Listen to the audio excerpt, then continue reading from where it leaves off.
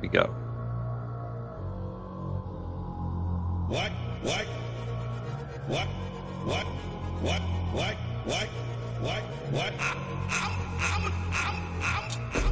can't you? Why can't you? Why can't you?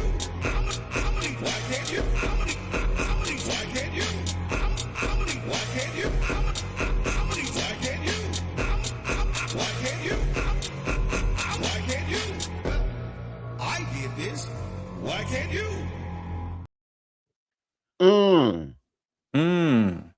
I did this. Why can't you? I did this. Why can't you? Hit the subscribe button. Hit the like button. Good morning. Hi, Mikey. I'm creating art over here, man. Are you? True. I have no idea what Mikey's doing, but he's been asking me for pictures of various U.S. cabinet officials. So, Besant. God damn. I gotta make room for him. You forgot about Besant. I Did you put RFK in there? You know what? I was thinking about putting that picture. Remember when that person like passed out the White House and Trump was like, pretend to be a tree. Pretend to be a tree. And then RFK was like, oh, I'm getting out of here. And RFK ran like he had a felony or something. The Secretary of Health and Human Services, a dude passes out and he's like, nope. Like, right out of there. Like, oh yeah, he's ODing, man. Just roll him on his side and let's get out of here. And the real doctors, what Dr. Oz was there, and he was like, oh, someone needs to help that man. Let me help him. Man. Like, and say what you will about Dr. Oz, but he did try to help. Like, apparently he's like one of like the best heart surgeons ever. Yeah. Does like the valve replacement stuff. Like and then it's like, so why do you run around with someone who's like, yeah, toilet seat, it's fine. I'm not afraid of germs. I used to do cocaine off of toilet seats. Like, come on, man. You can't just hang out with, I guess he's the super, you know what I mean? He's like trying to be. Well, actually, he said it more like this. First of all, I didn't say that. I said that in terms of. Like, oh my, can you imagine like having a medical degree and being like this super cardio surgeon and all fucking afternoon. Like, yeah, you got it, Bobby. Okay. Oh God. Great. Good job, Bobby. Oh geez. Oh boy. Once again, it feels like a situation where Trump found the guy who was like least against what everyone else is for. Right. And was like, I'm going to make that guy the secretary of the thing everyone would hate him to be secretary of. Well, that was his thing. He's like, I will send my crowd to whoever gives me a cabinet position. And Kamala was like, no. Hell no. He's like, fine. Me and my 16 followers are coming over here. But but dude, we cannot forget there was a contingency of people. We got to see what those numbers were. That wanted RFK to be president. I know. My! It was 10%. It was 10%. Oh my God! He was getting double digits for a while. Oh, here we go. From Chrissy, breaking news: Trump taps alpha male influencer Nick Adams as special presidential envoy for American tourism, exceptionalism, and values. Newsflash, dumbass. No one's coming here. No one's coming here, man. No one is coming here. He's about to be the special incel envoy to the fucking. He's gonna be in there by himself. But I look good. They should come here. By the way, no one's gonna come here because you can't get on a fucking plane here. Who wants to fly to America right now? Not it. It'd be fine flying into America, but once you gotta leave, good luck. So how are you gonna land? If you're gonna leave out of a major American airport, that ain't gonna happen. That's crazy. They got ICE now fucking patrolling the airports, pretending that like they're helping TSA. I'll say here off the rip. Hey, if ICE is coming to an airport near you, the city that airport is in needs to make ordinances to hold them accountable so that they can't leave. Yeah.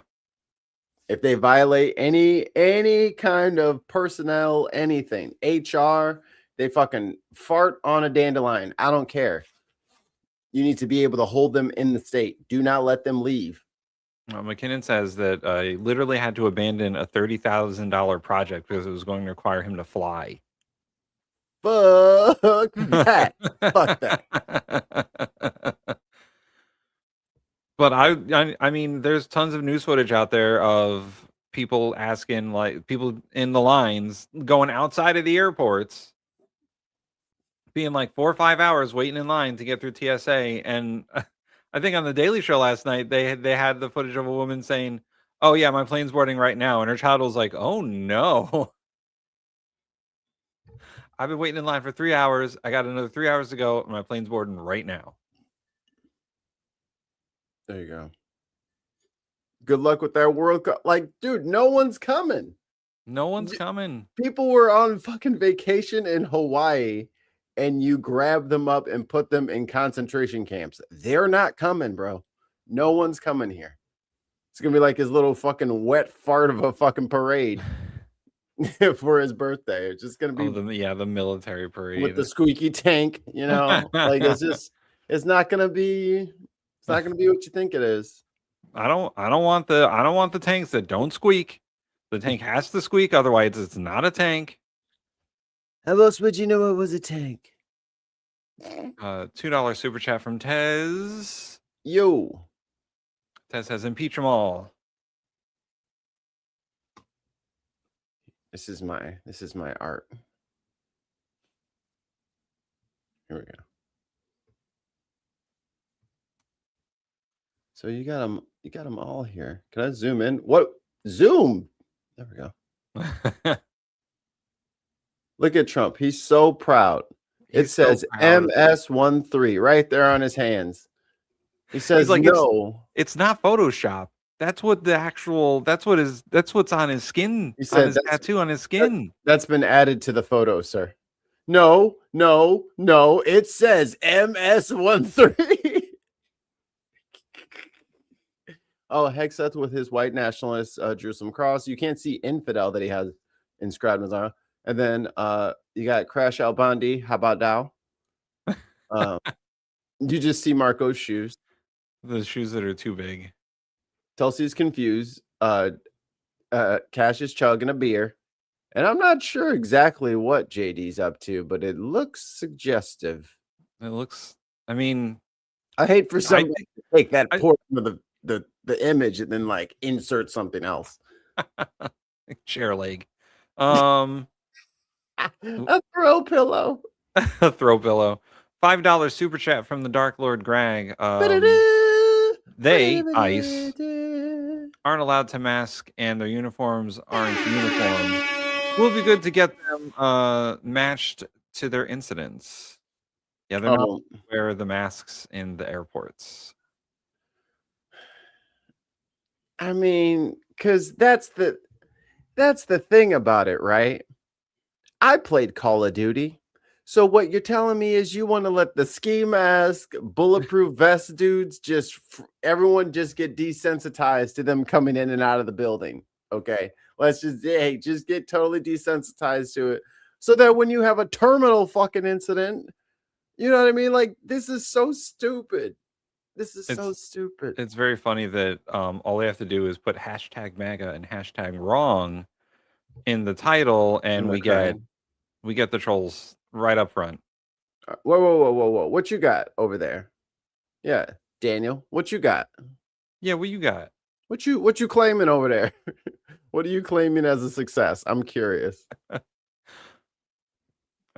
it the $100 a barrel oil? Is it the Doge? Is it the Doge check that you're spending right now? Is it the $4 a gallon gasoline? Is that what we won? Good job. I claim that it's you that has nothing, sir.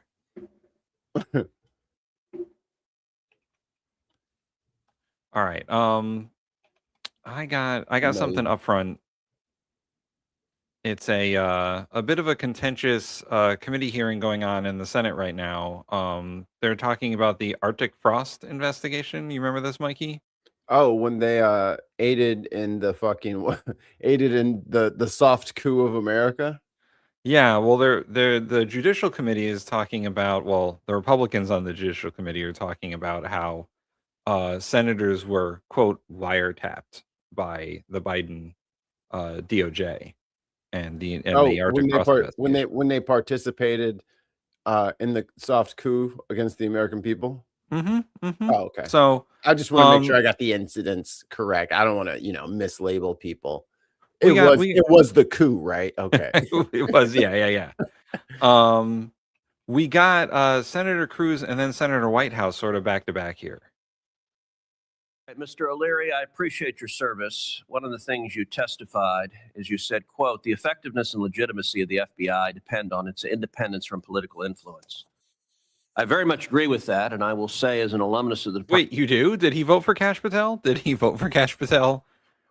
Yes. Okay. Department of Justice. We just want to get the record clear that he voted for Kash Patel, but he also thinks that the FBI should be an independent organization from political influence. But Kash Patel, I was the paladin in his wizard story. He also out there drinking Diet Dr. Pepper. Just putting that out there. As a Texan, he should be drinking regular Dr. Pepper. And dealing with the consequences. I am deeply saddened You're a Texan, and frankly, damn I'm it, you angry take it. that under President Build Biden, that sugar up. the Department of Justice and the FBI were weaponized and its integrity badly compromised.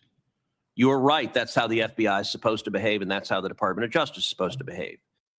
So Jack Smith was not investigating a crime based on evidence. He issued subpoenas to get the toll records of the following senators. Mike Lee, seated to my right. Get the sign. Mike Lee, insurrectionist. Yes. Josh Hawley, Insurrectionist. Lindsey Graham, Insurrectionist.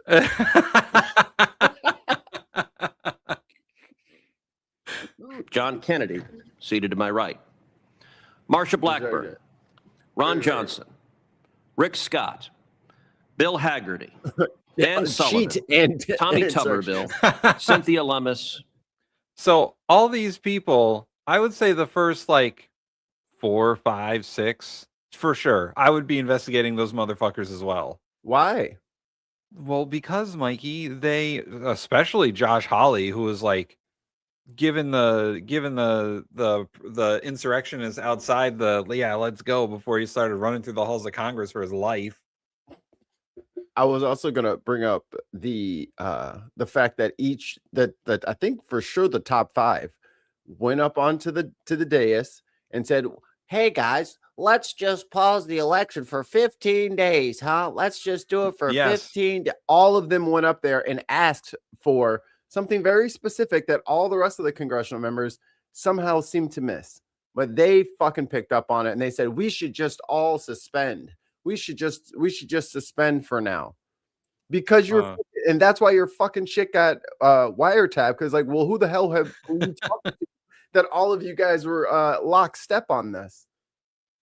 Corn says, read your history. Read history. You learn from history. Learn from history. Yeah, Nazis doing Nazi things. Y'all were fucking busted. Fake elections and everything. So that's what they should have found out is how many of them on that list right there knew about the fake electors that they sent up there. Right. Didn't say anything. Yeah, we'll continue. And myself. Oh, that's over 20% of the Republicans in the United States Senate. Mr. O'Leary, is it consistent with the obligations of the Department of Justice and the FBI to issue subpoenas with no factual basis and no legal basis? Senator, it is not, and in my experience, FBI agents would never approach a matter without the proper justification and articulable facts to open their investigation. Okay, good. So you said they would never do that. Judge Boasberg signed an order. I'm holding the order right here. Boasberg. In which he concludes, and I'm going to read, dog. The court finds reasonable grounds to believe that such disclosure, in other words, notifying the senators on that list, will result in destruction of or tampering with evidence, intimidation of potential witnesses, and serious jeopardy of the investigation. Are you aware of any factual basis whatsoever He's so that dramatic. a dozen senators will destroy evidence? Yes. Yeah, y'all will get rid of that phone. What the fuck? Hell yeah. Just a SIM card? Oh, you will throw that SIM card away so fast. Yeah. If they're anything like fucking the Secretary of Defense, then yeah, man. Oh, I'm sorry. The signal chat got deleted. I don't know what happened. Bro, y'all added a journalist. Oh, notice how that guy got added to some other shit. He was also first to post for a couple. I'm like, yeah, that's why you were in the fucking signal chat, because you're always in the fucking signal chat. I don't know why you're chirping all of a sudden. Always I'm up in not, there. but I will tell you that non-disclosure orders are a routine part of investigations. Based on facts. Give me any hypothetical fact. By the way, do you know any facts All of that I y'all will went up destroy there and evidence? said, Let's let's take it. delay. That's the motherfucking fact. All of y'all got up on the motherfucking camera. Let me find it. They all me said find it. They all got especially Lindsey Graham and Josh Hawley, who are like, and Ted Cruz. even and Jim while it Jordan. was going on, they were like, well, we need to make sure that these states are like send in the real electors, and we make sure that the votes are certified and recounts and all that. Lindsey Graham was, up until the moment that they had to clear the Senate chamber, was saying that shit. And then afterwards he's like, this is on Donald Trump. And then 2 weeks later he was like, well, they were just, they were just tourists, guys. They weren't trying to commit an insurrection. They weren't doing a lazy coup. It was a guided tour. It was a guided tour. It certainly wasn't the president sending a mob to kill the vice president, because he knew where the vice president was. They were like, hey, Mike Pence. McKinnon, we need a Hey Mike Pence t-shirt.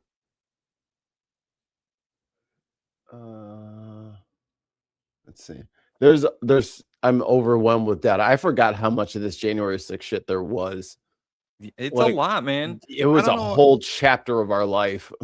I don't know why he's talking about no evidence. There's a picture and video of Josh Hawley outside the Capitol building doing a fist pump to the protesters saying, yeah, guys, go, or white power or something. It's hard to tell. There were so many like, you let them little dirty, unwashed, booty scratching motherfuckers into the fucking White House, or into the fucking congressional chamber with a Confederate flag. And then y'all be like, we're not racist. Stop saying that. No. Prove me wrong. God damn it. It's the closest the Confederacy actually got to the Capitol building ever. Yeah. They finally made it to DC. Losers. Oh, apparently he was hailing a cab. Correct. With a closed fist. You know how you hail cabs? Let's see. Where is it? Here, I'll keep going while you Yeah, find yeah. it. Me personally, I cannot, because Jack Smith went into court and said, I will destroy evidence if I know about the subpoena. And this clown signed the order one after the other after the other. Are you aware of any basis? Look, I'm a member of the bar. I take my obligations seriously. Yeah, sure. Lawyers have never destroyed evidence before. No, especially not in Texas. The FBI signed off on that. Mike Lee concluded he would destroy evidence. John Kennedy, well, Louisiana, maybe. I will say, I'll give a special dispensation for the great state of Louisiana. Even Ted Cruz knows that Louisiana is the most corrupt state in the country. But there is no basis. By the way, is it consistent with DOJ's obligation to also ask a judge to violate the law and not inform the judge of it? No, it would not be. Well, 2 USC section 6628 explicitly bars non-disclosure orders applying to the Senate. And yet, in the lawless Department of Justice, I assume they didn't tell Judge Boasberg, hey, Raphael, you know I got receipts on you, Raphael. You know I got receipts on you. Senator.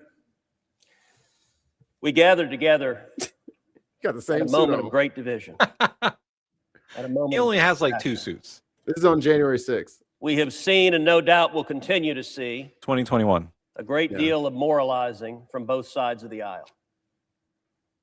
But I would urge to both sides perhaps a bit less certitude and a bit more Certitude. recognition that we are gathered at a time when democracy is in crisis.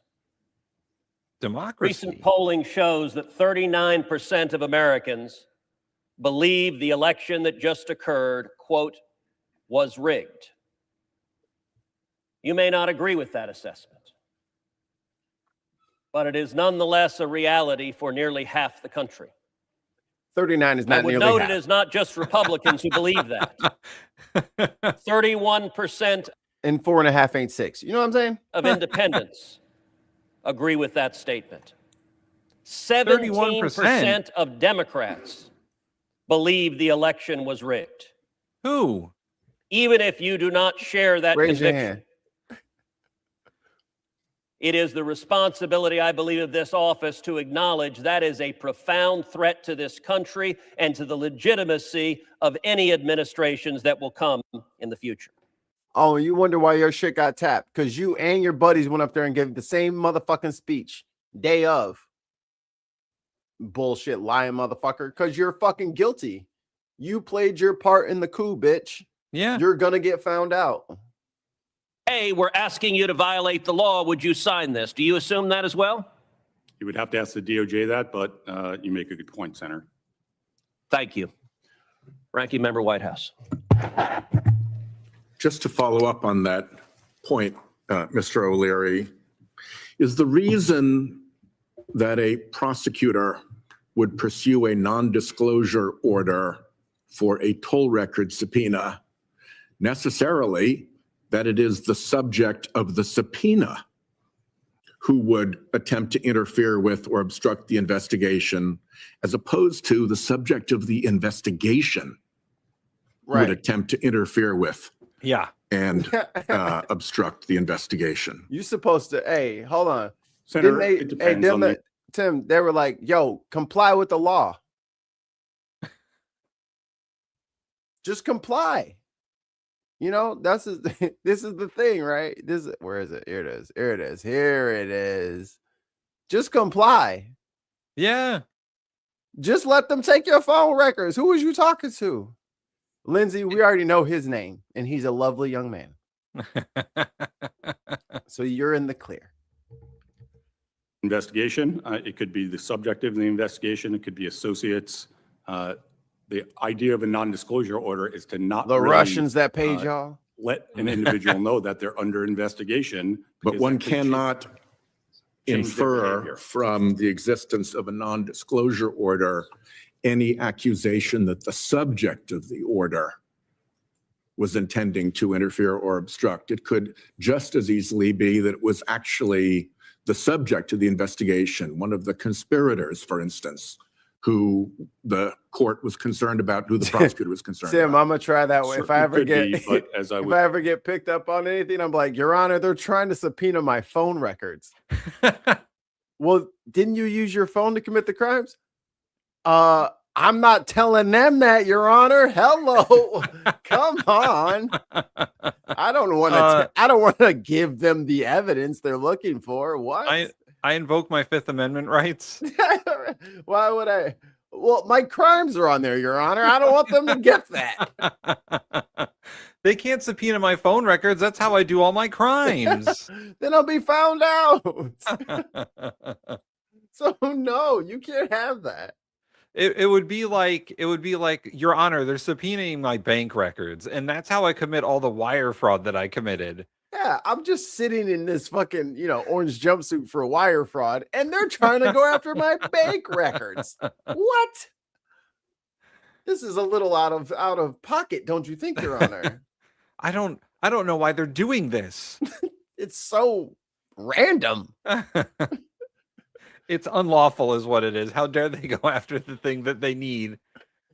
And where'd they go after my phone records? Probably to bully me. No, because, motherfucker, we need to see who you talk to leading up to the days of you giving your glorious speech about how everything should just wait the same 15 days that all of your friends said. Okay. What happened in the clubhouse? I agree with Chris C. I don't think the president should be allowed to unilaterally pardon people anymore. Trump is just pardoning all his friends. And so did Biden. Biden pardoned people that he liked too. Yeah. People I don't like. Like, he said he wasn't going to interfere in Hunter Biden's shit, and then he did. Well, I don't want them to come after my son. Fuck your son. If he committed a crime, guess where his ass goes? In jail next to everybody else's fucking friends that committed crimes. Shut up. Quit bitching. Whiny ass. There we go. Communicating to Senator Cruz, non-disclosure Fucking orders behave. are a routine part Understood. of FBI investigation. Stop committing crimes Understood. then. So in your view, If you didn't commit wire fraud, we wouldn't have to go after your bank records. But Your Honor, it's my PIN number. They shouldn't be able to get that. I almost spit take coffee. It's not fair. I don't know why you're going after the gold in my pocket. What do you mean? What do you mean I robbed a jewelry store? This Egyptian gold certainly wasn't a bribe. I don't know what you're talking about. I always carry at least 3 bricks on me at all times. Because once again, a senator committing a crime, Bob Menendez from Jersey, Yeah. and they found all that gold and money fucking on him in his suit pockets and shit, and he was like, "Oh, that's my wife's," throwing his wife under the fucking bus. They're like, "I don't know where this gold came from." You know, when you just be like, fuck, you just in the middle, spotlights on you, just like, my wife, you could ask her. She could tell you more. She's gonna kill me Yes. personally. She could tell you that we did it together. Yeah. I don't think that was good. I know that if I ever threw my wife under the bus for anything, you wouldn't find me the next day.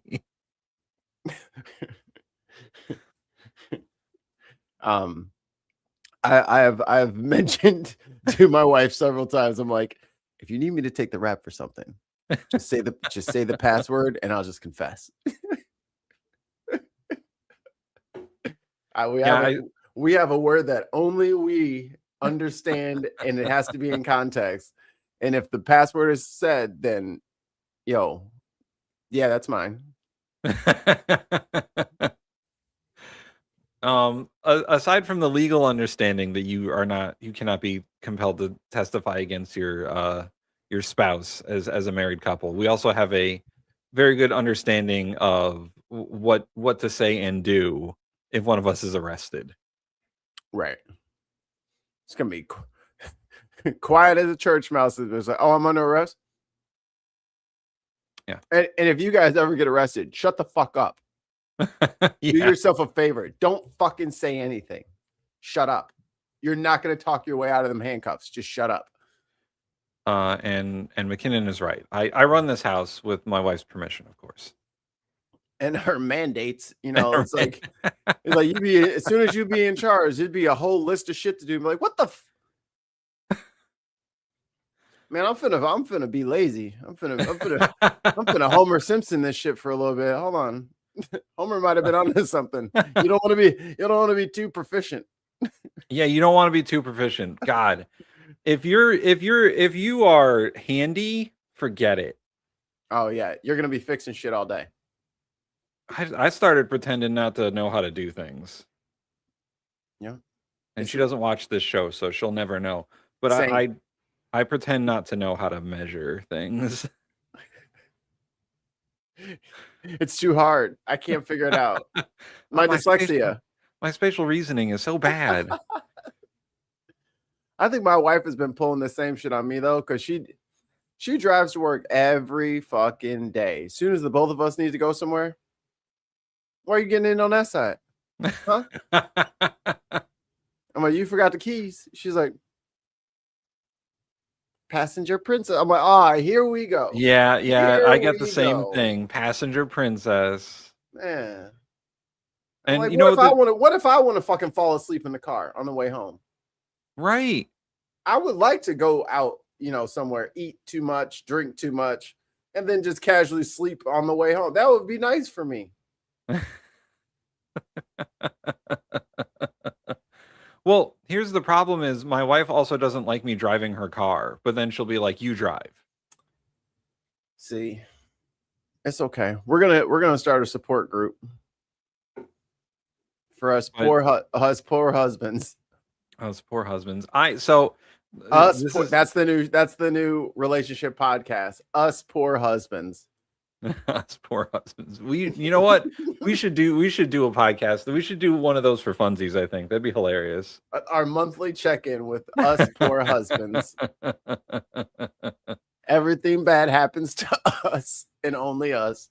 In high school, I was certified to use tools such as the bandsaw and drill press, and I built a boat, and yeah, I pretend not to know how to measure things. Yeah, she can't know it all. And I let her use the power tools. Like I don't want to do it. In the arms of an angel. Far away from here. Here's the problem. If I go all in on these projects, there'll be more projects. You can't feed it. They you never can only stop. hope to contain it. I started doing a comedy bit about it because my wife will say every single time, she'll be like, so I was thinking. And so I was thinking leads into here's the list of shit you got to do. Yeah. Yep. I was thinking. Yeah, I know that song and dance. Mm-hmm. She's like, so I was thinking we need to completely rearrange the living room. Great. Awesome. Let me get my back cream. Right. And my knee pads. My dream is that the show gets to a level where I can just call some fucking 20-year-old kid down the street and be like, Marcus, move the fucking couch, dude. I need that shit all the way to the other side of the room. Shut up. I know it's stupid. Hey, shut your mouth. She might hear you. She has spies everywhere. Yeah, there we go. Oh, you're alive? Perfect. You can refurbish the furniture. Yeah. And don't get sick. Anyway, all right. Speaking of things I have to do, I have to leave for a moment. So Mikey, if you want to play a different video that you have control of. Oh, well, let me get a video that I don't want to stick you guys with a play that just doesn't end because I have to leave for a few minutes because people are here to rearrange furniture in my living room. Oh, we were gonna watch the clanker video. I'll keep the clankers. But since we were talking about the Senate, you already saw the Kennedy thing, right? Yeah, I did. Okay. So I thought it was hilarious. So I'll get them started on it, and then when you get back, we can talk about one of the most hilarious chess plays I've ever seen. Like, all right, I'll be back in like 2 minutes. Fine. Do it. All right. So this is everyone's favorite foghorn leghorn, Senator Kennedy of Louisiana. I think he's a senior senator. I'm gonna let this play for a minute. This is one of those few parliamentary, like, you gotta be a real policy wonk to even understand what's happening, and then Kennedy's reaction makes it all that much funnier. I want to emphasize, Mr. President, that it is a resolution. It's not a bill. I also want to emphasize at the outset. So what they're talking about is they are trying to pass a law or pass a Senate rule where if the government is shut down, then the senators don't get paid. I mean, they're all independently wealthy, but you know. That it only applies to the Senate. It only applies to the United States Senate. And here's what my Up his resolution would do. speed, I think. It would change Senate rules to provide that when we are in a shutdown. See, 1.5 speed, and he sounds like a human, you know, but he just goes like molasses on a cold day. That senators cannot be paid, cannot receive their salaries. Their checks would be, think of it this way, Mr. President, locked in a vault. And once the shut. The world is furious with the U.S. I'm from the U.K. And even right wingers think Trump is an evil moron now. Imagine being this close to Trump and then telling everybody that he's an evil moron, and you have over 200 episodes explaining how much of a moron he was, and then they still voted for him again. I mean, it's like we had 3 Brexits. Down is over. The senators could pick them up. Now, if I think everybody in the Congress knows what I'm about to say, maybe a bit cynical, but there should be barely any money in politics at all. So yeah, I'm cool with that. Fuck all dark money. Yeah, Viper, he needs literally some sort of upper to get him it's like a engine loses horsepower over time. He's not cranking at a full 120 horsepower anymore. It's leaked out a bit. He's down to about 80 horsepower. it's true. If I were king for a day, I'm not, and I don't aspire to be, but and I wanted to avoid shutdowns, I would do 2 things. I would provide that members of Congress. And I want the UK, Europe, Canada, I need you guys to really be considering, the refugee crisis that is about to be upon your shores, because us normal Americans might flee this bitch. So make some, scoot over. Can't be paid during a shutdown. And I would provide that members of Congress can't leave Washington, D.C. during a shutdown. Now, so he wants them to not get paid, and he wants them to not be able to go home. He wants to trap them in D.C. I can't pass the second part of that. So I'm going to try to pass the first part of that. Why can't they pass a law that prohibits shutdowns? For state governments, they very rarely get to that point because you have to have a balanced budget. But what they're doing now is, DHS wouldn't have this problem if they didn't fucking blow through all their money. If Homegirl wasn't fucking, giving $200 million to this person and 120 of that, they blew through the budget that they had, and now they want more money. And to get the extra money, they were going to have to do a what's it called? The words English, the thing that makes it extend. I can't remember. Tim will tell me in a minute. But they had to do one of those. And then they tried to tack this anti-trans stuff on there. And now they're trying to tack the SAVE Act on there. So what they ended up doing is they poisoned the bill. And now the Democrats won't go for any of it. Well, that's why the government shut down. They tried to sneak extra shit in there that to force people to agree to things that they would never agree to. Well, the other side of that coin is, well, what if they actually all just said no and then it doesn't pass? Well, then you get a government shutdown. You know what I mean? The power chip needs to be, he needs some fresh lithium ions. They're rechargeable, but they were taking too long. People are already feeling it's going to get worse. Yeah.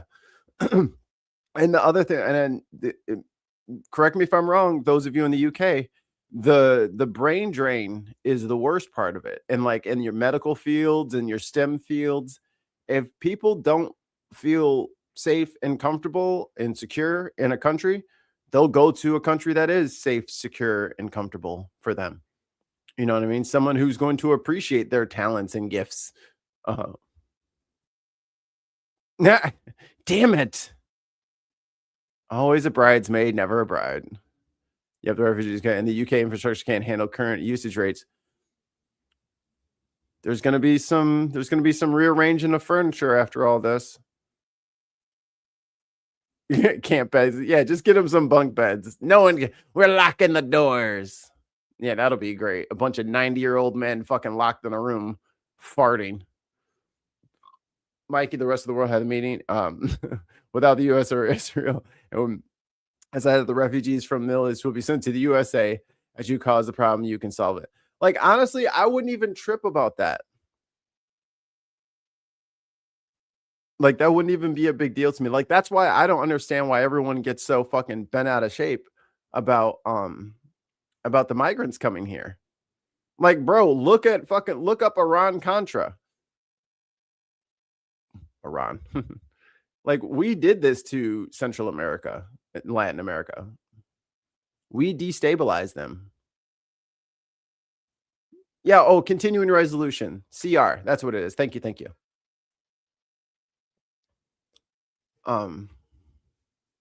But yeah, like we straight up fucking, like, you know, tried to do regime change in like half a dozen fucking countries. It went to fucking shit, just like fucking Afghanistan. Fucking Taliban's in there, sending 1 billion fucking troops and $1 trillion fucking dollars. Whole bunch of people die on both sides.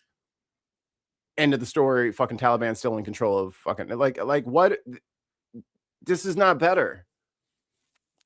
So that would be like us saying absolutely no way any Afghani people can come here after we literally devastated the country and people went against their own, you know, not their government, but like the juntas and the parties that were running around with machine guns that were in charge of shit. They went against those guys and risked their lives to, like, you know, betray them. And then we turned on, like, we can't, it's not sustainable. Like, you can rug pull some people and scam some people some of the time, but you can't fool all the people all the time.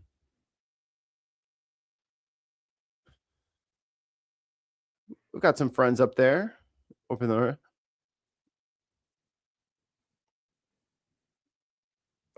Who's threatened the U.S. is being weighed up by it as a potential interlocutor to bring a war in. We'll see.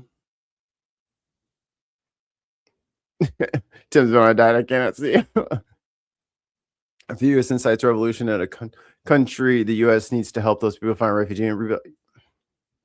And the thing is, like, no one needs to, like, none of this shit is necessary. You know what I mean? Like, especially with, I mean, look at the way, I mean, look at China. China's had, like, I mean, a couple of military dust-ups, but by and large, China uses its fucking enormous fucking bankroll to fucking influence people. They went out to the fucking African continent and they started doing ports, bridges, and mines. Ports, bridges, and mines. We'll do whatever you guys want some of this? Hey, you want to keep this? You want what? 100, 200 more? How about here? 500 more extra miles of highway we're going to throw in for free. Thanks for letting us put this port here. Oh, you got that mine right there. Do you mind if we just grab a little bit? You don't care? Because we've been so nice to you? Oh, thank you so much. And now, like, Shanghai, half of the fucking cars are electric. You know what I mean? Being charged by like a super fucking Uber dam that they got coming off of the Himalayas. Like, I mean, everyone else is kind of moving on with life without us because China is offering shit that they need and not threatening to murder all of them in the process.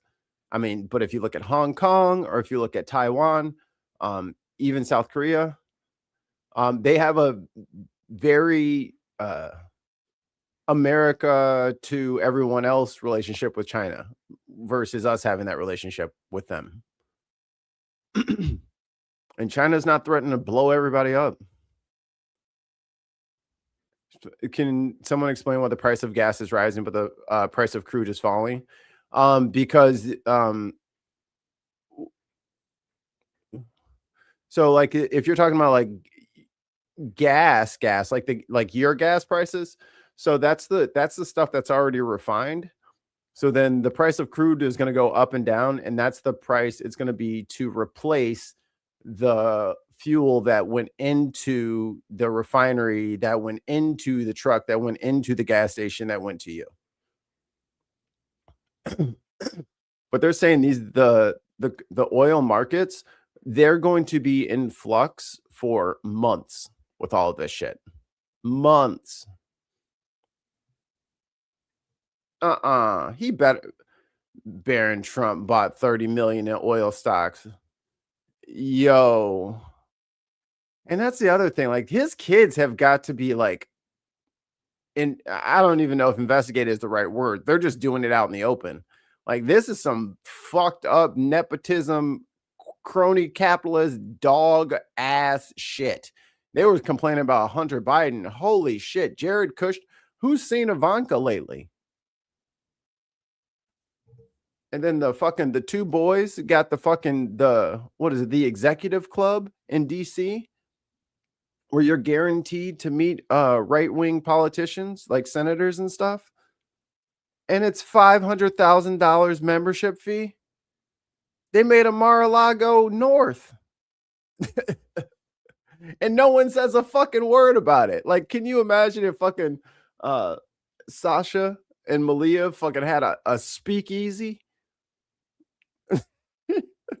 Even now, they probably can't have one without the world setting itself on fire. Crazy. Why is crude falling when 20% of the world supply is choked up? It's not going to stay that way, is what I'm trying to let you know. Like, it's going to be in flux because they just cut off production in Oman and UAE for liquid natural gas. Like, all of this shit is connected. And this is also, it's not choked off to everyone. It's choked off to us and our allies. So China and Russia and India are still getting their oil. And what's his face just lifted the sanctions on him. I have returned. Sure you have. Anyway. What the Chris, I've been getting relocate to US ads. I mean, what the actual fuck? That's funny. Yo, why is Google pushing relocate to US ads on our fucking show? They're trying to counter program us, Mikey. Yeah, what the hell? Hopefully the petrodollar won't be. Well, that's the thing. That's not really up to us anymore. Nope. And China has just been sitting there quietly, letting us fucking sledgehammer ourselves in the foot over and over and over again. And I'm like, yo, I don't think we should let this guy hold the sledgehammer anymore. And everyone's like, oh, come on. He only hit our foot 6 times.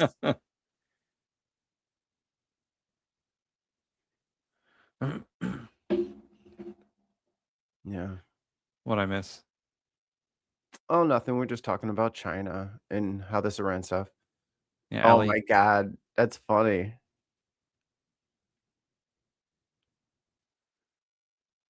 Yeah. All right. This resolution, again, Oh, and I figured out that Kennedy sounds normal, but you have to play him at 1.5 speed. It is like half of all U.S. senators need to be put at like at least 1.25 speed. They're just losing. It's like the engine that starts losing horsepower over time. Yeah. They just ain't got it, man. That 0 to 60 just can't Like, do what you it can used have to. You can have like Tammy Duckworth or Chris Murphy at regular speed. Yeah. But Kennedy or Blumenthal or fucking Lindsey Graham. Yes. Yeah. Everyone is screwed. This It's a is global very market. bad. This is very bad. Very bad. From the month. Yo, I like that guy. He was funny. But yes, it's very bad. Trump has so thoroughly fucked everything. Mikey. Wait. Okay. Mikey. It can only good happen. You're right. All right, let's get Kennedy out of the way. it's not a bill. It's about shared sacrifice. And I'm not doing it to punish anybody. I'm not doing it to try to embarrass anybody. I recognize that there are varying degrees of wealth among United States senators and their ability to go without a paycheck. I know. Yeah. Grandstand. In a bird bath. That's what Atheist says in the Twitch it would chat. not- Ha! I'm in danger, the U.S. right now. I'm in danger. Okay, where's your red crayon? I don't have one. Why not? I ate it. We had to make a lot of adjustments because it was a matter of life and death. Either the business was going to survive Whoa. or we were going to collectively. Oh boy. He's a regular speed senator. Hold on. Perish into the great abyss of bankruptcy. And there's a concept that's important in creating a culture that says, as a leader, you must be willing to live in the shared experience of your team. Now, I will contradict a little bit of what you said. Blah blah gay sex. Blah blah. Yeah. He knows the fundamentals of organizational behavior. We get it. Back open. But in the meantime, we're going to be sending a message to our colleagues at TSA and elsewhere in DHS that we understand that we're trying to get government back open. But in the meantime, we're going to try in our small way to share your experience. So I would ask my colleagues, please, I don't like to talk too much about doing the right thing because I think everybody in this body wants to do the right thing. Hold on a second. He doesn't want to talk too much about doing the right thing. He gave a 10-minute monologue on the fact that you shouldn't be drinking Starbucks coffee. A carousel macchiato. The Gargamel Mechanicus. He spent 10 minutes. He's looking down the end of his little nose. Little nose. Fucking Joe. Agree sometimes over what the right thing is. But honestly, I don't see how any one of my colleagues can disagree with either the spirit, an optical illusion, or the letter of this resolution. So, Mr. President, as if in legislative session, and notwithstanding Rule 22. All right, hold on. We're going to go back to normal speed here because, Tim, you are about to see one of the greatest chess matches I've ever seen in senatorial history. I ask unanimous consent the Senate proceed to the consideration of calendar number 296. SRES 526. Which Senator Moreno and I've just talked about. Wait for it. Wait, it hasn't happened yet. Okay. And further, that the resolution be agreed to and the motion to reconsider be considered made and laid upon the table. Is there an objection? The objection is heard. Am I needed, Gary? Someone else?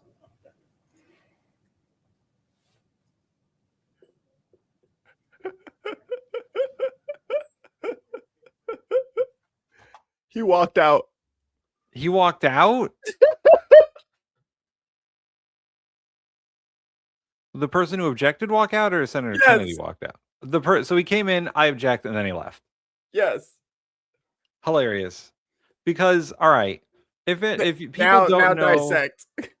if people don't know the fucking obscure, weird rules of the U.S. Senate, so what Senator Kennedy did was ask for unanimous consent to proceed to consideration of a bill. Correct. Which means he is asking for everyone to agree that we're going to move on to the next thing. If a single person says no, then they have to have procedural votes and discussion and time, and that's it. Also, those are opportunities where people could filibuster. Right. And the way the Senate works right now is you could have a one-person filibuster where they say, hey, the Democrats are filibustering, or hey, the Republicans are filibustering. And you don't have to stand there and talk for 24 hours. You could just be like, hey, we're filibustering. Consider us filibustering.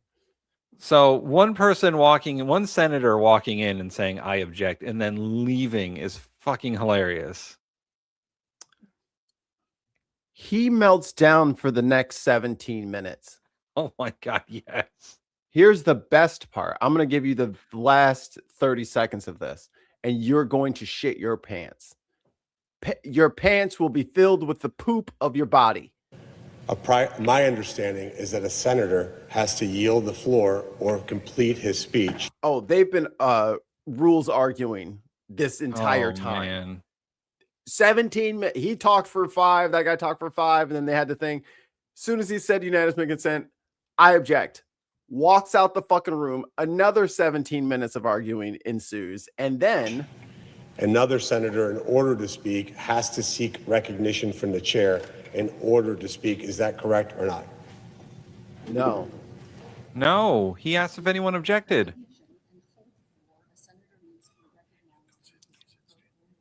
To gain recognition to the floor or hold the floor, that senator needs to be recognized by the chair in his or her own right. The senator does not lose the floor when he or she asks unanimous consent. The senator who has the floor does not.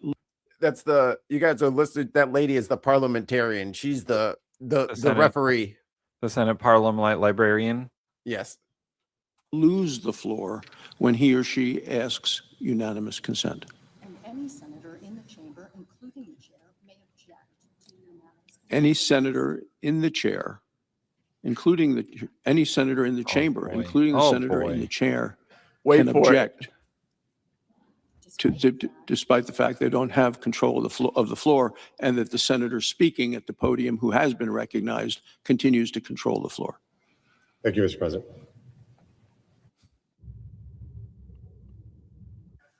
Well, just, Mr. President, do I vote? The senator from Wisconsin was first. I note the absence of a quorum. Got him. Oh man, there's also the quorum went away. Boy. So Tim, what's the quorum? So in if anyone's ever read or is aware of Robert's Rules of Orders, the quorum is a presence of half or more of a members of a voting group. So the absence of a quorum means that there's less than 50 senators there. And one just walked out. Yeah. That's fucking hilarious. So he objected, walked out of the room. They argued it, not realizing that they didn't have a quorum anymore, and that the meeting has to stop. That is Cinema. You know, that's the kind of stuff that we've been arguing that the Democrats should do. That's what they should have been doing since fucking January 21st. Don't give them a quorum. Don't give them a quorum. Make Fuck all of up their shit. make all, because a lot of their senators don't show up. Yeah. So Fuck up make their sure shit. all at least 50 of them have to show up to every fucking day. And if they don't have it, then guess what? They don't get anything done that day. They could have been putting this stick in the gears this entire time. That is hilarious. That one person just like lit a match and threw it, and it just exploded all over the place. It's the little boy rules. Light fire, run away. Who was the senator who objected? Do we know? I forget his name. He says his name. Here, let's go into his meltdown here, because he gets heated. Like, he is pissed. I think he realized what happened, and he's just kind of like trying to, Southern gentleman his way into it not being the case. Object, and it shuts things down? I don't understand that. Why doesn't he understand If there is that? a unanimous consent request pending, any senator in the chamber can object, Including the chair. including the chair. Without having the floor. Correct. Yes. That's correct. Can we go And- back to, I just want to go back to where he asked for the unanimous consent.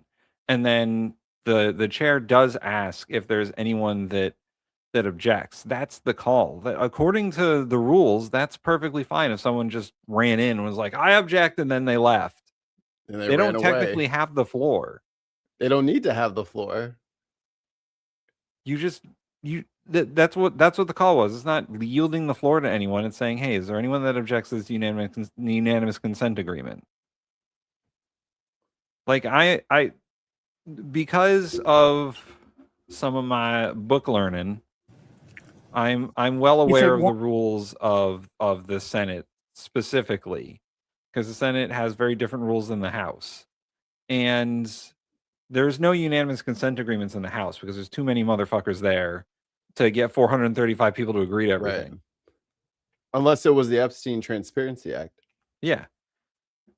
But in the Senate, because there's only 100 of them, they can do this kind of shit, and they have a different set of rules that everyone lives by, and it's supposed to be like the body that is like more thoughtful and considered, and they take longer to do shit.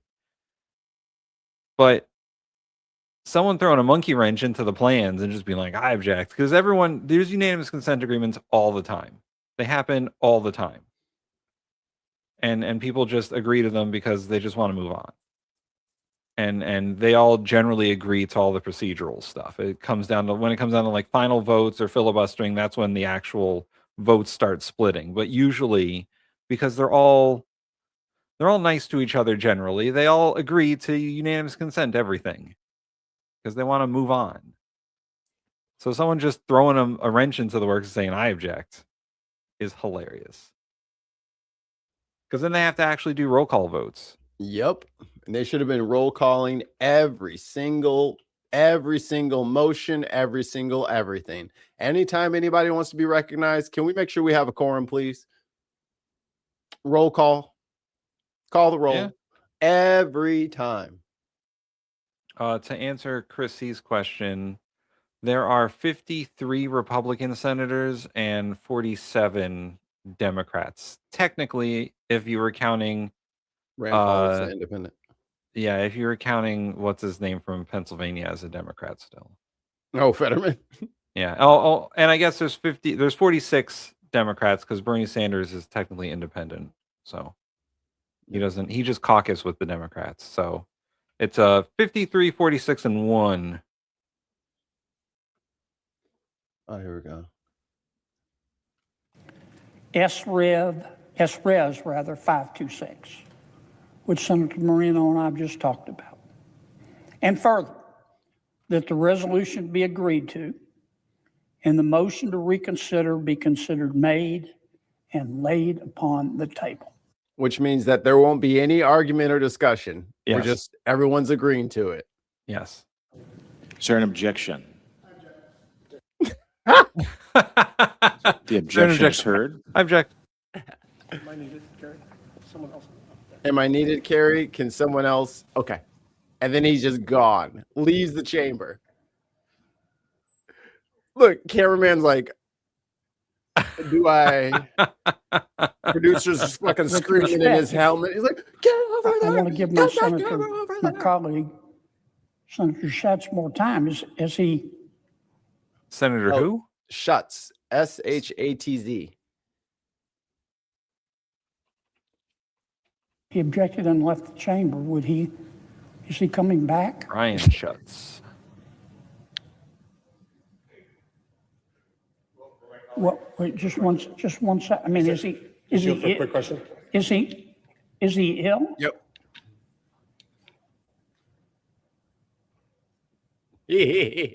What No, should he's I from- do, Mr. President? I think he's Should from I give him Hawaii. more time or? Hawaii.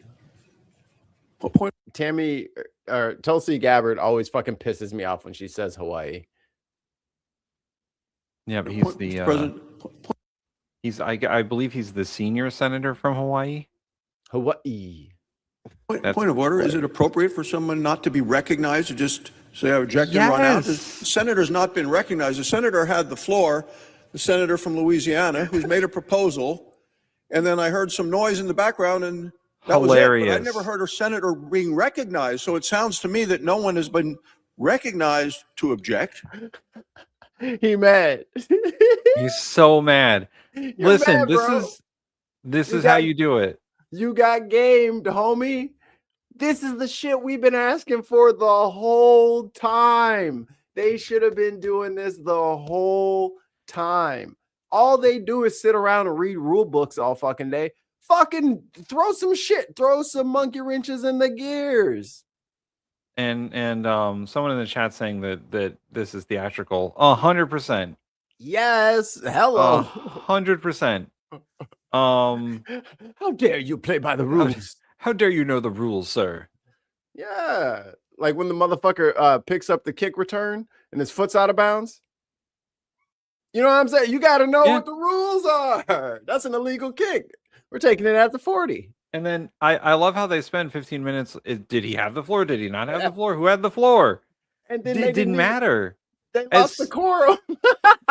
As soon as the chair asked if there were any objections, that's considered a vote. Yeah. You lost the vote instantly. You shouldn't ask for that unless you know for sure you're going to get that. It didn't matter who had the floor. When the chair was like, are there any objections? That's like saying, does anyone vote to object? Does anyone will any man come between these two people?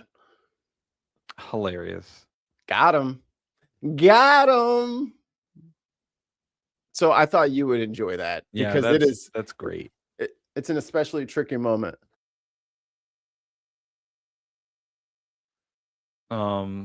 Adams asks, doesn't that consider recognizing the floor when calling for the vote? I think what they're arguing is, and this is like Senate minutia and rules and all that. I think what they're arguing is whether or not the senator who objected had the floor and whether or not they're allowed to object, even though the chair called for any objections. And he came in, he's like, I object, and then he left. And that was it. That was all that needed to be said. He didn't need a speech. He didn't need to be recognized by the chair on why he objected. He just objected.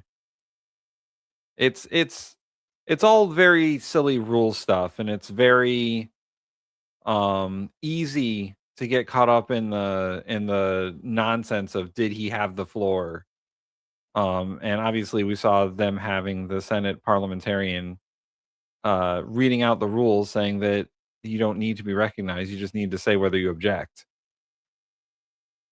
But they're all up in arms about the rules of it and could you object and should he have objected, did he have the floor?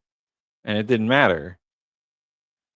The fact of the matter is that Senator Kennedy asked for unanimous consent, and as part of the rules of asking for unanimous consent, you have to ask if anyone objects, because if anyone objects, it's no longer unanimous. Even if one person says I object, like they did, then it's no longer unanimous. And then you have to actually go through the vote.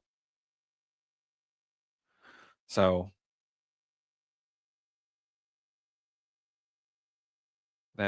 Mikey left. He's gone now. Where'd he go?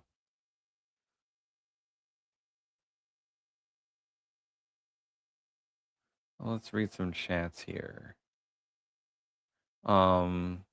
Kenneth Adams says, it seems like a pipe dream to have honesty and integrity from our elected officials. Yeah, I mean, they're not elected to govern anymore, really. They're elected to get reelected. Greg, what? Yeah. I gotta take care of something. Play the clanker video. Okay, I'll play the clanker video. You can play it without me. It's funny. You'll like it. Okay. Let me bring that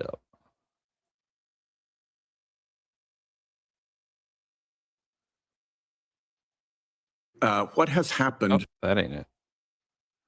That ain't it. I gotta go to the playlist.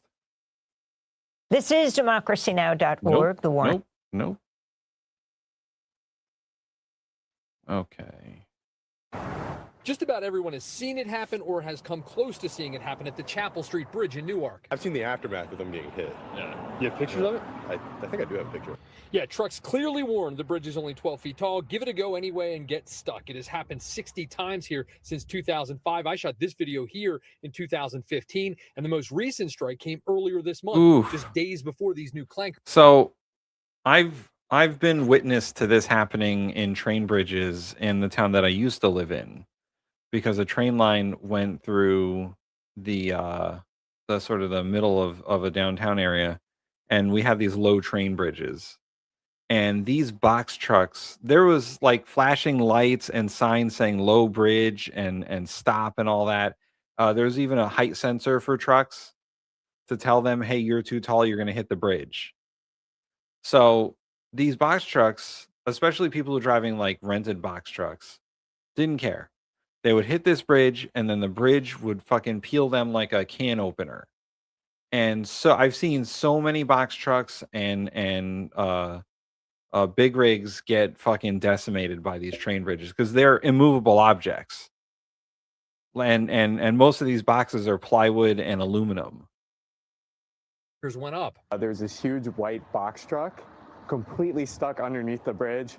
Passed by about an hour later. It looked like they had ripped him out. Every bridge strike could mean a major disruption on the busy rails that run through town. So the clankers are up on the north side of the bridge, and the south side will go up soon. And it will also get the same treatment nearby Cashew Mill Road got in 2022 when they got clankers, sensors, lights, and lots of warning signs. Yeah, we didn't have the clankers. But we Mill had Road got in sensors and warning lights.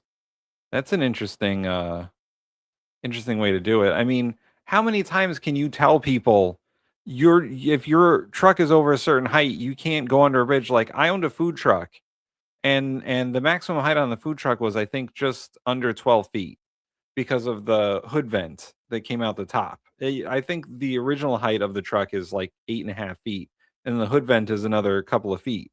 But that hood vent made it tall enough where it couldn't go under these short train bridges. And there's signs all over the place saying how short the bridge is, and you should know how tall your truck is. 22 when they got clankers, sensors, lights, and lots of warning signs. DelDOT says their clanker plan here at Delaware's most frequently hit bridge has worked really, really well. Same deal at the state's other clanker sites in Milford and near Delaware Park. Bridge strikes at Cashew Mill Road, which is a much lower bridge, by the way. Yeah, see, 8 foot 7 inches is too short for most commercial vehicles, right? The box trucks and the big rigs and some other like movers.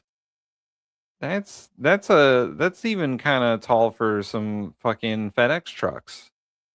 Gone way down since the clanker balls were introduced a couple years ago, but DelDOT says they have still seen some people driving trucks. They come up, they hit the balls, they slow down to see what happened, they realize what happened, and they still just keep on driving anyway. Boy, people are They'll dense. hit the clankers, they stop, and then have still proceeded and hit the bridge. One popular theory is that some of the strikes are by University of Delaware students moving in or out and, not used to driving big rental box trucks. And by the way, And that's what it is. It's a lot of rental trucks. They should just grade the road lower under the bridge to create more height. Well, there's only so much height that they can create.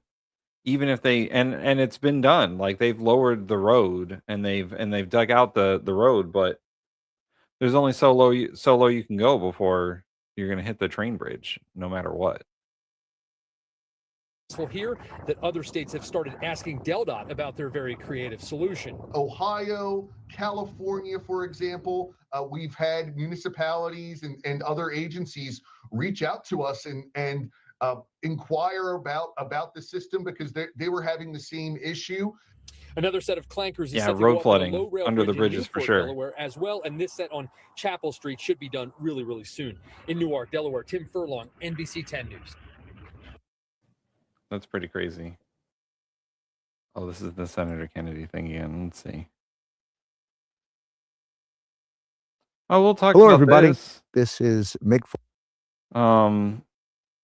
But yeah, boy, that trucks hitting rail bridges problem is pretty universal, I think, especially for lower lying train bridges. And I've almost hit them with my food truck when I first got it. Like, there was a highway underpass that was too short for the food truck, and I had to slam on the brakes because I realized it was going to be too short. It was like within the first month of me owning the truck, and I didn't realize how tall the truck was versus how low the highway underpass was. Now, it wasn't like a interstate highway, so it didn't have like the standard your bridge has to be this tall sort of thing. It had it was like a I don't know what they call it. It was in Connecticut. It's known as the Merritt Parkway, and it's a non-commercial vehicle highway that goes into New York. And some of the underpasses are very short when you're going through the regular roads. So they're not like 8 feet, but they're around usually like 9 or 10 feet. And they're like these stone bridges that have archways. It was built in like the 1950s, and they were very into that sort of design. And, a lot of commercial vehicles with extra height can't fit under them, so they put height warnings on it and all that. But we don't have the clanker balls. But I did have to stop just before the bridge, and a police car actually was behind me, and he escorted me back out because of all the traffic. Clankers, am I right? Mikey, I was telling people that where I used to live, there was a lot of those short train bridges, like the really short ones, like 8 to 9 feet. And people who rented like U-Hauls and whatnot, even a couple of tractor trailer drivers would fucking hit those things. We had all the signs and the lights. We didn't have clankers, but there was a sign, a height warning that would go off if your truck was above a certain height, and it would flash and it would say, you're too tall. People would still fucking hit that thing. And the tops of these trucks would come off like a fucking can opener. There's several YouTube channels. If you guys are ever just look up bridge cams, they're hilarious. It was a regular occurrence that main street in the town I used to live in would be shut down because a tractor trailer hit the train bridge. And the mayor would have to put out notices, hey, this road shut down for the rest of the day because we got to move this tractor trailer and all the stuff that was in it. We got another one stuck.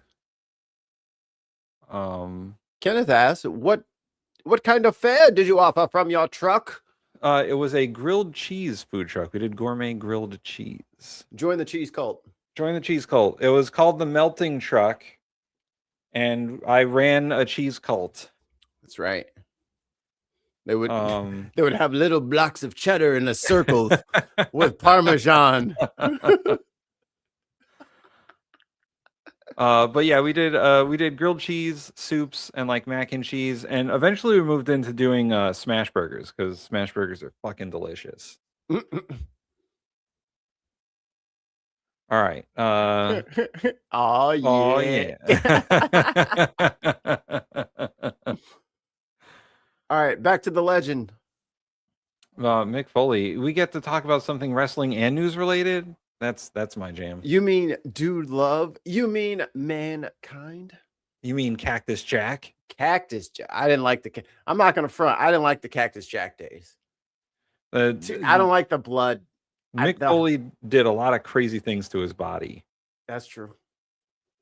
And that's it. He had to retire very early in his career because he just did terrible things to his body. Oh no, Kenneth has been corrupted. No. The puns have infected the new person. No. Foley, the hardcore legend, and this is an earnest and honest attempt to talk to Republicans and independents who are not so far gone that they can still think for themselves. Now, if you're one of those people, like a close relative of mine, who certainly seem to feel like Alex Preddy and Renee Good deserve to die, then I'm not talking to you. Thank you for your support, and you can just, watch it and leave a mean comment or get out of the conversation now. What I'm talking about is appealing to good-hearted, sensible people. Yeah, too clean. Who cannot believe that the way immigrants are treated in this country is correct. Now, I was listening to a TV station where they talked about how 65% of Americans think ICE has gone too far, and they thought that was good for America, where I was left thinking, wait, 35% of the American public is for this? I'm sorry, but I cannot believe that. I refuse to believe it. Dutch. I refuse to believe that 3.5 out of every 10 of I like how Dutch is always catching strays on this show. Eventually it'll start getting back to him, and then I'll antagonize him to start responding to my messages. But that is his fucking viewpoint. It's always, there's no way it's this bad. Yeah. If you once again, if you've ever heard Dutch speak, at least recently, he's a big fan of the fact that he thinks that Tucker Carlson is like the fucking everyman. And What's fucked up? He's starting. It's looking like more likely than not that he's running. Yeah. Oh no. Then we truly will be. We will be doing the show from the UK. Yeah, we will be. Tucker Carlson or Madagascar, somewhere where they'll forget about. Yeah. Swiss lottery and supermarkets. Hilarious. Hey, if you're watching the show and you get ads, tell us what the ads are. We want to know. Apparently, it's been a lot of move to America stuff. But she's a member.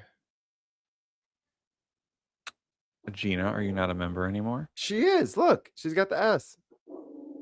I don't know why she's getting ads. Why is she getting ads? We'll look into it.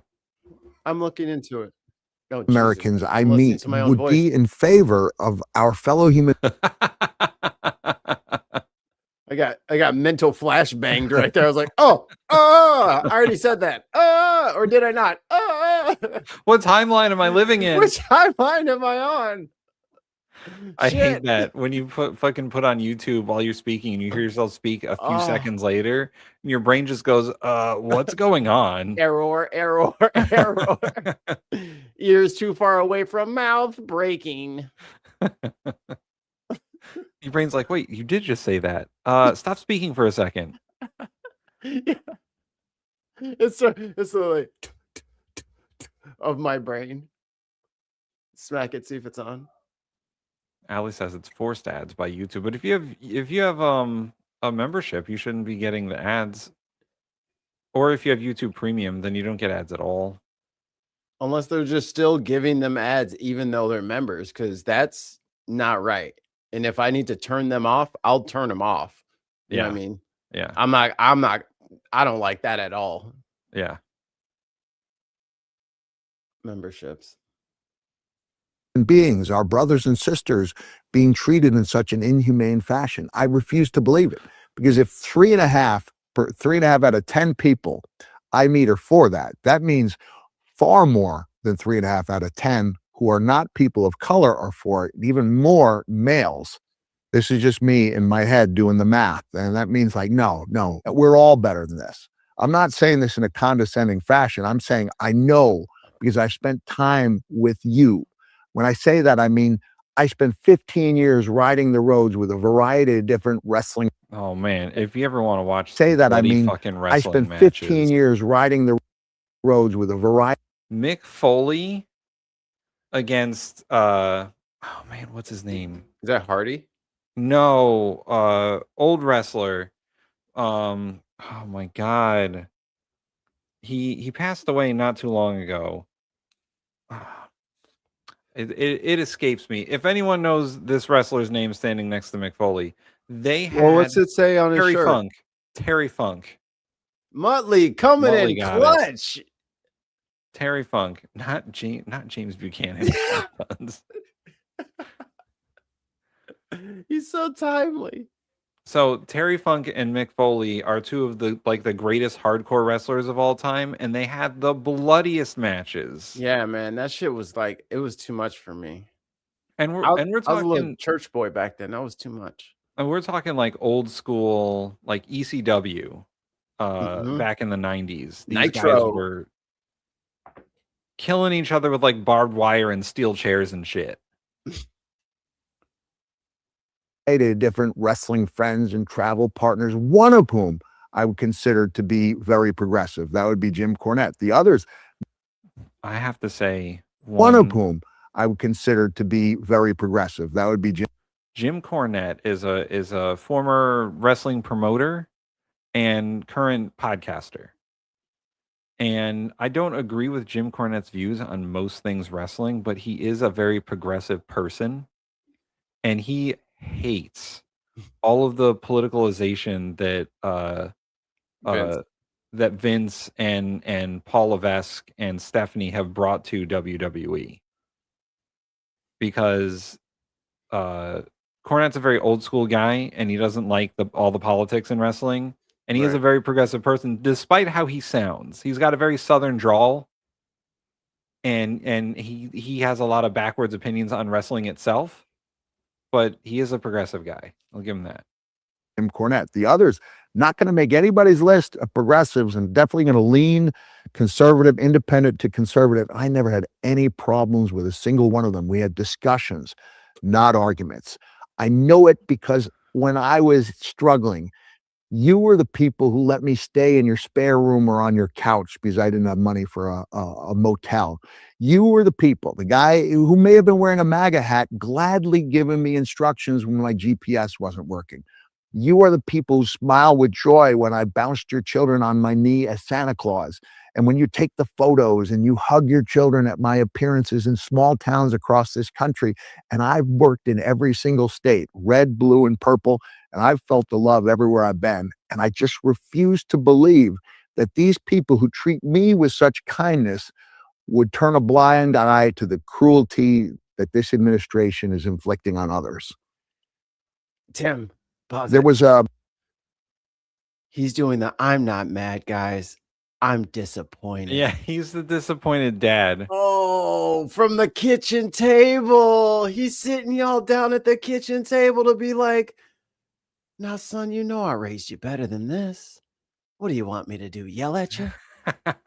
I love you too much. I'm just so I'm more sad than anything, you know. I also want to congratulate him on his shirt. The tropical raccoon. The tropical raccoon t-shirt. I think it makes a bold statement. I think they should put him in a Dragon Ball Z movie as Raccoon. Ooh. You know, he kind of looks like he would make a pretty decent Master Roshi. With the crazy t-shirt. Put him in some sunglasses. Oh my God, he's perfect. Yeah, somebody get the petition started. We want Mick Foley in a new Dragon Ball Z movie that doesn't suck, and he is going to be Master Roshi. So shall it be written, so shall it be done. And air horns seals the deal. What the fuck? Also, I want to point out, and I want to contrast this to that Katie Britt video we watched from last year, where it was her kitchen, her supposed kitchen. Look at Mick Foley's kitchen. That's an everyday kitchen. Oh yeah, and his kitchen's not the size of a Menards. Yeah, he's got the washer and dryer in the kitchen, like a lot of people do, right next to the refrigerator. He's got a basic ass oven like everyone else does. You don't actually think he lives there, do you? He might. Nah, he didn't. This is an Airbnb. he's traveling. There's no way. Bro, he has nothing. Mick Foley has nothing on the fucking walls in his house. No way. Oh, yeah, you're right. You're right. You're right. Cap. No color anywhere. He's a fucking minimalist. No. Yeah, you're right. No stains, no fucking seasoning. You got to have seasoning on the counter. Every wrestler, I'm not gonna fucking go into a cabinet every fucking time. I'm putting it right here. Every wrestler, new and old, retired or not, has belts they want on the wall. 100%. A couple of posters would turn. Yeah, old posters, pictures of them with fucking framed. People. Yeah. Your friends at a pass. Yeah, nuh-uh. Airbnb. You're right. You're right. It's an Airbnb. He visited. Who you visiting, Mick? He's on the road. Oh, yeah, he's traveling. That's what it is. Turn a blind eye to the cruelty that this administration is inflicting on others. There was a quote I saw. A friend of mine asked me if I wanted to put out there, and I said, hold on, I think I can do better with a video message. And the quote said, it's okay to admit you were for something and no longer are. It's okay to say that you like something in principle, but not in its execution. And then it went on to say the best time to speak up would have been earlier. The second best time to speak up is now. You know, I think that's one of the kind of messages we try to put out on the show. And maybe we do it more aggressively than Mick is doing it right now. But I think that's one of the things that we're always trying to put out there is like, guys, it's okay to be wrong. Yeah, it's okay to be like, man, I fucked up, and say that your views can change. Your views can change. Yeah, you gotta let that shit go though. Yeah, like take the L and come on, because you see, like if you're acknowledging that maybe you made a bad decision, then you know how little fucking time we have to get this shit fixed. So stop being fucking prideful and come on. Yeah. Get your shovel, comrade. We got to build a country. Just like that lady at the gas station in the news video where she's like, fuck Donald Trump. He's a piece of shit. She's like, I voted for shit. She's like, I voted for him 3 times. I guess I'm an idiot. She paid that 478. She's like, fuck. Damn, I made a mistake. I think the one language motherfuckers speak, the gas pump. Yeah, and I think it's a good thing for this to be out there. You are allowed to say at any point, I can't support this. Even at one point that you did support it, and even if you're unsure and you think it's gone too far, it's still okay to be like, hey, this is wrong. Or I was wrong. And that's the whole point of being fucking human. And no one says you have to like go marry a trans person the very next day.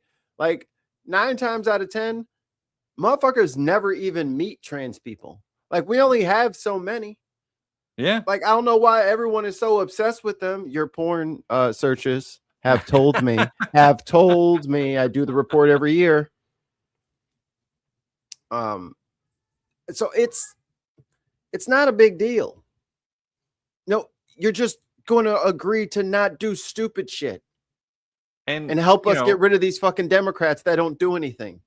We get a lot of MAGAs in the chat talking about, oh, well, you guys just don't know what you're talking about and you're just wrong. And how could Trump ever be wrong? Just admit that he's fucking wrong. Or that he's lying. Or that you don't like what he's doing. There's got to be something that he's doing that you don't like that has affected you in some way. Especially now with all the fucking Iran war stuff. There's got to be something that you don't like that Trump has done. Just admit it. And if you're unwilling to do that, then I guess keep on keeping on. They're always accusing us, well, what about Joe Biden? What about Obama? Yeah, they did wrong shit.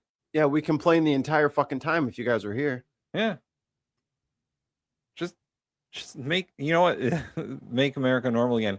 Make admitting that you were wrong normal again. Because years from now, when there is nothing you to will lose, get shamed. Yes. We will all have been against this. But the time to speak up and state your case is now. Many people might not believe this, but I firmly believe the United States of America is better than this. America is better than zip tying senior citizens. America is better than chasing down agricultural workers or abducting day laborers at Home Depot. America is better than using children for bait. Agents made Liam knock on the door, asking to let them in order to see if anyone else was home. We are better than this. We are better than inflicting terror on a wide swath of this public based only on the language they speak and the color of their skin. And I think $5 super chat from Tums of Mice. Tim's hat 2028. Flip your top. Flip your top. Flip your top. It's just a hat, and it's got like the red, white, and blue, but it's like the Obama Hope poster. Flip your top.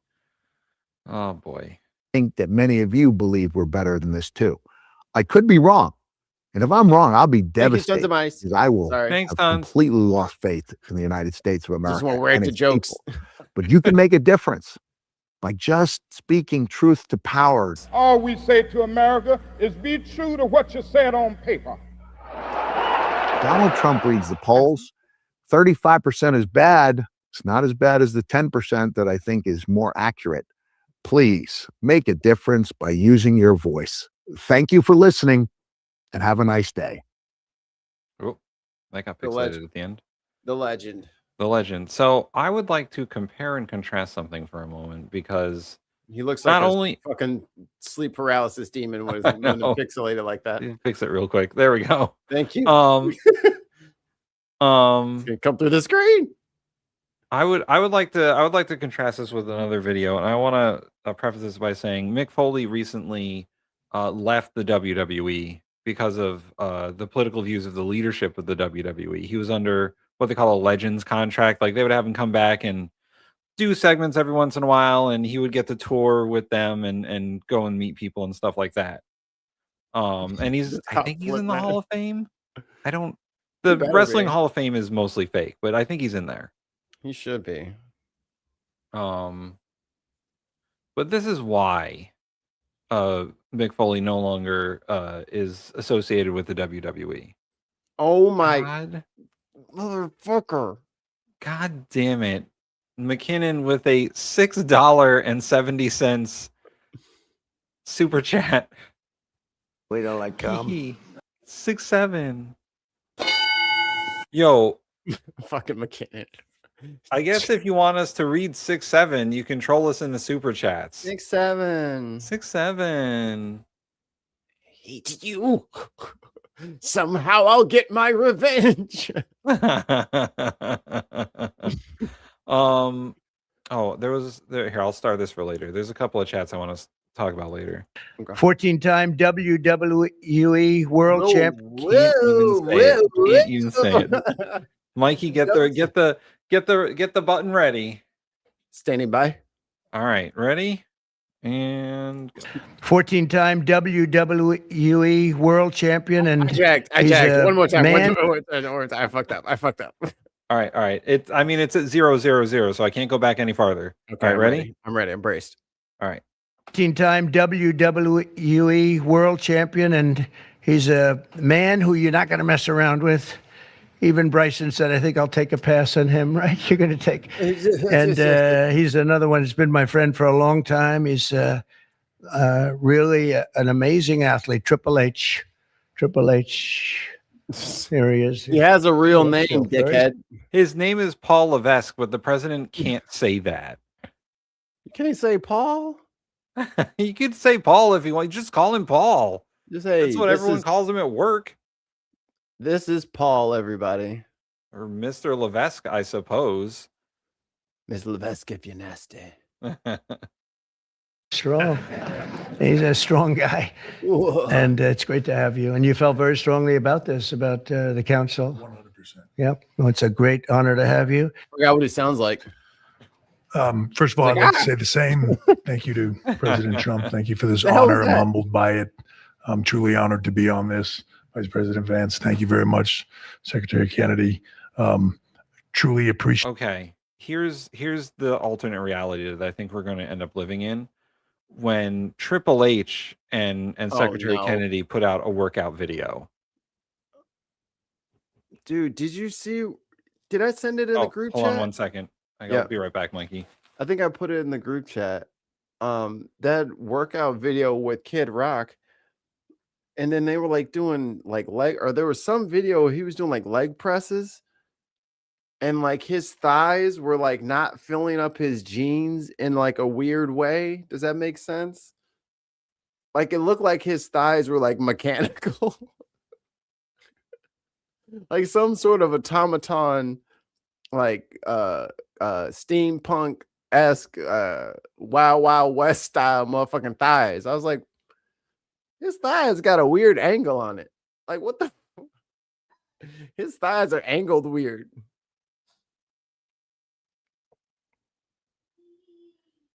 Oh my goodness. Yeah.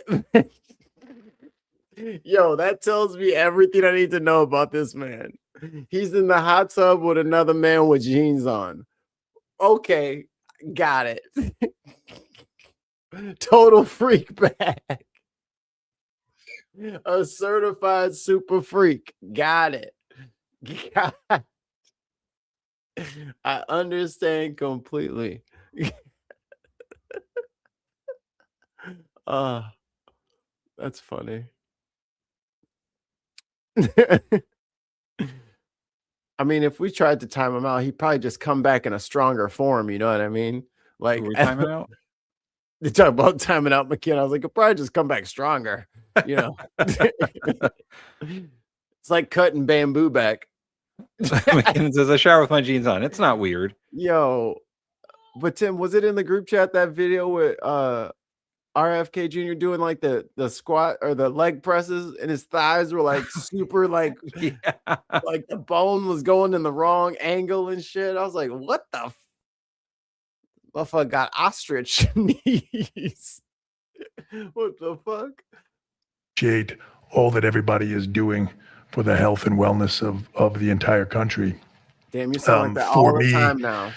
Since I was 14, this has been such an important part of my life. Your Health, voice fitness, is done. sports, nutrition, all of it. I think learning that at a young age sets you up for success in life. And without it, you're at a lesser place for it. So I look forward to the opportunity to. So are all the steroids he did.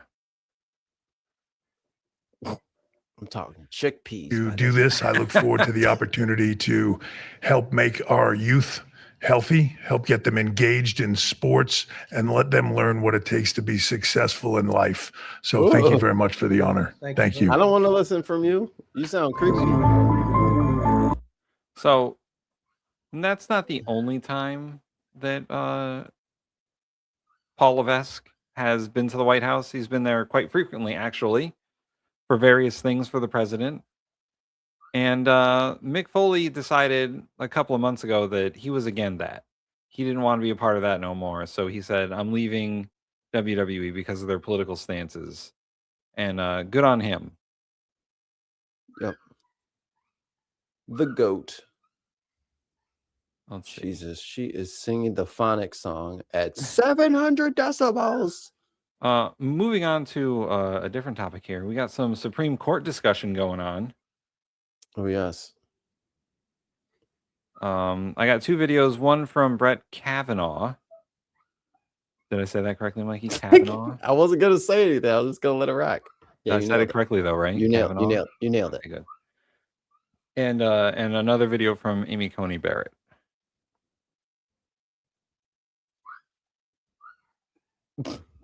You hear her? Yeah, I do.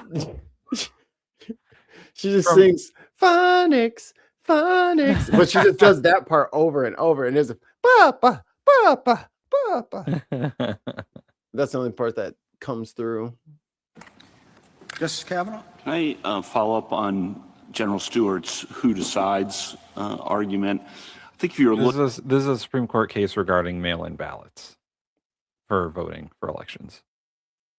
Looking at the text in isolation, day for the election, your first instinct might be in-person voting on that day is what that text literally meant. But of course, you acknowledge early voting, you acknowledge absentee voting are consistent with the statute. And then we have obviously a range of historical practices that deviate from that text if you thought literally it meant in-person voting on that day.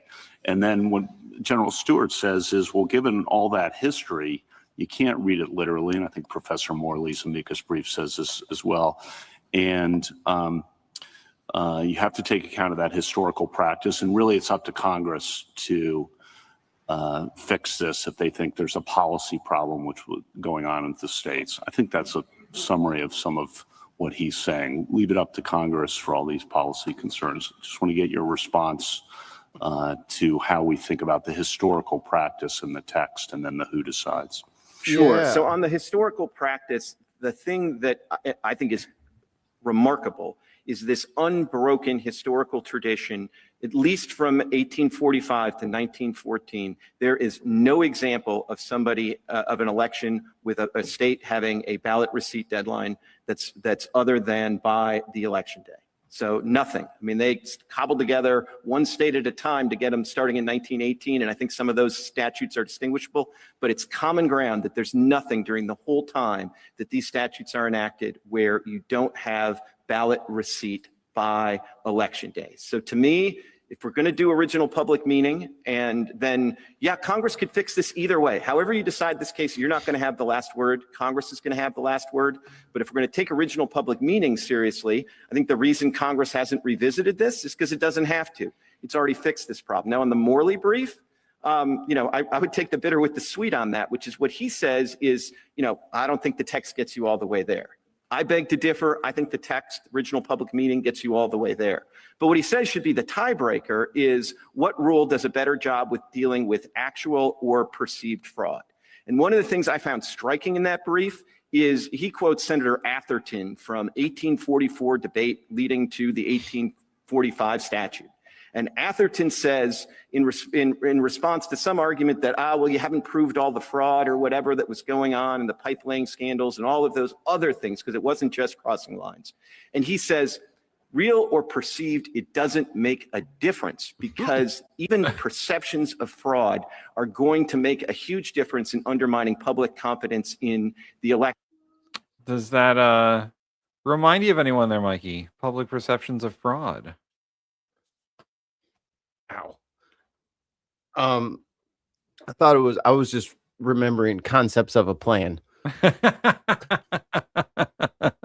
have the perception of a fraud. I think a fraud might have been. Who could forget? Who could forget? Lest we forget old James Buchanan. But what were you saying? Oh, I was saying that like that's Donald Trump's whole MO, is to just bring down the electoral system because of the thought that fraud could exist somewhere, maybe, and that it is existing in large quantities, even though there's zero evidence of it. Just give me the 11,827 votes. I think, wasn't the first election where he won, wasn't he saying that Hillary was like busing millions of people to certain states to vote or whatever? Yes. George Like Soros buses. Right. We're just busing in illegals. Voting willy-nilly. That's why I'm gonna lose. When I lose, it's because they were I won. He's always got, hey guys, in case I lose, it's election fraud. But if I win, it's not election fraud. That's what was so funny. Like when he lost to Biden, and then all these other Republicans won, and they're like, I thought the election was okay. I thought it was good. It seemed good on my side. You know, I didn't have no static over here on my side was working just fine. Actually, I didn't see that much election fraud in my election, Nope. but yeah, I guess they defrauded the president. but for you, yeah, that's crazy what they did. No, but mine was perfect. My section of the ballot, they missed it. Must have forgot about it. Old data. Who I think quoted from Professor Pildes, who I think got this exactly right. If you have an election and the election is going to turn on late arriving ballots in a way that means what everybody kind of thought was the result on election day ends up being the opposite a week later, 21 days later, the losers are not going to accept that result. Full stop. They won't. And that is bad for our system. And so if you that's what happens in elections sometimes. That everyone remembers the whole Dewey one, the newspapers printing that before he didn't win. Maybe most people don't remember that, but it's happened in presidential elections. I was like, who's alive for that? No, I guess that's not as much if you're not a big like presidential history buff. But newspapers have gotten it calls wrong. Even like modern day news organizations with all their election forecasting get shit wrong all the fucking time. We just talked about the 2016 election where everyone thought Hillary was going to win, including Donald Trump. And it was wrong. Everyone got it wrong. Nate Silver, way wrong. 538 got it so wrong that it like set 538 back. No, we know we're correct. We've been stealing your debt. Nothing. Because that's you can't fully predict, and this is something that political scientists are always talking about. You can't fully predict what a voter is going to do. Yes, you can I have can. You can have all the metrics on them. You can know their voting history. You can know what issues they want to vote on. But when it comes down to election day, some people just fucking flip a switch, man. No, there's an easy way to tell, Tim. What is it? What do they put on their tacos? What does tacos have to do with elections? I can tell what kind of person you are based on what you put on that taco. All right, so let's say I get a taco. Mhm. All right, and What you got on there? It's a beef taco, right? Is there like a standard taco we're talking about, and then toppings, or just like right? Okay, all right. So beef taco. You got to have cheese. Okay. You got to have some shreddis in there, some lettuce. Mm-hmm. You got to have a little bit of salsa. Mm-hmm. And I like sour cream. Okay, let me just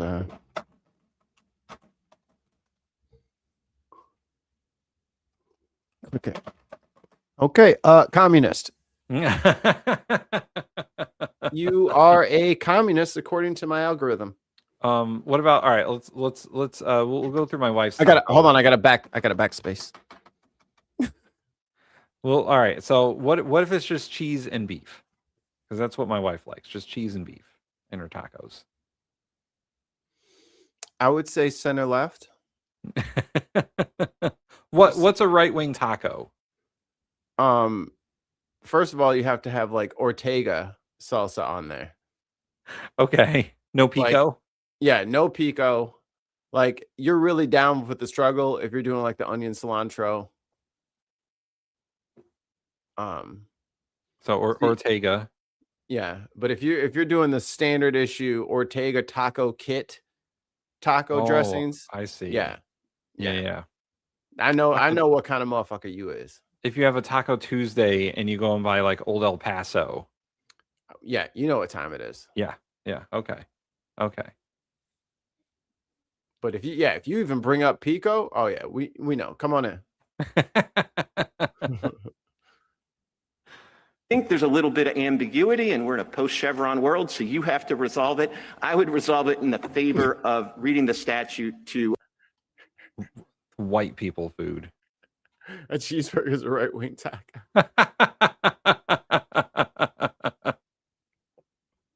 How dare you?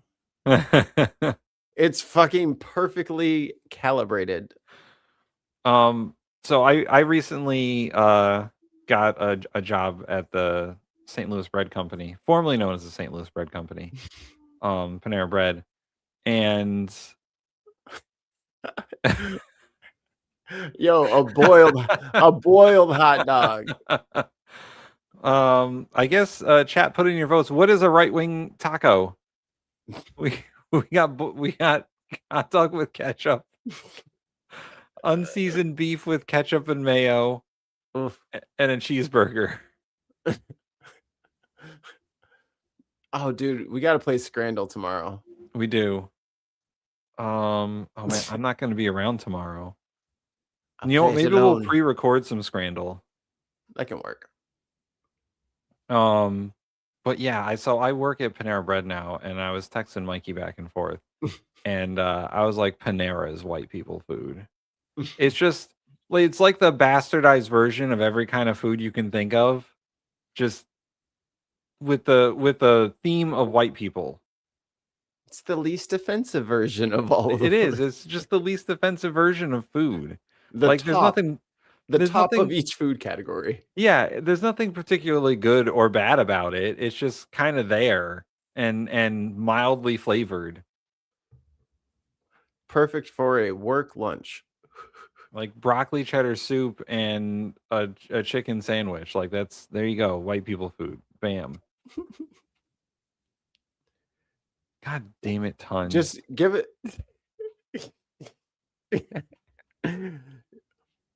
Oh. It's funny. eliminate fraud or perceived fraud in election, and that, I think, would cause you to rule it out. Why have so many states allowed this then? So states have only allowed it relatively recently, as one of your questions averted to. I think one reason that they've done it is some states do want to accommodate overseas or military voters. I do think that there are other ways to do that than the ballot deadline, as I've talked about. Yeah, I think Mississippi's voted with their feet. I don't think anybody's going to be disenfranchised in Mississippi when you can vote. If you're overseas, you can vote by email. Oh yeah. Yeah, that's a decent taco right there.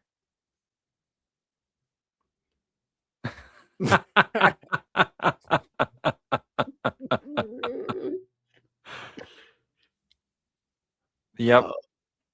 Boiled chicken. Boy, I can't even imagine boiling chicken, and it's not for soup. Just blanched chicken breasts. Just unseasoned chicken breast boiled in water. Just the skin coming off, turning yellow. Oh, rubbery. Yeah. Turn into a doorstop. and then just putting that on white bread, nothing else. Just dry dogging it. Just fold it, Just fold it. I can't even say that's like struggle food. That's not even struggle food, because why are you boiling chicken? Oh, I'm done. Oh. No. And then the poop milk. Oh boy. Oh. Oh God. No.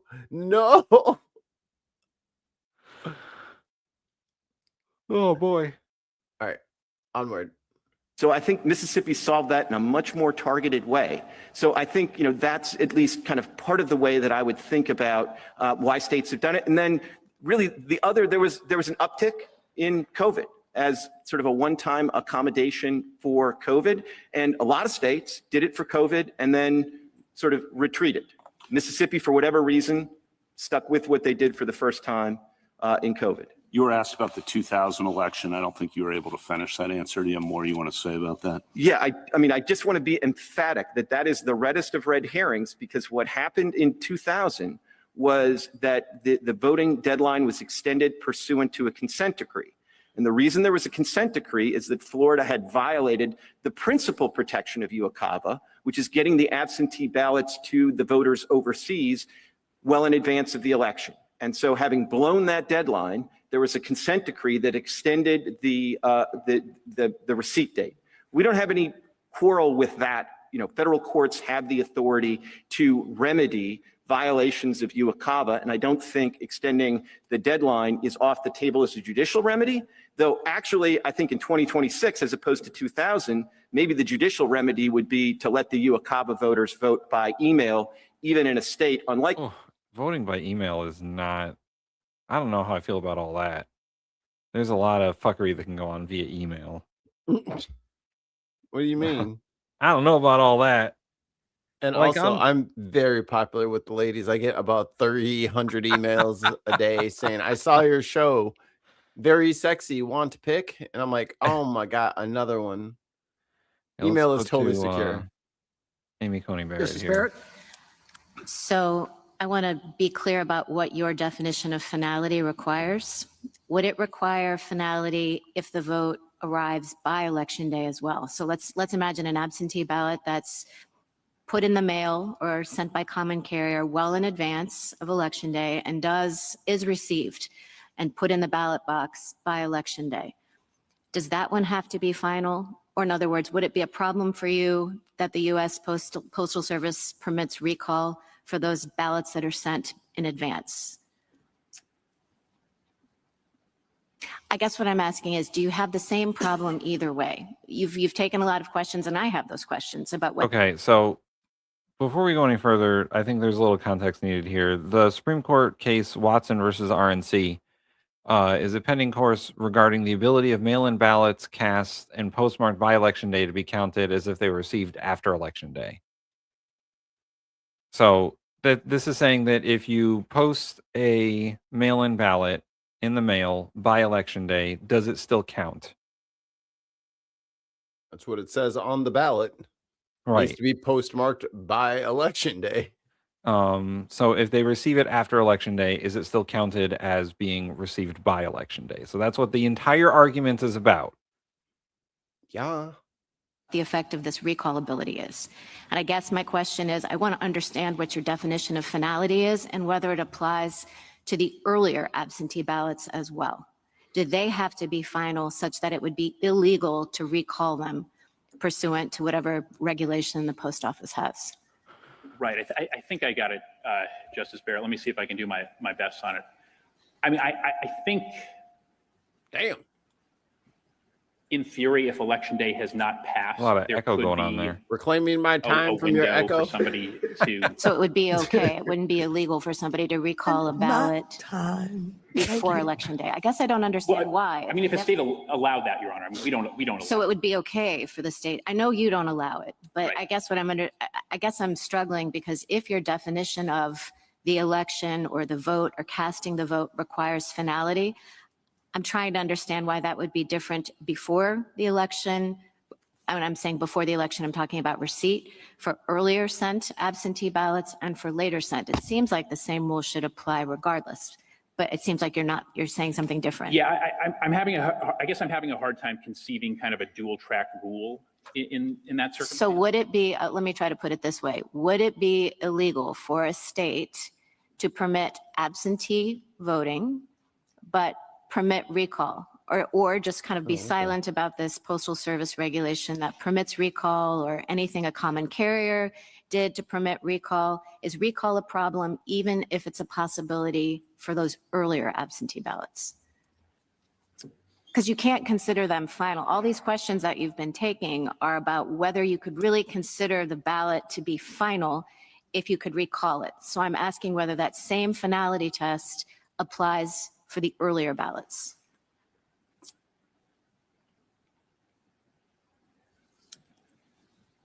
And I'm not sure, Your Honor. I mean, I guess I just keep coming back to. Man, this dude I suppose for the RNC, is really not sure about his arguments. It's because it's bullshit. He's just very much not sure. So this is even though it sounds rather boring, this is a rather important Supreme Court case on mail-in ballots, because the president is trying to do away with them with the Save America Act and blah blah blah. And this Supreme Court case, if they side with the RNC, would say that you have to have the ballot received by the election office on election day, rather than mailing it and postmarking it by election day and they receive it a day or two later, because that's how the mail works. So it's a way to disenfranchise mail-in ballots if the RNC is successful in their arguments, which would hurt their numbers, right? It would hurt they largely vote by mail. So if they want to disenfranchise their own people, I think we should stop this because it's the constitutional thing to do. But if they want to kick off, 10-15% of their own voter base, I mean, let them fight themselves and win. Yeah. We'll just repeal this shit in a little bit. Nothing really like groundbreaking in the arguments for the argument, but it's important that we mention that this is a Supreme Court case that the court is considering. Yeah, exactly. Also, he fucking does that shit. He did it recently. He did it the other day because they're having a special election in Florida in his district. He voted by mail. I'll look it up right now. Hey, I'll share. I will take the reins.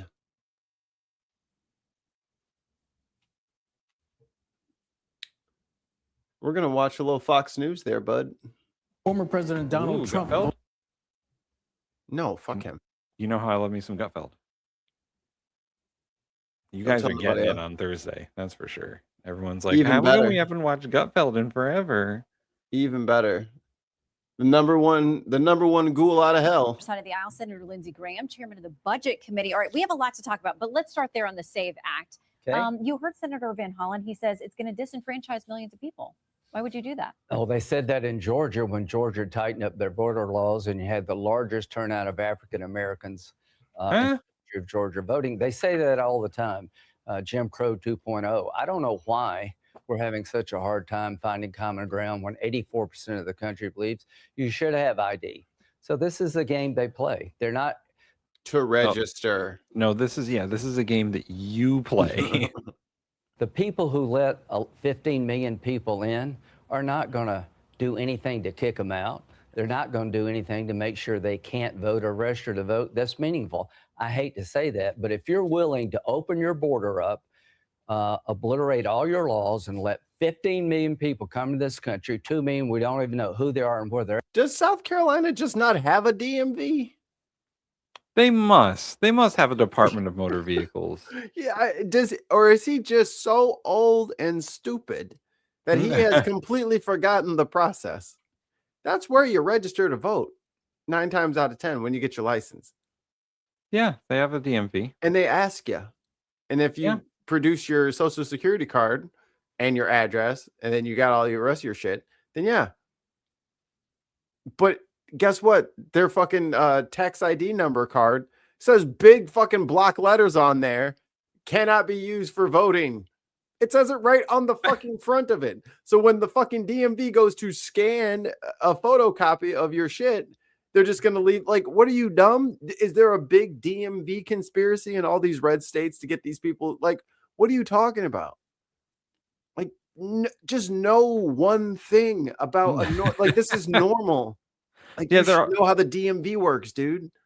And this bill is largely pretending that states don't already have voter ID laws. Right.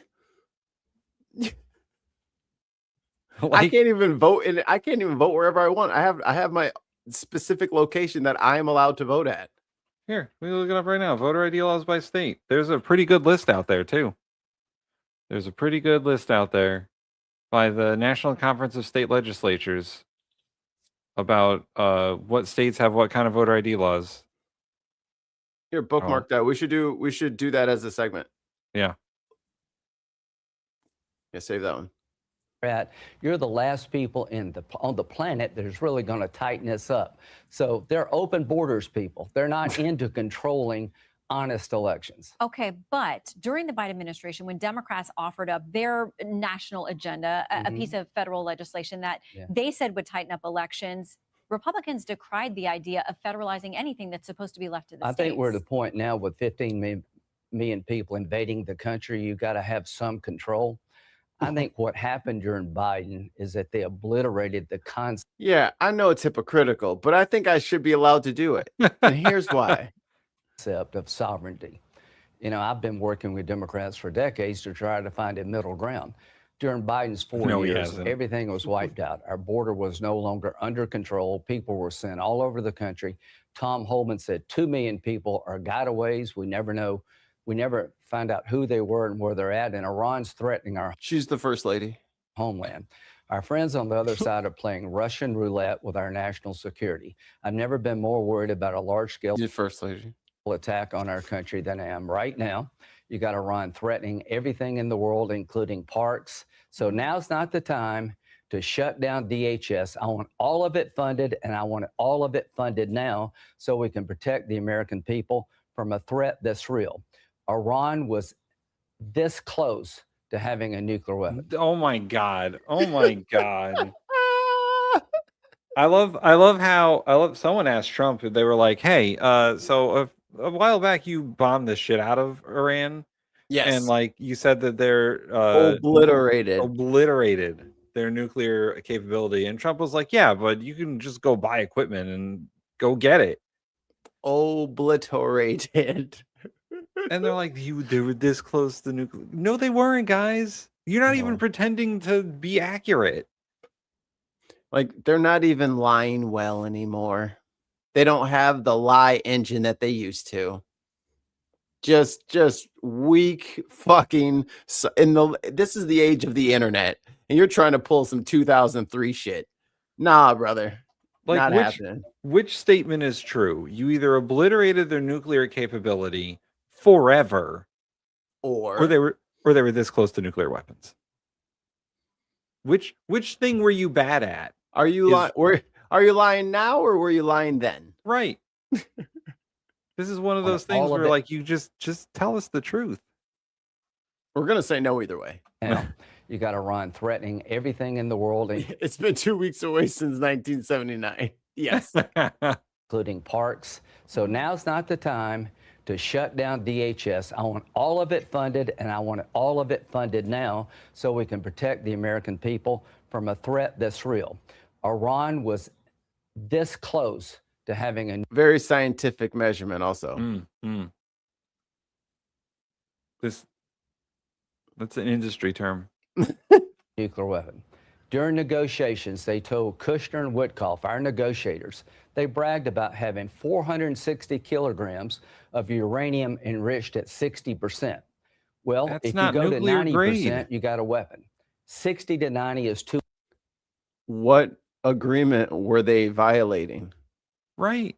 Oh, wait, we didn't have one because Trump fucking tore it up. So what the fuck are you mad at? And by the way, it's good. I don't think it's a good idea for anybody to be making additional nukes, I think we're good. I think we're fine. I think we have more than enough. But to be like, you're not complying with the agreement that we had before I tore it up and threw it in your face. Tons of mice, don't troll my place of business. Oh no! I will not give up which Panera I work at. It's not the one that you think. Stop bringing it up anyway. Well, let it fade out of the chat. But here's Lindsey Graham's problem. Here's his problem. He's a lying sack of shit. Yes. And he's lied so much about so many things that he can never, even if he told us the truth, we would never know. Only thing that comes from you is lies. And he has been such an Iran war hawk for his entire career. Oh yeah. That he's basically giddy over this. Yes. He doesn't care. He just wanted to go to war with Iran. Yeah, he I think it was New York Times. He told them I was getting some tips from Netanyahu on how to coach Trump into striking Iran. It's like, are you a registered foreign agent? Right. But and here's the thing. Lindsey Graham, South Carolina know that? Lindsey Graham thinks that he is best friends with Trump. Trump thinks this guy is a fucking joke. Yeah, he's a weirdo to him. He calls Lindsey Graham an 80%er. What does that He calls mean? Lindsey Graham an 80%er because he thinks that Lindsey Graham is for whatever 80% of people would be for. Oh, okay. He thinks that Lindsey Graham flip-flops on things based on what public opinion is, and he does. He fucking does. But they go golfing all the time, but Trump likes making fun of him because he thinks Lindsey Graham is a dope. And he's gay. Who can say? It gets out there. It's one of those things where they just look at the guy's like camera walking through the hallway. They just stare down the lens and just stop talking. And then just, without even fucking turning their head, they just turn a corner. and it's also very possibly one of those cases where Lindsey Graham was the last person to talk to the president on this before he made a decision. And we all know that the last person to talk to Donald Trump before he makes a decision on something is the winner.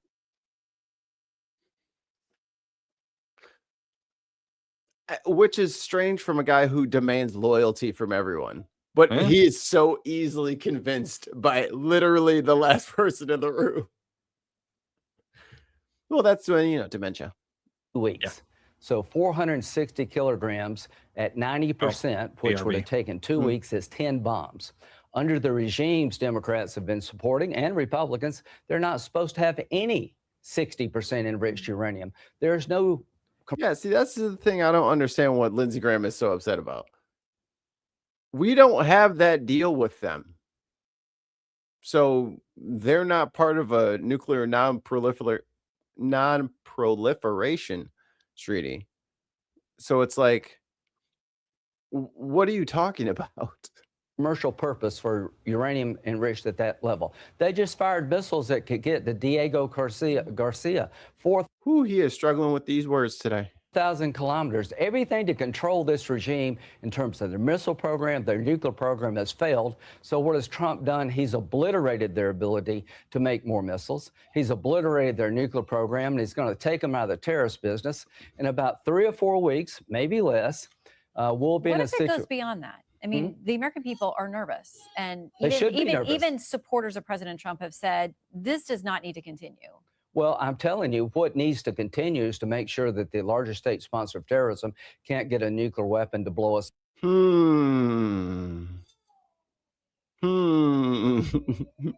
But he fucking didn't, though.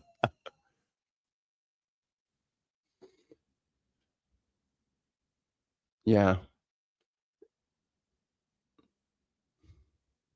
And the thing is, like, that was like that was us. Like, that was my friends, you know. But he doesn't give a shit. He was already 50 when that happened. Life completely done and over with. No kids, just out here having fun with his golfing buddies. And now he's still cosplaying this war hawk, as if anybody needs that right now. It's all up and hold us hostage to the American people. They were 2 weeks away from having 90% enriched uranium to make 10 bombs. They've got missiles that go 4. Yeah, and why should one country be allowed to dictate the weapons another country has? I don't know that that's written down anywhere, that anyone's, you know what I mean? I don't know that everybody's agreed to that, where one country can decide you can and cannot have that. I mean, the other country might have something to say about it. I mean, like, there are other ways of dealing with things, you know? It's almost like all that soft power we were using and those horrible, horrible sanctions lifted by Obama. Yeah, and they weren't making any fucking yellow sponge cake, were they? So it's almost like it worked. So it's like, we blew up the facility to make the sponge cake. And it's like, oh, well, now all your gas prices are up and everything's going crazy. The whole world is destabilizing. It's like, but we have to keep going because they can make them again in a day and a half. And it's like, all right, man. Just say you got tricked again. Like we were saying with Mick Foley, just admit you got tricked. Netanyahu tricked you and just move on. Pull them out, move on. 1,000 kilometers. We're not going to live that way anymore. Since 1979, these people have been terrorizing the world. They've got American blood on their hands. And here's what we accomplished in 20 days. Their missile program has been obliterated. But we saw the missile that went. So then why are we still going? It's been obliterated and they're running out of money. So here's what I tell President Trump. Keep it up for a few more weeks. Take Carg Island, where all of the resources they have. This next part is especially crazy. I'll wait for Tim to get back. No, don't eat this sponge cake. You will either get superpowers or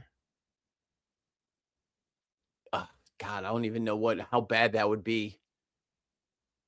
I mean, pretty much it would just like, as soon as you like had a mouthful of it and swallowed it, all of the DNA inside wherever it touches is just going to start dissolving. So, I mean, definitely cancer, but I don't even, you might like lose the cell wall, you know what I mean? Because it'll be like spicy. So it'll probably just fall right through you eventually, I guess, if you took a big bite of it. And that would be bad. So don't do that. No one do that. Don't do it. Yeah, that seems to be the plan. And why are they still firing missiles if the missile program has been obliterated? You know what I'm saying? You know what I'm saying? Now you tell me. My bad. My bad. That's my bad. Right. Where's it? There we go. That's my fault. Damn, Tim. I'll go back a little bit. It's going to line up perfectly. Watch this. I'm calling my shot. So what has Trump done? He's obliterated their ability to make more missiles. He's obliterated their nuclear program, and he's going to take them out of the terrorist business. In about 3 or 4 weeks, maybe less, we'll be in a situation. What if it goes beyond that? I mean, the American people are nervous, and even supporters of President Trump have said this does not need to continue. Well, I'm telling you, what needs to continue is to make sure that the largest state sponsor of terrorism can't get a nuclear weapon to blow us all up and hold us hostage. Like when they say shit like that, it kind of makes you like an unserious person, you know? Like, do people think that a nuclear bomb can blow up a whole country? Like, maybe I don't know what they think. Like, does anyone actually think like it just blows up the whole, like from fucking New York to California is just blown up? Is that what they think happens?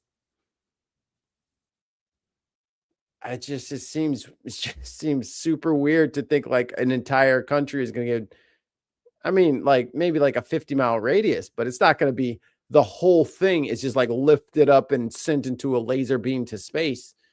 One angry pagan. Scroll.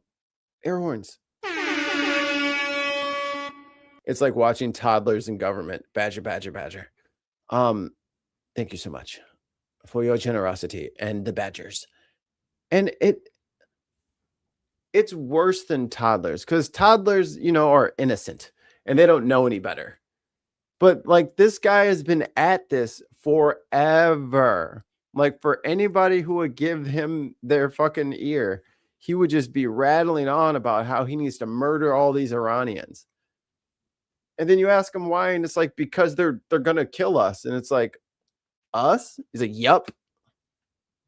It's like, why would they? What are you talking about?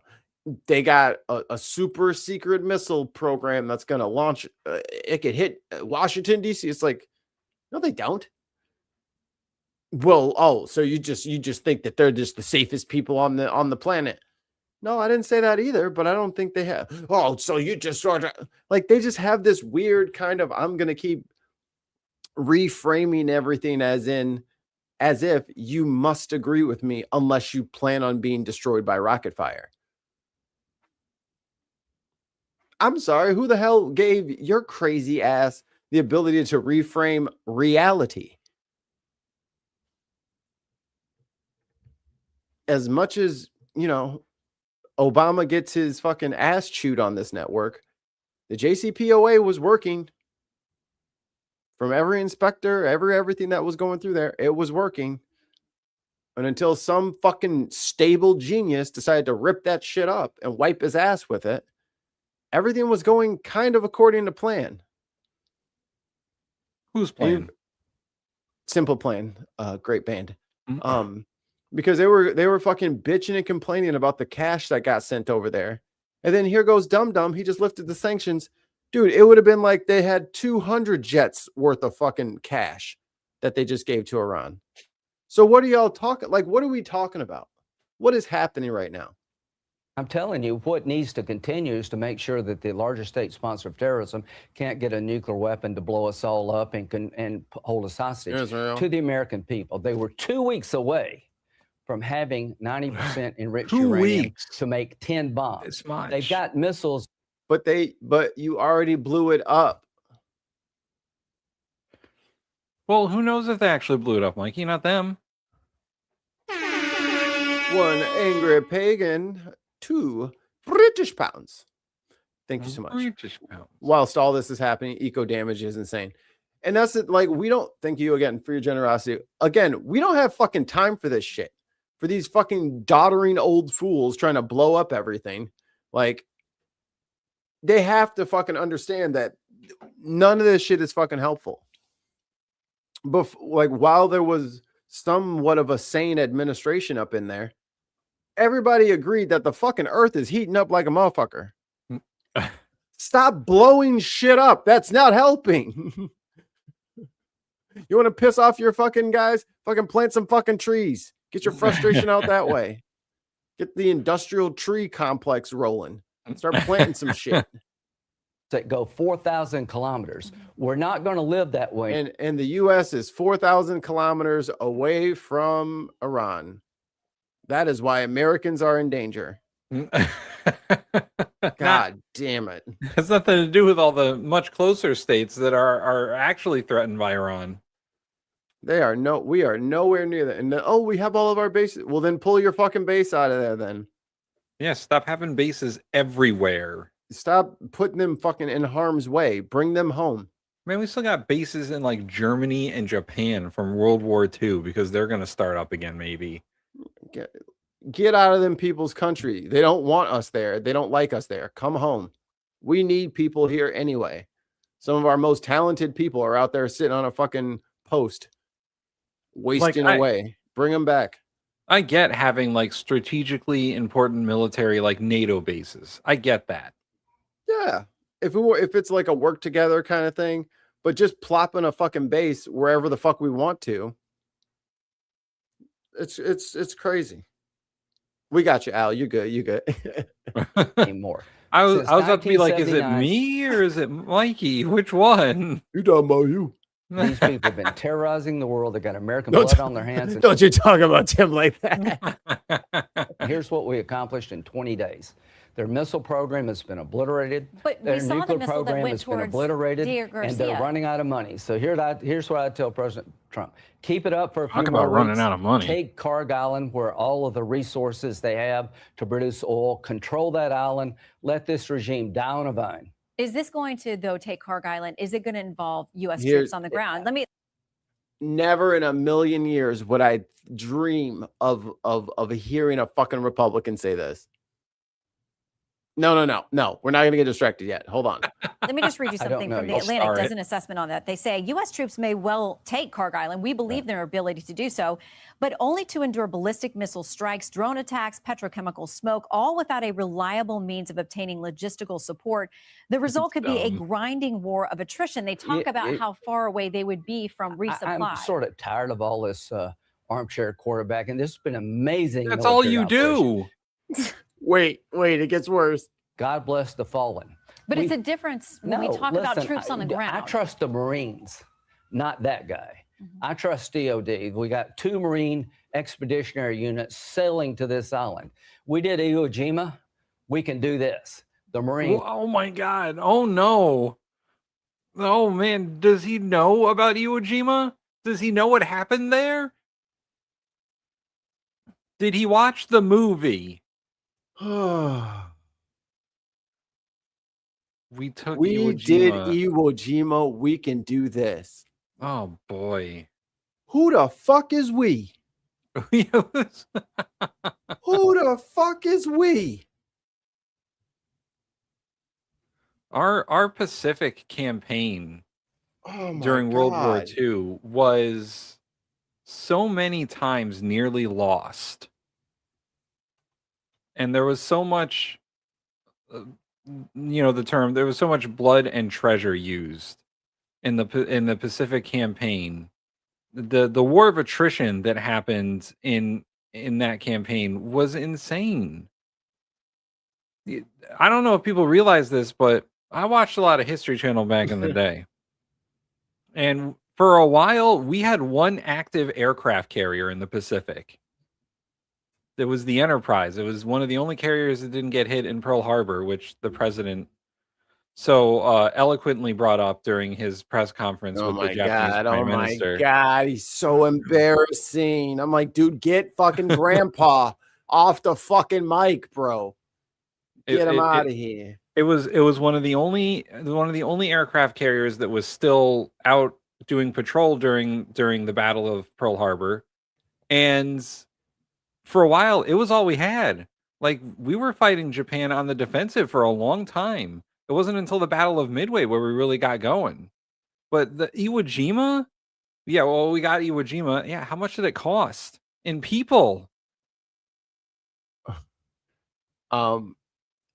There were 21 to 22,000 Japanese casualties, and there was approximately 70,000 U.S. casualties. Right. It was a bloodbath. It was one of the, one of the bloodiest island hops that we ever did. And that's what he's saying we should do to Carg Island. Like, of all the references to make. Right. Jesus. Boy, that's a rough one, man. Like, just to be like, well, we did Iwo Jima. We can certainly fight a battle where we lose 3 times more than the people we're fighting and still win a battle of attrition against a well-entrenched enemy. Like, come on, that's so terrible. Fucking tons. Yeah, the USS James Buchanan. Hold on, I want to look. There's probably is a USS James Buchanan. And if you're looking that up, can you look up when Graham's up for election? Oh yeah, I'll look up that. But to fucking invoke Iwo Jima for this fucking war of choice is absolutely insane. So just for tons of mice, the USS James Buchanan is an Adams-class guided missile destroyer. Oh, God. It was sunk as a target in 2000 during it was decommissioned after 1991 and then was sunk as a drill target in 2000. I'm about to say as a tropical reef. Oh, no, not no, that. but yeah, it was a guided missile destroyer. So destroyer class ship. And Lindsey Graham. We're looking up Lindsey Graham. Yeah, when's his term up? Probably not 2026. I'm gonna say because he's saying all this fucking shit. 30. It's not 2026. Yeah, it's probably 30 or some shit.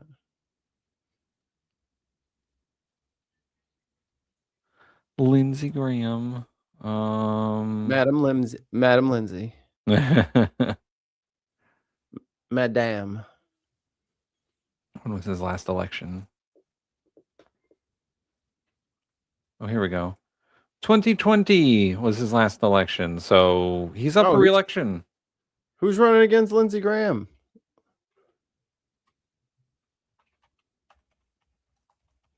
I don't know. Opponent? Who's his opponent? Annie Andrews, pediatrician and former congressional nominee, as well as Republican primary challenges from businessman Mark Lynch and potentially others. Dr. Annie Andrews. Interesting. Well, now I'll let him keep talking, but now I need to know more about her. God bless the fallen. But it's a difference when we talk about troops on the ground. I trust the Marines, not that guy. I trust DOD. We got 2 Marine expeditionary units sailing to this island. We did Iwo Jima.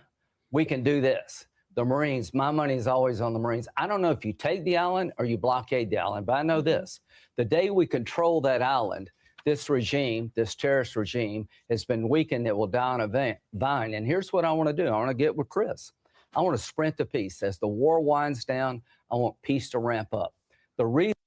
What? Yeah, as I kill more of their family, I expect peace and calm to go up because there's less people. Like, what? Because you know what doesn't radicalize people? Killing their family. How about a girls' school? Like, and then fucking Trump just out there freestyling, talking about some, yeah, they got some tomahawks off the black market and blew up their own shit to make it look like it was us. For real? Y'all better put grandpa in his chair. Oh, thank God you're here to have us tell you your opinion. Lindsey Graham is an idiot. There you go. It's fucking gross that he's fucking evoking Iwo Jima. How do you feel about that? Lindsey Graham is a fucking ghoul. That's your opinion. There. The reason we don't have Saudi Arabia and Israel making peace is October the 7th, 2023. Iran through Hamas attacked Israel, stopping normalization. I want to take up and complete what Biden started. As soon as we get Iran. No mention of Gaza. No mention of the apartheid. No mention of the genocide. Like, no mention of that. No mention of the war crimes. Yeah. Talking about innocents being killed. Jesus Christ. What was it? 30,000 kids? Come on, guys. Defanged so they can never do another October 7th. I want to start up peace talks between Saudi and Israel this year. I want a peace deal between Saudi and Israel, normalizing, ending the Arab-Israeli conflict. It's been going on for 2,000 years this year, and you can't do it with a lethal Iran. So we're weeks away from this Iranian regime not having the capability to stop peace. Okay, very quickly, though, because we got to go. Who is going to be negotiating for Iran? What's the new leadership going to be? I don't know. We don't need to really worry about negotiating with Iran. We need to keep them in a box. What are you going to negotiate Iran with? What I want to do is contain them, take their missile program and keep it blown up. Make sure they can never take it and keep it blown up. What the fuck does that even mean? I don't. Here's the problem: is because the president contradicted himself already because he said we're negotiating with Iran, right? Right. So this was. Oh, you mean he lied? He lied. He lied. He lied because we're not actually negotiating with Iran, but he says we are. Ain't nobody picking up the phone on the other end. But Iran said nobody talked to us. And so they said it was fake news. I was like, come on, man, we getting trolled out here. But the only way out of this, the only off-ramp politically for the president and for Lindsey Graham is if we negotiated with Iran, because otherwise we're just going to bomb them for what, eternity? And how long are the Gulf states going to take that? Right. They're the ones putting all that fucking filthy crypto money in the fucking Barron and Trump's World Liberty Financial? Yeah, filling that bitch up with billions of fucking dollars worth of investments. Right. That money is going to disappear if they're going to be continually getting sprayed by Iran. And for Alan Delvin, Lindsey Graham is a fucking moron. Yeah.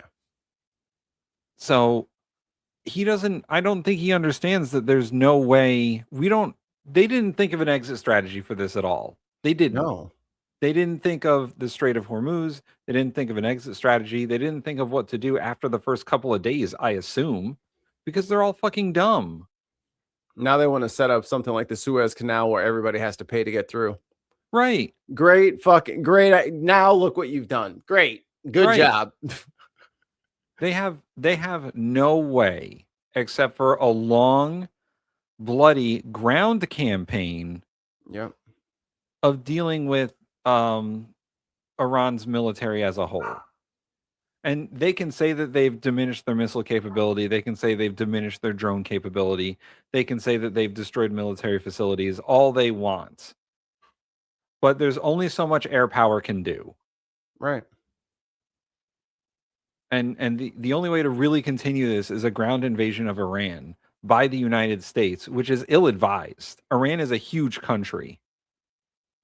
And Karg Island is in a very hard to guard spot. Yes, it's not. If we take it, it's not easily defendable. They're vulnerable to a whole bunch of shit. So it's a quagmire. You remember back in the day when they would call Iraq and Afghanistan quagmires? It's a quagmire, guys. We're in a quagmire. In this term, I don't want to forget, when I were paying £2 I know they all evil, but I really hate Lee Zeldin. Don't we all? Yeah. Don't we all? This is like, I know motherfuckers hate being wrong about shit, but there is no way with your MAGA ass you thought that he would be doing this. Just get off the train, dude. You don't have to stay up there and be part of this fucking war and be agreeing like Lindsey fucking Graham over here. Princess Graham. Just fucking like, this is some, like, not only is this shit hella racist off rip, but it's fucking tactily stupid. There is no tactical nature to any of this. None of the shit he's saying would work in a fucking an instant. None of it would work. It's all just sending people to die. Yeah. For the glory and to relive Iwo Jima under what, his regime. You're not a fucking general, dude. You had your opportunity to enlist. You had your opportunity. That's funny. That's a funny statement on several levels. What is he talking about? Who's the child? I think we're children. I'm sorry. I shaved recently, so I look younger than I actually am. I don't remember when I shaved. I do more trimming. Here's the problem. Not to get like seriously derailed, but so I was like just trimming my beard, and then I put the wrong attachment on the trimmer, and it got really uneven. I just went zip, and I was like, "Oh no!" So that's how it goes. I had to trim it all down. Or if you're trying to like get something lined up evenly, and then you fuck it up and then you try to fix it, and now it looks all gone. So, we are not children, nor are we very old. We get competing arguments here. We're old children. We're old children. But yeah, if y'all are like in MAGA and you're watching this for some reason, bro, this is not even every military expert out there says that this is some stupid shit and this is never going to work. This is literally like, this is going to be like Vietnam. Like, this is unwinnable. Unwinnable. I don't even think there's a scenario that they've thought of where they're going to win this. I think they would have thought they would have won it already. Remember the gas crisis in the late 70s, early 80s? Yes. It was from the Strait of Hormuz. I know. Don't y'all remember? Y'all lost your V8s last time this happened. The big engines disappeared last time this happened. And it's not like we're going to have an oil shortage. We produce a lot more oil than we did in the 70s or the 80s. Yeah. The problem is that, and Trump doesn't seem to get this either, because he's like, oh, we don't get any of that oil. That's true. We don't get really any oil from the Strait of Hormuz. Other countries do, but those other countries do. Right, our allies do, and the world does. And it's a fifth of the world's oil that goes through this strait. So if a fifth of the world's oil is not passing through the strait, that means there's a fifth less oil that everyone else has to fight over. That's why oil prices are so high. We don't get that oil directly, but we are paying the price for everyone else not getting that oil as well. Right. That's how economics works, guys. Even if we produce all the oil that we already do plus some more, and we release all this oil from the reserves, it's still not going to matter because there's a shortage in other parts of the world. That's how supply side economics works. It's a global commodity. We all use it, despite we probably shouldn't, because it's bad. Why do you think that Israel can't go to war without Iran? With war with Iran without America's help? Netanyahu specifically has asked several different presidents for this exact thing, and all of them said no, except for one. One was stupid enough to say yes, and here we go. I still maintain that Netanyahu called up Trump, was like, "Hey, we're doing this with or without you, but you can join if you want." And Trump was like, "Yeah, sure, let's fucking go." Yeah, we are foolish children now. Ha ha ha! What foolish children we are. Yes, it was foolish. That was the plan. Do we have your vote?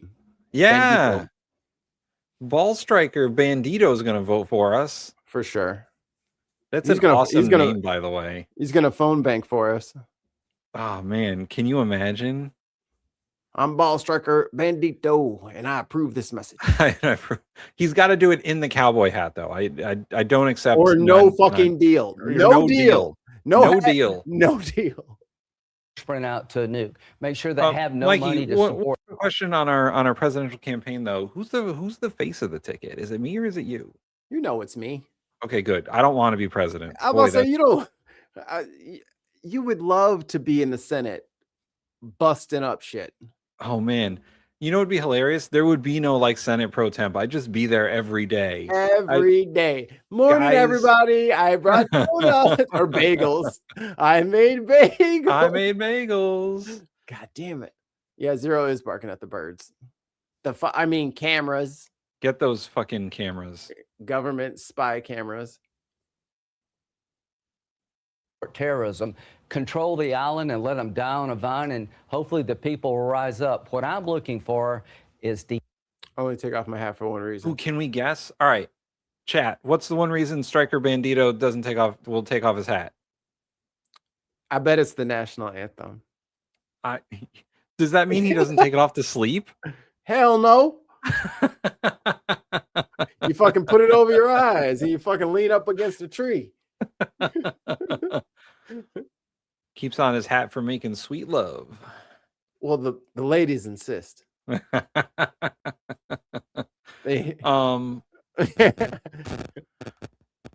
Yes. What fools you libtards be?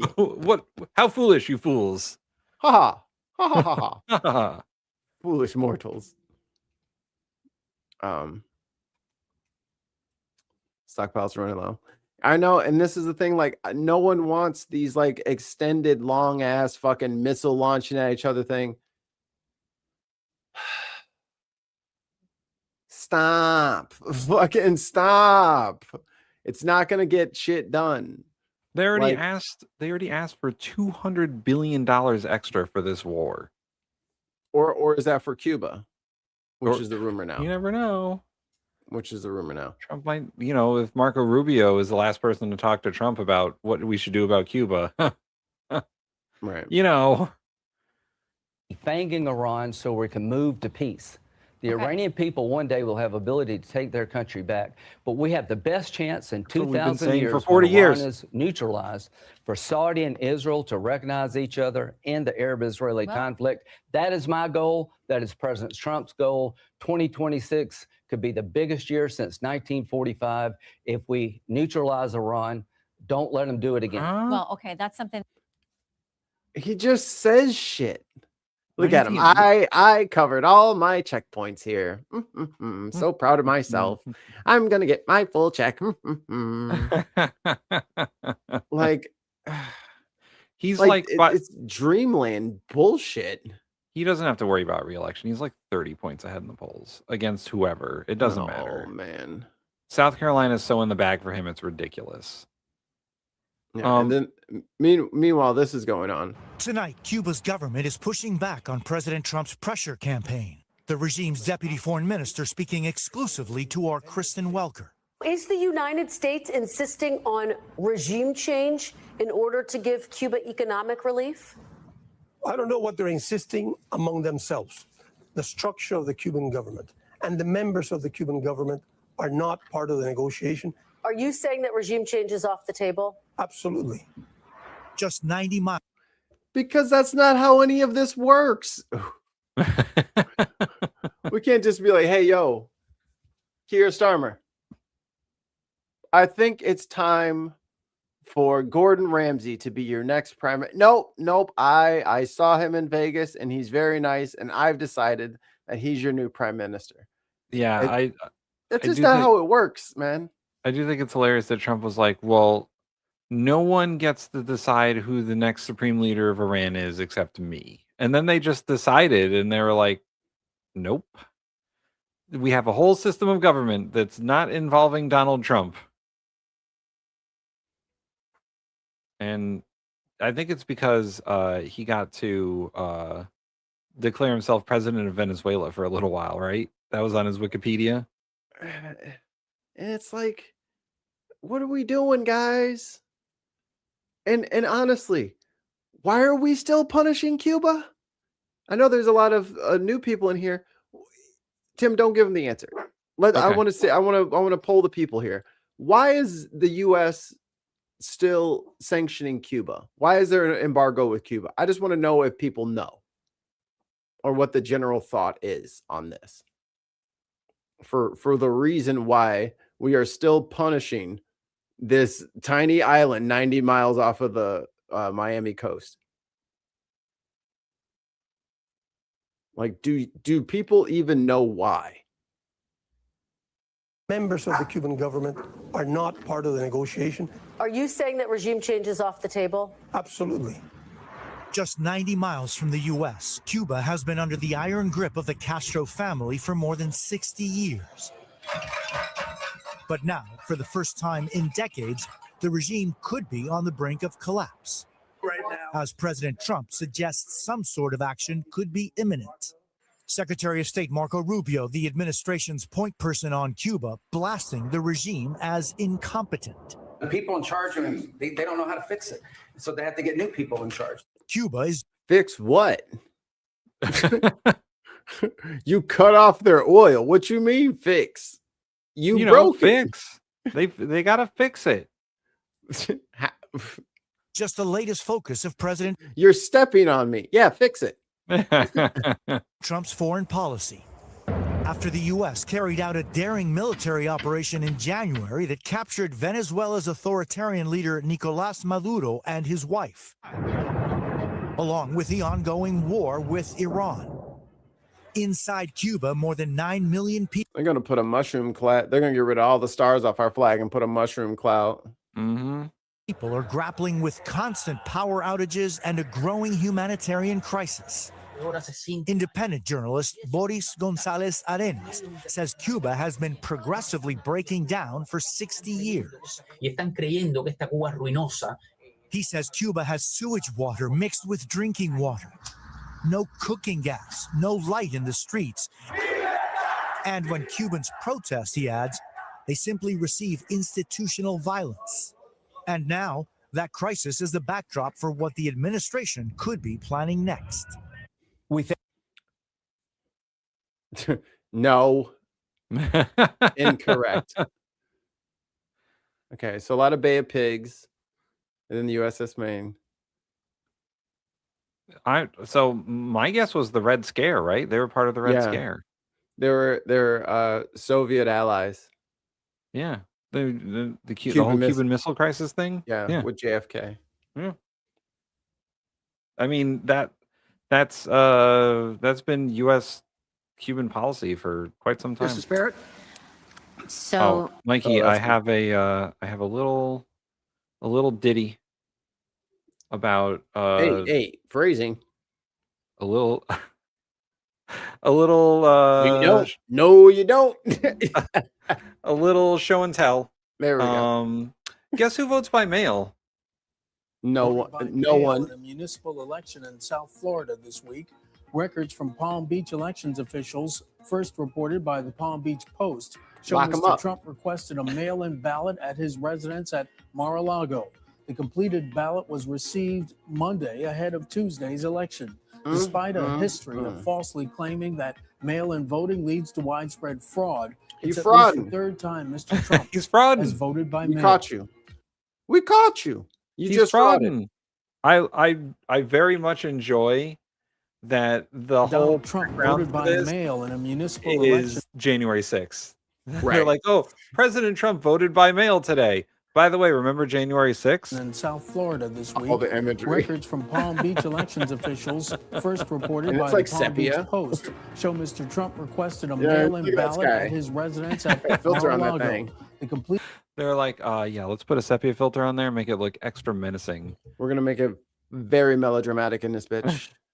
Sepia, I feel. But yeah, Trump votes by mail all the fucking time. He doesn't want you to vote by mail, but he wants to vote by mail himself. Well, he's not. I mean, he doesn't want to waste our tax money by flying down there that weekend. I mean, he was just there the weekend previous. Golfing, you know. Fucking living it up, man. I think he's getting medical treatment. That's my conspiracy theory. He's not going to golf anymore. We ain't seen him golfing in how long? That's true. That's true. And especially these little conspiracy theory brain people. Hey, y'all little conspiracy rats. Y'all find me some recent footage of Trump golfing, because I can't find none. So what's he doing on the golf course if he ain't golfing? Answer me. Riddle me that. Answer me this. Oh, here is here's homegirl. Let's check out her campaign video. My name is Dr. Annie Andrews, and for almost 2 decades, I've been a pediatrician in South Carolina. Parents trust me to treat kids in the commercial is a very low blow, but it works. That's easy points on the board. And she's reading Eric Carle, Very Hungry, The Hungry Little Caterpillar, family favorite. their kids for just about everything you can imagine. This is an x-ray of a kid with measles pneumonia, a condition easily prevented by vaccines. Damn. Kid with cancer, one of the diseases the NIH doesn't have the funding to study anymore. Oh, y'all. Oh, Lindsey, you're in trouble. And this is a kid who's been shot, which, despite being the #1 cause of death for children in America, is no longer classified as a public health crisis. Oh, she finna cook, Lindsey.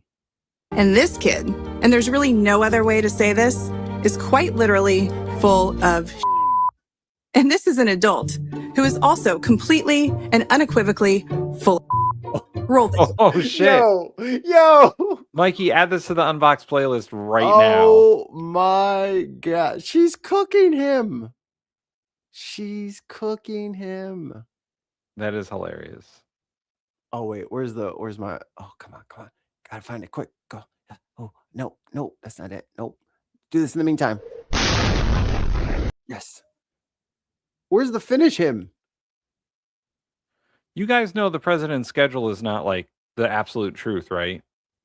We're all aware of this, that the schedule is not always accurate. I said footage. What are y'all talking about schedule? Well, they're like, if you want to know what the president's doing, check his schedule. Man, No, I want the link to the video of him doing it. What are y'all talking about? most of his schedule says executive time. Fucking, they're talking about look at his schedule. Motherfucker, if I ask you what time it is, don't hand me a calendar. That does not answer my question. Send me a picture of it. Well, here's a map of the area he was in. It's like, that doesn't. Here's an aerial view. Right? What the fuck? That doesn't answer. You know how you make America great again? Tell Donald Trump to go to hell. I like the president. Hilarious. How'd she find that? He hated Trump before he was a fucking bootlicker. They all did, man. They all did. Lindsey Graham tried to run for president, and then Trump squashed him like a bug. Yeah, he put him right under his boot, and he's like, "Oh, ooh, you kind of strong." I want to help him. I hope he's successful. You know what concerns me about the American press is this endless attempt to label the guy as some kind of kook. Yes. I think he's a kook. He's not fit to be president. It's embarrassing, and South Carolina deserves better. So today, I'm announcing that I'm running for the United States Senate to replace Lindsey Graham. But this isn't just about Lindsey or even Donald Trump. Take a look around. An unelected billionaire is taking a chainsaw to Social Security, Medicare, and she brought up y'all homeboy that y'all like to disown him, but that was y'all homeboy for a long time. You guys loved him. Veterans healthcare. The vaccine-denying brainworm guy is gutting our nation's healthcare system. The wrestling lady is elbow-dropping the Department of Education. The wrestling. Yo, she had the stone cold glass shatter. Healthcare system. The wrestling lady is elbow-dropping. Yo, her team is good. Her editing team is on point. Oh, hey, it's liquor store's back. He's back. All Dems love Trump before he wised up and went Republican. That's not true.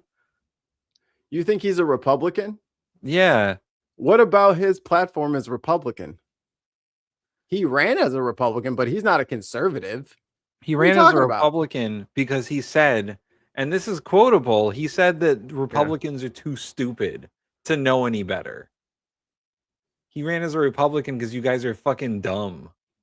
I mean, you'll listen to anything.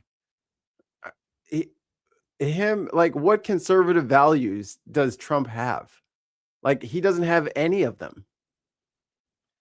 Strong national defense. He spends our money on. He gives all of our money to other countries. He hasn't worked on our military at all. He's kicking everybody, letting Hexa kick everybody out. I don't know, man. Show the quote. Oh, I will. Give me a minute. I'll bring it up. The Department of Education. And a guy who can't even organize a text thread is running the Department of Defense. Let's do war. Rocket, thumbs up. Just let me tell the wife first, and literally my entire family. And Lindsey Graham voted to confirm every single one of these people. Oh. It's a lot. All while backing Trump's plan to cut taxes for millionaires. Yo, Tim, look. Yo, that honk was so perfect. Every single one of these people. Wait, look. It's a lot. Look. All while backing Trump's plan to cut I don't know why that's the best part. That's so funny. Taxes for millionaires and billionaires while raising yours. No wonder he won't show his face here in South Carolina. I don't need to tell home know what to do. Lindsey Graham has been a senator for half my lifetime.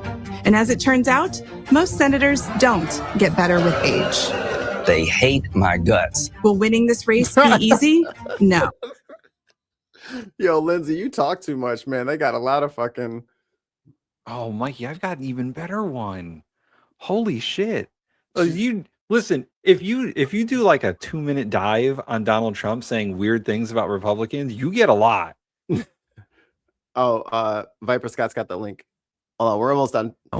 But you can't win if you don't run. And the one thing we can all agree on is Lindsey Graham doesn't deserve a free pass back to DC. Now, Lindsey is going to tell you I'm radical, that I'm crazy, because that's what weak men do when they feel threatened by strong women. Wow.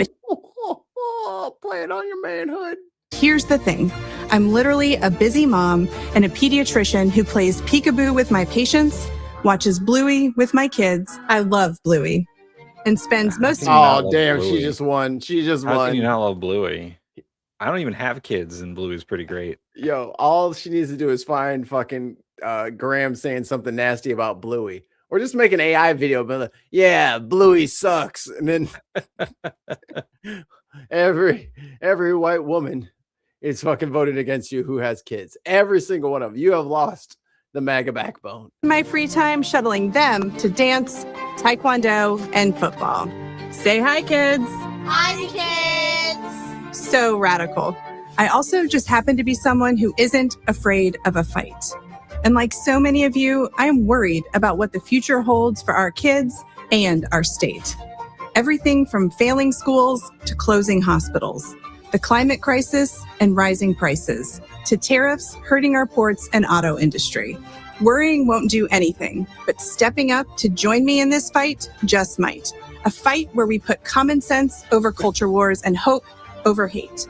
Right now, Lindsey Graham is counting on all of us to stay quiet. And that means one thing. It's time to get loud. I'm Dr. Annie Andrews, and I hope you'll join me. Yo, he might be in trouble. Yeah, he might be a little bit. He might be a little bit in trouble. All right, here you go. Oh no! Oh no! Here you go. Oh This no! was Liquor store. This was before he ran for president, 1999. This is fake. Donald Trump, welcome to Meet the Press. Well, thank you very much, Tim. You are a registered Republican. Correct. There is a form that is being filed Monday, tomorrow, with the Board of Elections, which says what? Well, it says that I am joining as of Monday the Reform Party, which in New York is the Independence Party, and I look forward to doing so. Why are you joining the Reform Party? Well, for one thing, I really believe the Republicans are just too crazy right. I mean, just what's going on is just nuts. Yeah. Yeah. That's a real shame. That's a real shame there. But who are you talking about as Democrats? If you're talking about like the Clintons and them, motherfucker, we hate them too. What are you talking? Yeah. Like, I don't know why you keep trying to like not be on our team. He's and been trying to, on the like, show before. He knows. Like he trying to splinter himself off like he don't agree with us 100% of the fucking time. You know you do. You know you do. It's fine. We're not offended.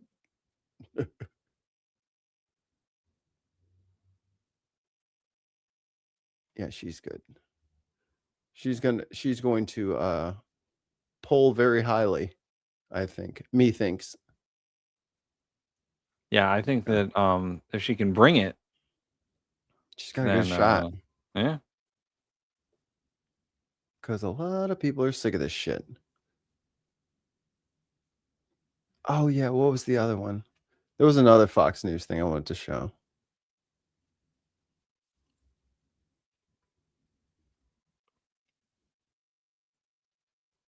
And by what measure are you saying that we do not have enough experience? Yeah. What prerequisite are you requiring, and what testing mechanism do you have to verify or falsify your claim? Because if it's not falsifiable, then you're just making shit up. Here's another one for you. This is just a clip from People magazine, 1998. Donald Trump says, if I were to run, I'd run as a Republican. They're the dumbest group of voters in the country. They believe anything on Fox News. I could lie and they'd still eat it up. I bet my numbers would be terrific. People magazine, 1998, citation. There you go.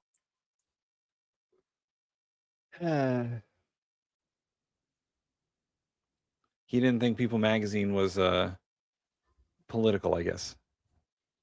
So you're not. So you're just. So you're just not. You just ignore what I asked altogether. That's what they do, man. You just didn't like what I had to say, so you could just ignore it. And what makes someone worldly and experienced? That's what I want to know. Is it just age? Because hey, we all get there eventually, right? Or is it experience? Yeah, Biden just got smarter as he got older. Yeah. Yeah, right. Chuck Grassley has never been sharper. Virginia Fox, whew, like a razor. And it's another one of those people trying to argue that as you get older, your views will change. You'll get more conservative. I don't know if I told too many people this, but I've gotten more fucking like liberal as time has gone on. I pay taxes. I wish my taxes went to things that fucking mattered. Yeah, I pay my taxes and I don't fucking cry about it. Right. I don't bitch about having to pay taxes. Oh, here it is. Now, yeah, and you know, there is an argument that people's viewpoints do change as time goes on because we're all fucking people and opinions change. But I'm just saying that, you know, when I'm 20 years from now, when I'm 60 or whatever, I'm not gonna feel significantly different than how I feel right now about Donald Trump. Shut up, Kay. We're 25. Yeah, right. I'm only 15. And see, this is the other thing. Like, especially the states that we live in, liquor store, I'm not sure what state you're in. I've probably paid more taxes than you already. Right. I've been paying but taxes. But it's not a competition. You know what I'm saying? I've been paying taxes for fucking 20 years. If we're talking about any kind of tax, I've been paying income tax since I was 18. Since I was 14.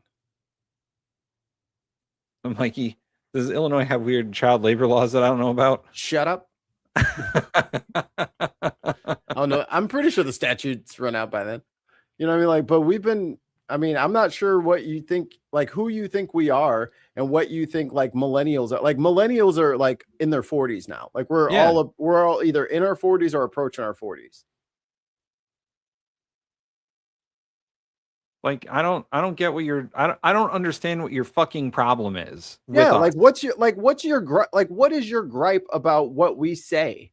Like I'm pretty sure you agree with everything we're saying.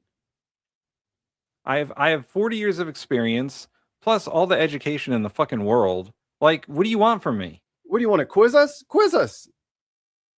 It's fine. It's not a race about who's paid taxes longer. We all fucking pay taxes. Right. I just think my taxes shouldn't go to the military industrial complex. To literally make billionaires more billionaires and to blow up little brown kids. You could solve a lot of this country's problems if you weren't paying the fucking military $1 trillion+ a year. And wages wouldn't be stagnant if employers weren't, you know, paying absorbent amounts to fucking healthcare companies for literally no reason other than let's just charge them more money. Like, brother, you don't want to pay for fraud. What do you think this whole fucking thing in Iran is, dude? You think this is worth your money? How is it our problem? So we should join them? What are you talking about? Why would we spend our money to kill their kids? Because that's what we're doing. No, it's that ridiculous. wasn't a oops. And even if it wasn't, or even if it was, that missile, that plane, the fuel in that plane, that sortie wasn't fucking free. That's not just free shit. We pay for that shit. Yeah, it's the whole. So why would we keep funding dumb fucking parts of the fucking system? Why would we continue to do shit just because the previous generation was fucking doing it? Our generation has said, fuck that. Other generations fucking just went lockstep with the dumbest fucking ideas and the worst piracy that this fucking earth has ever seen. The wealth inequality gap is out of control. And this dumbass just gave them like literally free, do whatever the fuck you want for 10 years with AI to replace an entire generation of fucking white collar jobs. Acceptable casualties, all the civilians, and they're not the only civilians we've killed in this conflict. We've killed about 1,200 civilians in this conflict. All the boats down there in the Caribbean? Yeah. No, it's all acceptable losses because it's not here. Right. Like, I don't know if you remember fucking 9/11, but we were very formative when that shit happened. And then our friends came of age and left. And some of them came back and some of them didn't. And even the ones that came back didn't come back. So I'm not sure what you're trying to, like, we were fucking there, dude. We were there and we heard everyone's fucking lies. It's so complex that you couldn't even fathom. Are we talking about the system? Because I have a master's degree in the system. So if you want to talk about the complexity of the system, I'm there. And Kay's right. Vance already admitted they got baited into this war by Israel. Like, yeah, man. Like, dude, it's fairly fucking obvious to just about everybody. You're the last one fucking waving the flag, trying to convince yourself at this point that I guess Trump is right. But when even his own side is saying he's wrong. But here, I've been meaning to play this for a while. Radicalized millennials. Girl, Krusty Krab is unfair. Oh, it's lagging. Hold on. Mr. Krabs is in there, standing at the concession, plotting. Come on. Don't do this to me, TikTok. Your internet is quite laggy. I know. His oppression. What do you mean what radicalized me? We are literally the grandchildren of civil rights leaders and had cartoons like Hey Arnold, SpongeBob, Rugrats, Courage Cowardly Dog, Powerpuff Girls, Recess, Proud Family, and Arthur, which all had fantastic protest episodes. One of the best animated creators of my time is Craig Bartlett of Hey Arnold. Let me tell you, Craig gave us 5 episodes. I wrote them down. Teacher Strike, season 2, episode 4, where the teachers were literally like, you know what, we will not come back. And then Arnold and them tipped on in there because they said, wait a minute, every day y'all don't come back, we lose a vacation day. Actually, Krusty Krab is baby, they were outside picking it. And let me tell you something about Arnold. He was never afraid to lay that whole neighborhood out in protest. Remember season 1, episode 6, Heat, when they had a whole heat wave come through the city and then the Jolly Ollie man tried to up the cost of the popsicles because it was hot. And they said, absolutely not. We will tip this whole truck over. And then the Jolly Ollie man said, you know what? Never mind. It is 25 cents. My bad. Exactly.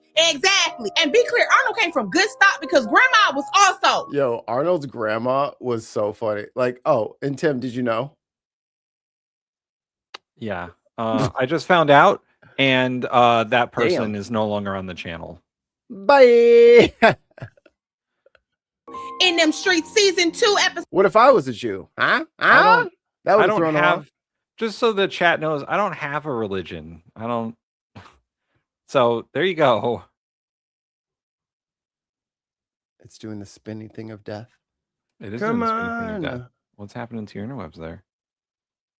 This window might be pretty old. I've been recycling it.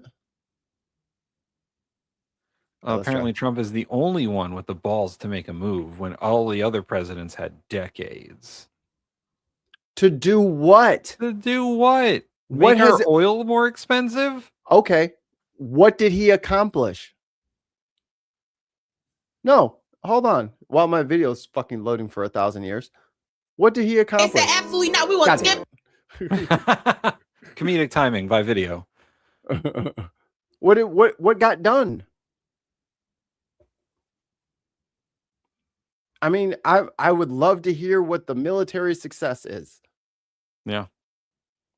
And someone says a master's degree in the system. What's that? I have 2 master's degrees, one in political science and one in public administration, which is government. Systems of government. So, yes, I have a master's degree in the system.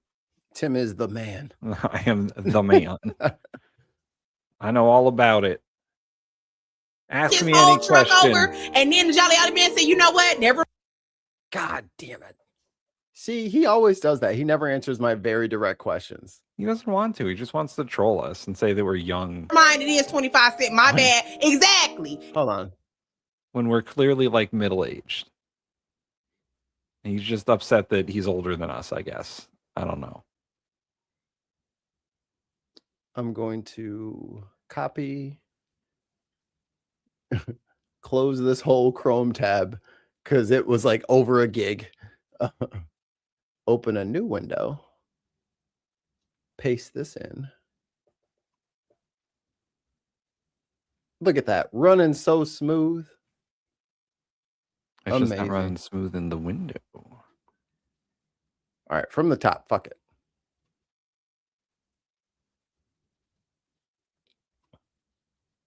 Because, you know, I've always felt this, but it's nice to hear somebody actually put it all together.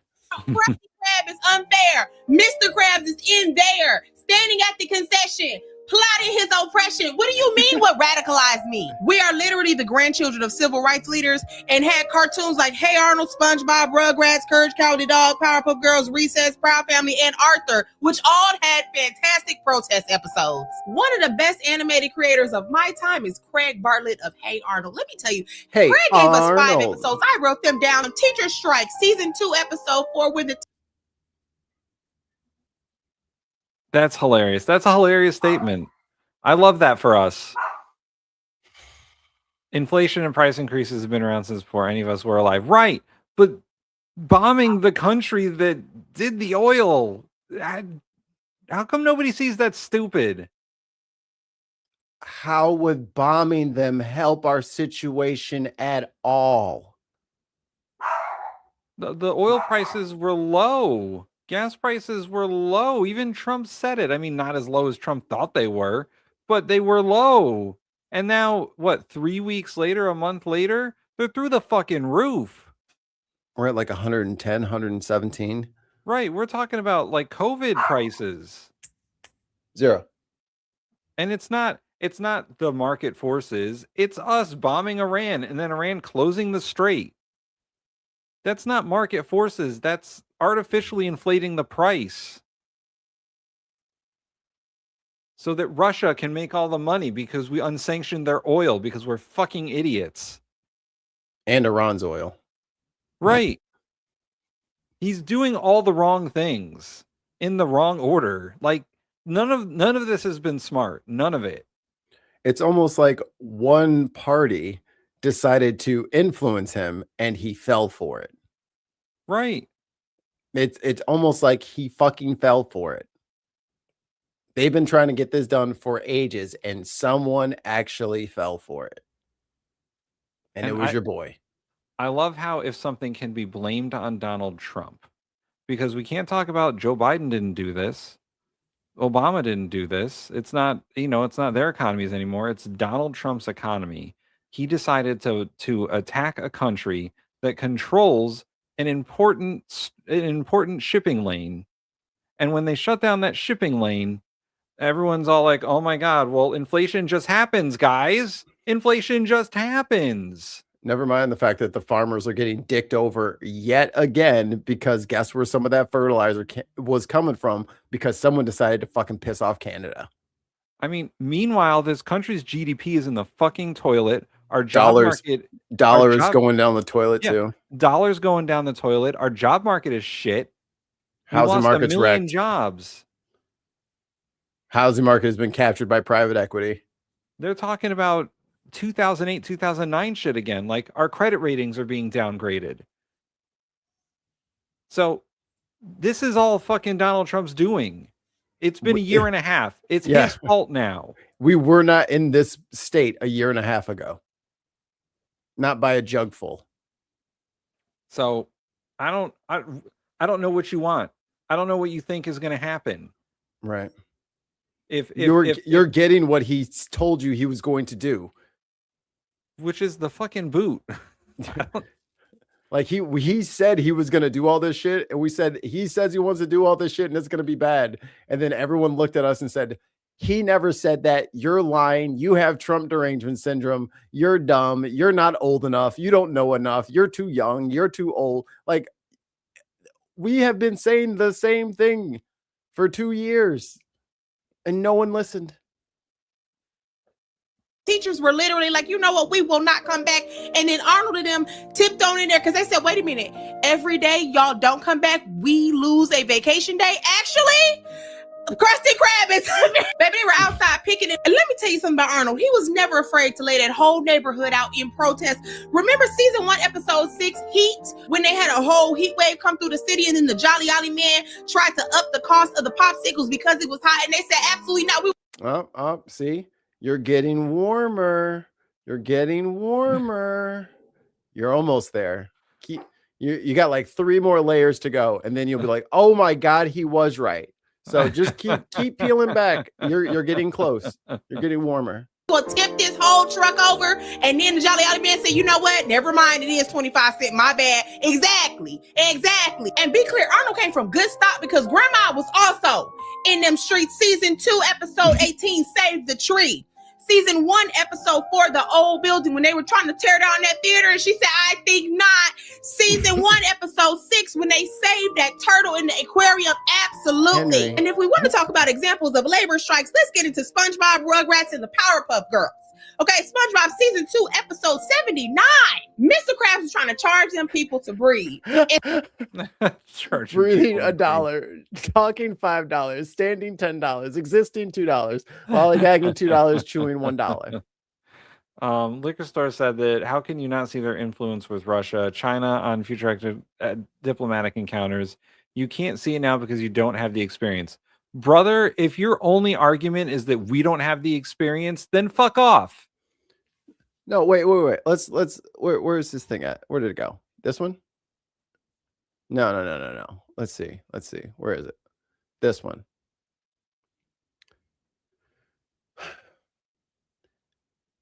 Russia has had the strongest ally that they've had in the last 40 years in Donald Trump. He has done zero to punish them, and he has only been helping them. Yeah. And as far as China is concerned, he has been showing his ass, America's ass, this entire time when it comes to China. They are embarrassing us on every fucking diplomatic level. They have the moral high ground on us because of our excursions with Israel, and they own most of our debt. So, I mean, he is helping our adversaries. He is a national security risk. He had all them people in and out of fucking Mar-a-Lago not knowing who the fuck they are for his fucking crypto meeting while president. And yet you're looking at us like I love how you think your experience gives you any kind of reckoning or any sort of compass for this administration, because none of this shit has ever happened before. So what the fuck does your experience have to do with anything? And once again, if you're calling us inexperienced and that's your only argument, then it's not a good argument. How does your experience make you any better than us? And as to your other comment, in your 20s you might stay in a bad relationship or a toxic job. You can't see the ending, but in your 50s you spot the red flags in the first 10 minutes. Brother, that's literally what we've been just saying, is that we've been spotting red flags. Brother, I quit so many shitty jobs in my 20s because I knew they were shitty. Like, what are you talking about? I've never stayed at a job because because it was, toxic and I had to stay. Why would you do that? I think that's just different generational thinking. I think millennials are more attuned to leaving those sorts of environments than your generation. Then I think maybe you guys were just dumb. I have no idea. No, we won't work for free. And that's the thing that they would just accept, and then they would take it as like a character stripe that they could just like put on their jacket and be so proud that, yeah, I worked at the coal mine making a penny a week, and I did that for 100 years, and that's how I bought this comb. That's why I'm so cool. Like, no, being a peasant isn't fucking cool to us. Right. I'm not gonna work for fucking nothing and then have a boss tell me what to fucking do. Yeah, fuck that. I just quit those jobs. Even when I was 18, I would just quit those jobs. I knew better. And as far as bad relationships, I got a lot of exes, and they've 9 out of 10 have come back and apologized to me. So your experience argument is not valid. It's just not a valid argument. Try again. Try again. What else you got? Squidward said, absolutely not. We're going to have to go on strike. So him and SpongeBob went on strike. Now, how the strike went, it don't matter. It don't matter how the strike went. It's just that they decided to exercise their right in Bikini the Bottom. And then season 7, episode 6 of the Rugrats, Angelica's Last Stand, where Angelica tried to open up that lemonade stand talking about, I want to make some money because we're poor, but she didn't want to pay the babies. And Susie Carmichael came around that corner like, excuse me, what are you doing? Absolutely not. She taught them babies to stand up for themselves and make sure they was being paid because Angelica was being what? Exactly. And if we want to get into other girls that had to stand up for themselves because people were trying to take advantage of them, Powerpuff Girls, Toot Poop to Puff, season 2, episode 21. Because y'all thought that y'all was going to run the Powerpuff Girls into the ground. They said, absolutely not, girl. We'll let this whole city burn before we run ourselves to the ground. I'm going on vacation. And what happened to the city? It burned. It burned, exactly. City of Townsville, more like City of Shishka, baby, exactly. We also have season 1, episode 21 of Recess, the Great Jungle Gym standoff, because they were trying to take that jungle gym away from them kids, and they said, absolutely not. I'm also including the Return to Slab episode from Courage the Cowardly Dog, because that man was going to stand out there and chant, Return to Slab or suffer the curse over and over again. Yes, there was some violence in there when he turned that house upside down, but he deserved it. Y'all already know we got to take it on to my neck of the woods, Proud Family. The new season 2, episode 10, the Juneteenth episode. Gather them on up, gather them. And I cannot do this video without ending on the very foundation of our education on television. Right. PBS's very own Arthur. Season 20. It fucking frustrates me to no end that Steven Crowder was the brain. Yeah, he was the brain for a few seasons. Oh, man. Not Steven Crowder. Yep. Episode 4, Arthur takes a stand, where Congressman John Lewis comes in because Arthur has found out that one of the cafeteria ladies is just so tired. And they're like, hey, can we get you an assistant? They write their principal to try to get her an assistant. It's denied. So they do a sit-in. Okay, this is the television we were watching. So even in these dark times, please understand your very existence is a miracle. Don't let anybody try to take your shine. Joy is also a form of resistance, period. People be like, so make that magic. I'll put the link in the chat. You guys go follow. She is hilarious. And sometimes we need to be reminded of things. And sometimes people need to be reminded of very, I thought, apparent historical, factual things that totally happened in reality that we all were a part of. And not this imaginary thing where everything went perfectly. Yeah. I think liquor stores, a general problem is that he put up with a lot of bullshit and we didn't. Yep. I can't imagine putting up with the bullshit from work where they just tell me what to do and I do it. Like, on what fucking planet did the Democrats let NAFTA go through? Right. If I was, let's see, I wasn't voting age until 2004. But if I was voting age when Bill Clinton was president, I wouldn't have voted for his ass. Yeah. Dude, NAFTA was a terrible idea. It totally emptied out and gutted our stateside fucking domestic production. They closed up all the plants and they went, the equity, the private equity went somewhere else. They went to where it was cheaper and said, fuck the American people. You want our kind of experience and all the bullshit that we've lived through. 9/11. The list. Yeah. Columbine. 9/11. Let's see. The war in Afghanistan, the war in Iraq, the recession, Donald Trump's first candidacy. The airline strike, the railroad strike. Oh, the bank bailout. The bank bailout. There was 2 bank bailouts. Too big to fail. And COVID. All the COVID, all the different Black Lives Matter events where unarmed black men were shot by police. Yeah, various riots. Like the militarization of the police force. Person says the Gangnam Style song. That was a good song. Hurricane Sandy. My state got hit by Hurricane Sandy. Oh, we also had Katrina. Katrina? Yeah. We the just earthquakes and all that stuff in Haiti. Like, we've lived through a bunch of shit. Oh, I mean, not us directly, but like the Fukushima disaster. Yeah. Like, there's been a lot. The war on terror was 20-something years. Yeah, we've been at war for a long time. We just got out. And now we're back 2012 or no, 2000. When they pulled them out? 2019? 18? Yeah. Yeah. I mean, that was our like entire, 20s. We've been at war throughout our entire 20s into our 30s. So I'm really, I don't know. I'm taking specific offense to the fact that they think that we haven't experienced enough things.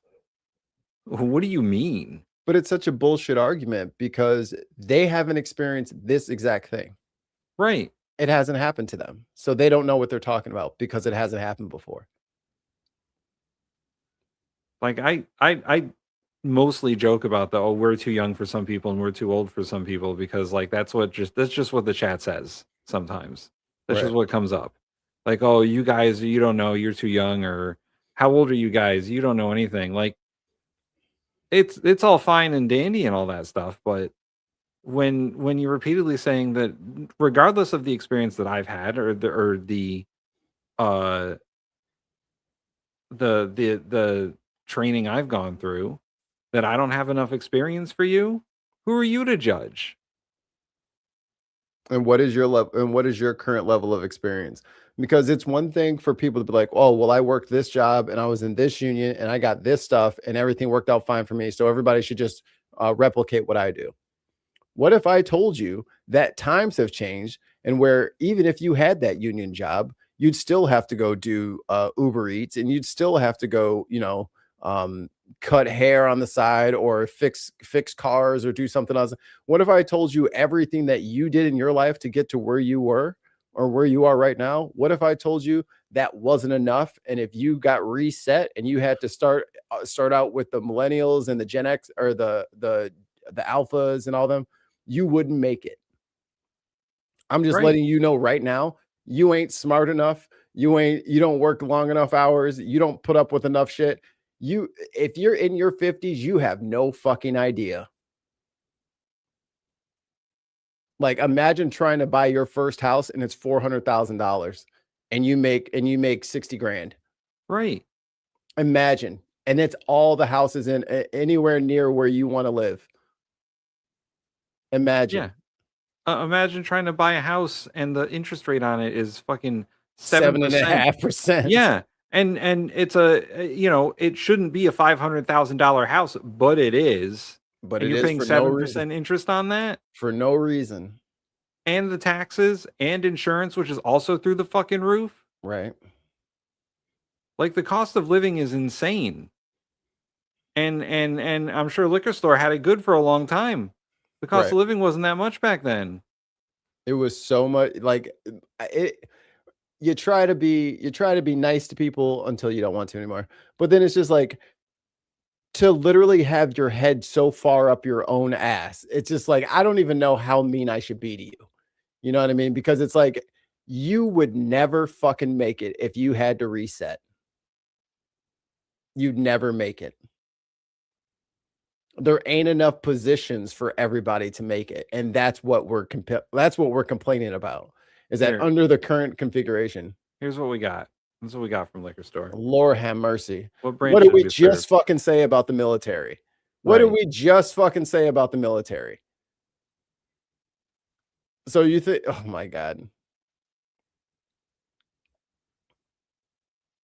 It says, but when my grandparents talked, I listened. When my parents talked, I listened. I didn't talk over them because they had experience. You're not our fucking parents. Yeah. Is that what it is? Is it you're not my dad? You're not my real dad. What the fuck are you talking about? Now let me just put my arm on your shoulder and we'll have this driveway moment. You're not my fucking dad, dude. And I'm fucking damn near 40. And I'm pretty bright. I need you to compete with my ideas. I don't need you to think that you need to teach me something. I would, if you want to debate me on something that I'm wrong about, then go for it. But trust me, brother, there are other ways of gaining experience other than, I guess, being in the bottom of a submarine. Because I don't know what you learned about the Air Force in the Marine Corps or in the, you know what I mean? Like, your individual experience is not the only experience that exists.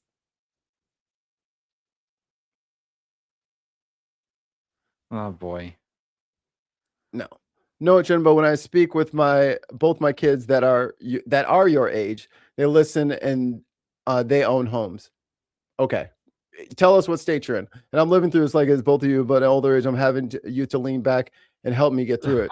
Yes, the youth of middle age. Yes. No, I look back when I was younger, the interest rates of the homes, we had our own different hurdles as well. No, you didn't. No, you didn't. How much did your house cost? What did your house cost? I think he was the one that said it was like $65K. If memory serves, his was like $65K or is under $100K. Like, brother, that you can't fucking buy a 1-bedroom apartment for $100K now. The home that I currently live in that I bought was almost $600,000. It didn't cost that much 2 years ago. Right. 3 years ago. The original sale price of this house was just over $200,000. In 5 years, it went to $600,000. How is that rational? And that's the house I could afford. And all you two will talk shit that I couldn't do or whatever, but that's the difference. I lived it and I did it. Cool, dude. You had it on easy mode. Congratulations. All we do is sit. We're complaining about you, bro, because you're fucking complaining about us. Right. You started it. We were having a show. We were having a show where we were just making fun of the president because he's a fucking idiot, and you had to go and complain about us. My dad's house was $86K in 2003, and now it's appraised at $420K. Brother, like, you're not listening to us. Perhaps sometimes the old people would listen to you when you were a little sprout, and they would glean wisdom from the mouths of babes and whatever the fuck the rest of that quote is. But this isn't just we want to know, like, we have like this niche need to understand like certain things about politics. What you're not grasping is this is our lives. These policies do reflect what happens to us and what we can invest in, what we can get started, families, moving, all that. This affects us directly in the moment. So not only is it dismissive for you to act like, oh, we don't know enough about the situation. We don't have a choice but to be up to the minute on everything because this is our actual lives. I have a 3-year-old. So the shit that fucking through the table McMahon is doing to the Department of Education and what's his face? RFK Jr., him fucking up the vaccine schedule, that affects my kid. That affects where I can let her go to like daycare and like like that affects us. My wife had an emergency C-section. And if heaven forbid the worst happened and the baby died, they're saying that they couldn't save my wife and that I need to just sit there in the fucking hospital in the room next to her and let her die because of somebody's fucking religion. So these votes are not just us trying to make content for things. These are our lives. And so this is a graph of the average price of a house going all the way back to the beginning of the graph is 1965. Oh boy. The average price of a house, 1963 we got. $20,000 is the average price of a house in 1963. So even if you had 10% interest on a $16,000 house in 1963, you're still not paying that much as a monthly mortgage. The average cost of a house in the United States as of Q4 2025, $534,000. Like, what are we talking about, dude? So you can imagine how much more interest rates matter now that the price of a home is exponentially higher. Appreciate it. And what is in liquor store? What is this in reference to? This $325K. That's how much your first house was. How many rooms is it? And when did you buy it? Yeah, and put the year on there too, if you don't mind. He's saying that we don't understand. We don't want to understand the other point of view. What is the other point of your point of view? Is that we're too young and we're inexperienced. That's your point of view. Please explain to me your point of view. I can't, because maybe you can elucidate, maybe you can open our crusty eyes in a Ren and Stimpy gross close-up style, and you can just chisel away the crust that has us not seeing that voting for people who want my wife to die if something happens when she's pregnant is better for me financially. Like I'm missing the bridge here. So you're going to have to connect the dots. Don't time him out. Yeah, Ali, let him go. I really want to know what his point of view is, like in general, I suppose, instead of just calling us inexperienced. Like what is the point of view you're trying to articulate to us? Because I look at the graph. Our point of view is that shit is too expensive. The rent's too damn high. The rent is too damn high. My mortgage is too damn high. I need 3 jobs because none of them pay enough. The podcast doesn't pay enough if you want to put in a super chat. But none of my other 2 jobs pay enough. My wife's job doesn't pay enough, and she's a fucking accountant. So please explain to me how I'm wrong.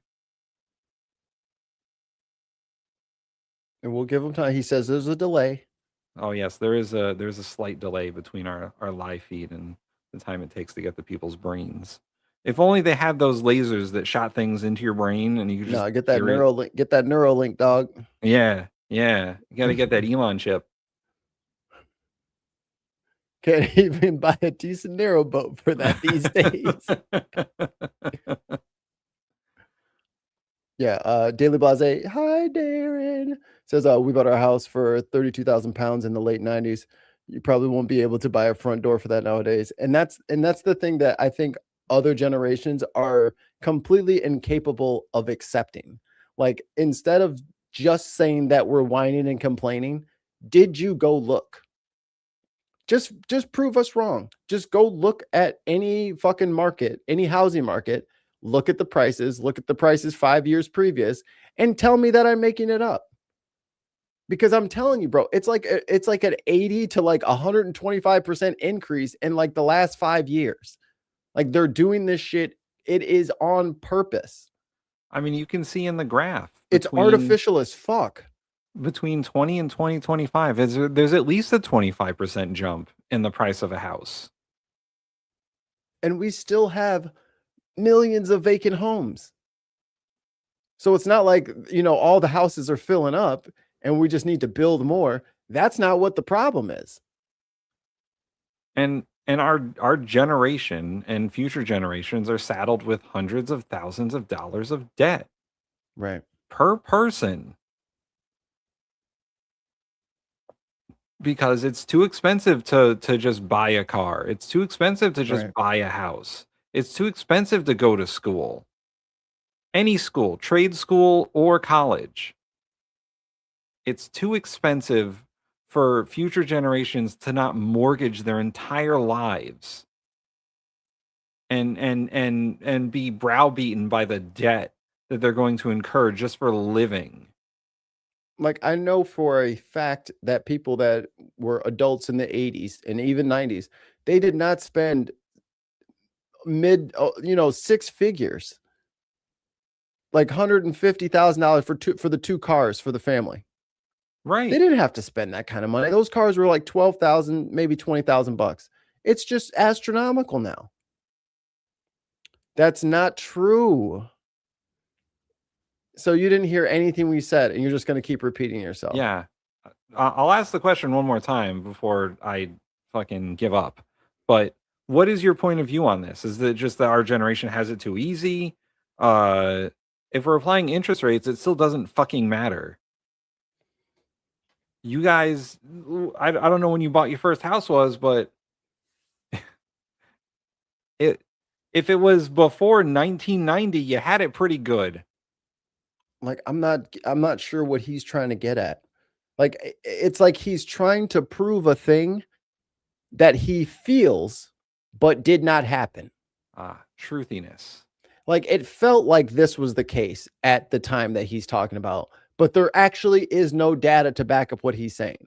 We have all the numbers and all the real life experience. I don't know if he's looking to purchase a new home in the last couple of years, like some people have on this screen, but I'm not sure what information and what experience he's fucking pulling from about buying something in the housing market if he says he already has a house.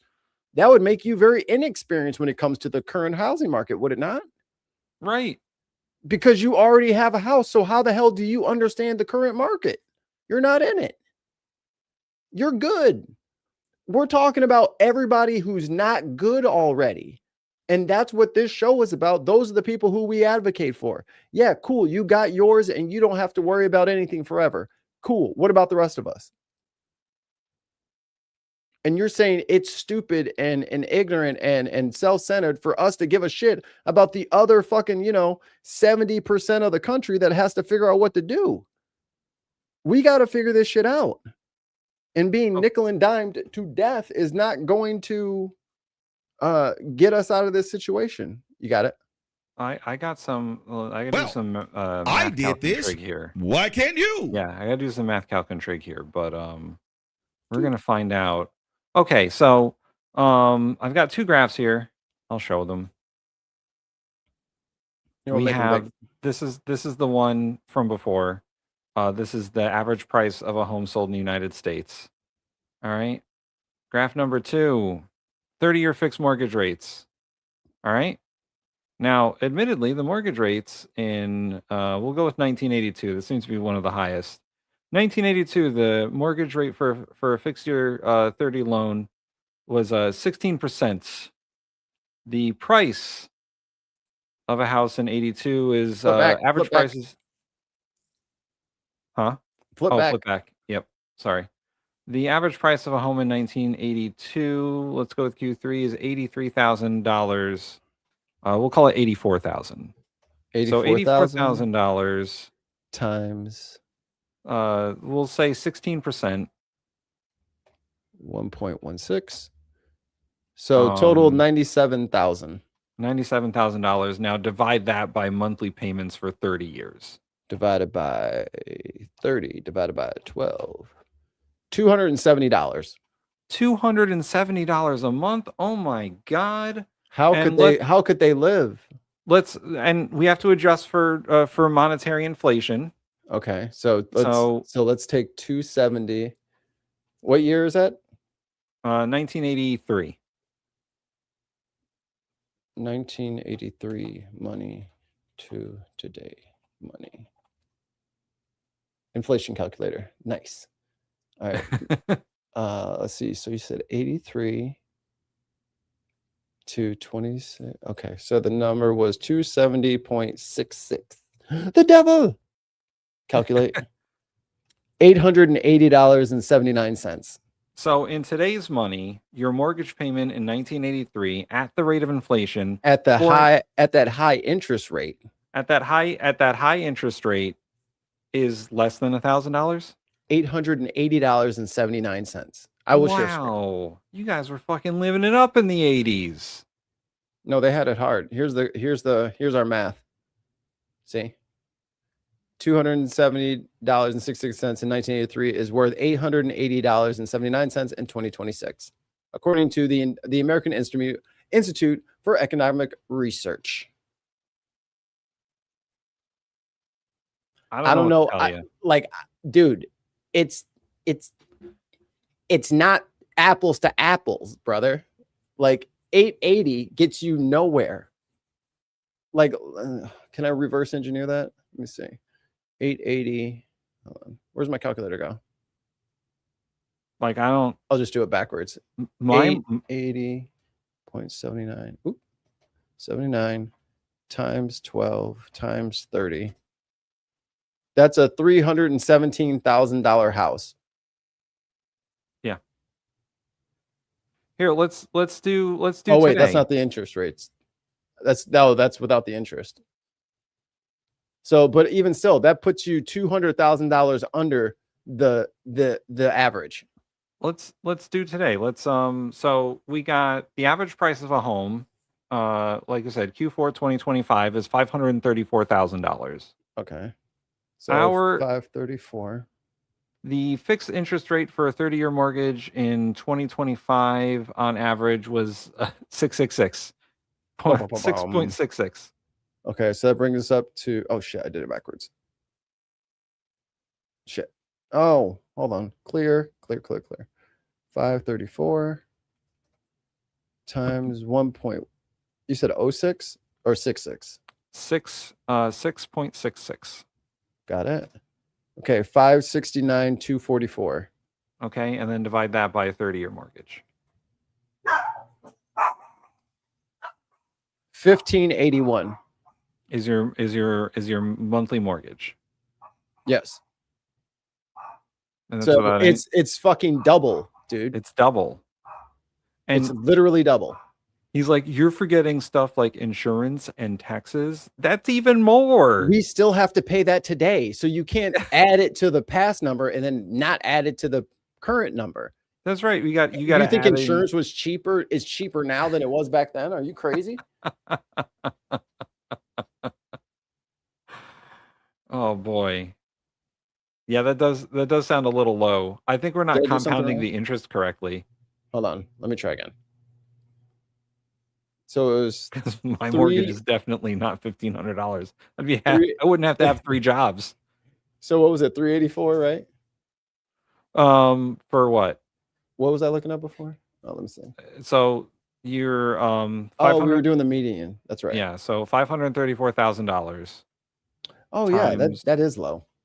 Yeah. There we go. 5. We should bring up one of them mortgage calculators, maybe. Oh yeah, let's do that. Then we can put in the amount and it'll do because there's compounded interest in mortgage rates. They try to get you coming in going. Okay. And then your fucking closing costs are through the roof. You got to get a separate loan for that. Okay. So at the 6.243. I think that's the current interest rate. Yeah. So with is that right? That can't be right. Okay. I'm adjusting this because this is with a $95,000 down payment. Oh yeah, no, nobody has $95,000 to put in a down payment. What, 20? So it's 1%, right? Or how much? That's the minimum is 1%. So what's 2%? 2% is. Oh. So you're looking at 3676 is what your average is going to be. I average $313 per week when paid. What do you make during that same time frame? So again, you're trying to conflate other issues that should be debated separately with the issue that we're talking about. How much you made is not important. What we're talking about is that the price of the house is grossly exaggerated and accelerated. That's what you're not putting like if you connect those two wires, I think the rest of this makes sense. Like you're not getting that even at those rates, the prices are like double. Because we're trying to explain something that's fairly obvious to most people, but you're just arguing, I guess, to argue at this point, because we've pretty much laid it out in every fashion possible. and you're bringing up like insurance and taxes and stuff like that. Like that stuff that stuff doesn't exist now. All of your experience of using your 2 ears and your 1 mouth and all the other condescending shit you said to us, it's kind of showing on your side. Dude, there is no possible way that you had it worse back then. And I'm not sure why y'all want to fight so hard to be so impoverished and so downtrodden, but that's just, it's just not what happens, dude. And this is with 27,000 down. I'm not sure what you're trying to accomplish here. It just isn't what you say it is. It's just literally harder now. No. You said the same troubles. I can pull it up for you. And that's why we're arguing, is you're acting like our problems are the same, but they're not.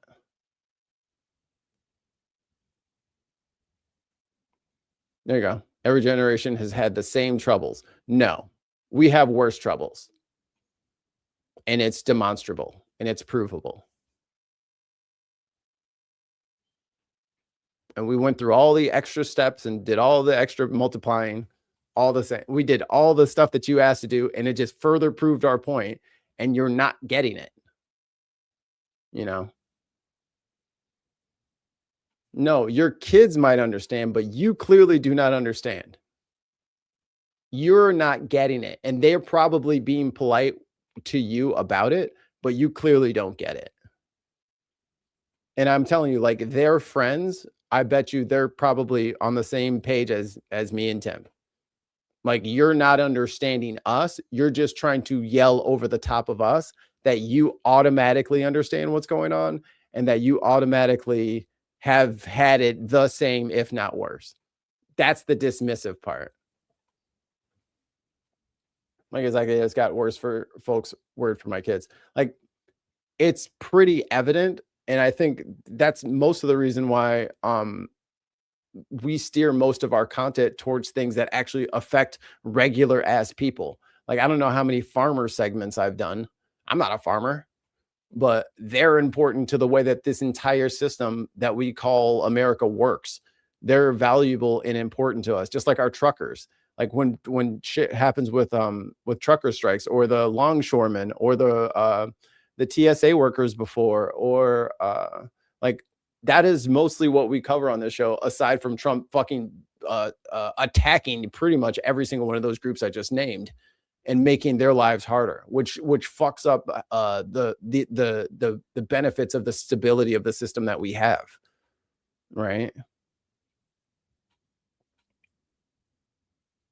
Do you believe something has to break at some point for a reset? It doesn't have to.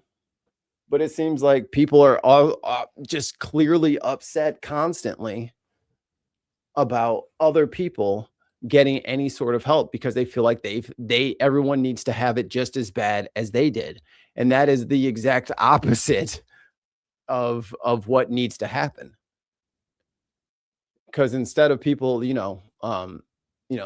leaving the door open for the people, or holding the door open for the people coming to replace them, they are bolting the doors locked. They're fucking selling the wood from the inside of the door. They're saying, if you come through the door, you have to fucking clap 3 times, do a backflip, and pay me $500. And it's just where is that in the rules? And they're just we just made that rule yesterday, and you guys should just take it because you should have been here instead of us to make the rules.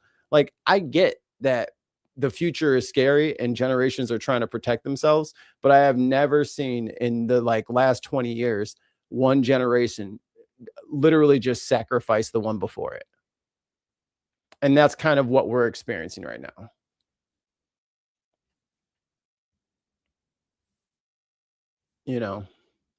That's what, it's never been so apparent that one generation is going to take as much as they can out of the previous one, because sorry, liquor store, but your generation is the one who's responsible for all of this college debt that everyone has. As soon as those colleges started raising those prices, those parents should have been out there saying, no way, buddy. No way. And then all the subsidies that those colleges get, we should have pulled them away if they were going to increase the prices on the kids. But did anybody say a word? Nope. They just let it happen. You know? And that's fine if you want to just, let people squirm on the end of the hook. But then you can't be upset when the worm survives and the worm says, okay, there's going to be some changes around here. And that's what's coming. And you don't have to worry about, bad things and people going out of control, because it's just going to be normal people shit that's actually getting done. Because that's all anybody really wants out of politics. They just want the fucking trains to run on time. They want a parade on 4th of July with some fireworks, and they want everything to be boring so that they can go off and have fun. That's all they really want. No, great. Now I got to check on the kiddo. Hold, please. Be right back. What? Why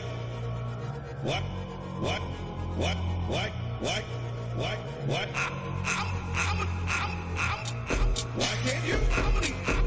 Why can't you? Why can't you? Why can't you? Why can't you? Why can't you? Why can't you? Why can't you? I did this.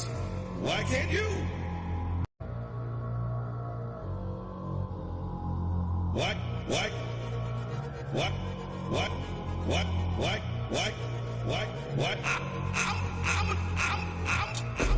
can't you?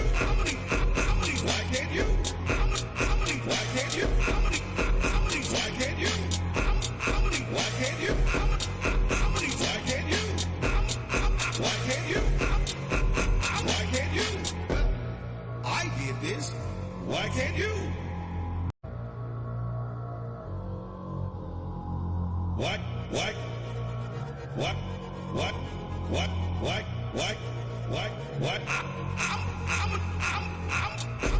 can't you? Why can't you? Why can't you? Why can't you?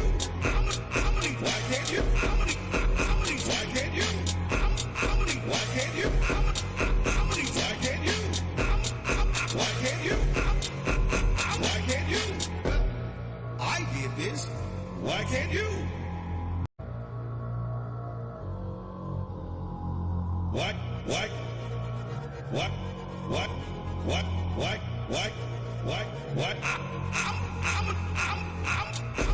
can't you? Why can't you? Why can't you? Why can't you? Okay. Whew. Baby's good. And I had to pee. But we're back. Where's my friend at? Where's my new friend here? I'm going to go to the college about the curriculum you pick and get your degree dictates your ability to pay back your loan. That's not always the case. Again, like, you're saying things that have been told to you, but they're not true.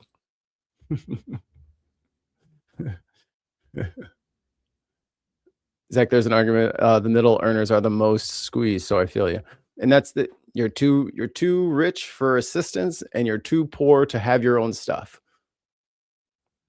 And it's like, oh, well, eventually you'll move up or whatever. Like, I get that that's what everyone thinks is going to happen. Let me tell you, from this side of the fucking equation, there's only so many division manager spots. There's only so many positions that offer enough money for you to have your own house. So what happens when, half of the managers of a plant are the only ones that are compensated enough to own a house? What happens to the other 250 people that work there? Are they just supposed to never have a house, or should they just keep working at that job until they become the division manager in 30 years? And then after 30 years, then they get to have a house? You know what I'm saying? I'm going to be with a cane, and then with a wheelchair, and then this country goes apeshit. I got nothing to be worried about. But if you have what you need, right? You have your land, you have your home, and you have 2 children to help you through those times. And what happens if you are a young lady who's on her own? Parents are dead. They're just supposed to be whatever, just not exist. Like this is the thing. Like, I get that you have your memory of how things have gone in the past, but that doesn't mean it works now. It doesn't mean it works now. And if this is your first hearing that is not going to work out the way you think for every single person in this country, they should just do exactly like you did. I did this. Why can't you? Like, if that's what you think is going to happen, just look around, dude. Just look around. See? Even when we showed you the number, you just refuse to accept evidence as evidence. It doesn't matter about what I'm telling you, brother. It doesn't matter what these people went to school for. The job is not there. And if there is a job there, there's only so many of those jobs. So then people have to find, working at Walmart, Target, wherever, then until they can find somewhere else and try to get a career started. So there's only so many of those. So that only works for so long. Like your thing, it'll work for the first 10% of people. Have you considered the other 90%, or it's just the way it has to be so that the 10% can have what they need?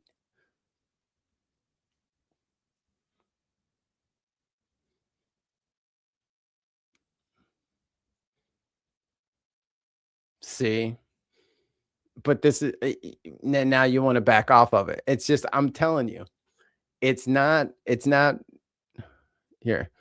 Zach says, I make $105K between rent, insurances, food, and making my own retirement. I have nothing left every month. Imagine if in the early 90s you were making $100,000, you'd have a mansion.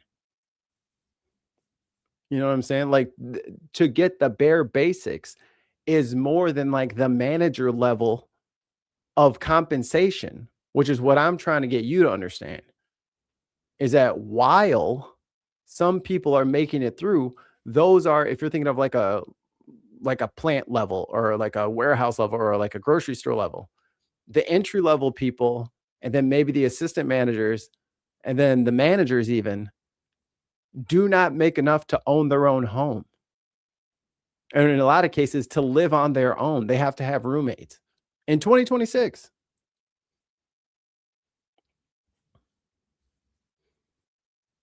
In fact, most times when jobs are lost to technology, it opens doors. No, that's not true. You just made that up. Yeah. Kay's right. What is the value of perspective that can't see past your own nose? Like, you're literally staring at the graphs and the charts and the facts, and then you're saying, nuh-uh. There's plenty for everybody. Where is it? But why is it my responsibility to take care of, and there it is, care of ones that makes poor decisions, make bad choices, and cry about not going their way? And there's the problem, because you've been convinced that as long as you can come up with like a moral failing reason or a work ethic reason to excuse these people, you can just dehumanize them and just write them off as lazy, good for nothings who just, they shouldn't have made it majored in fucking butterfly psychology. Like, if that's what you think of my generation, I mean, I don't know what to tell you. Like, like, you've never been more wrong. You've never been more wrong.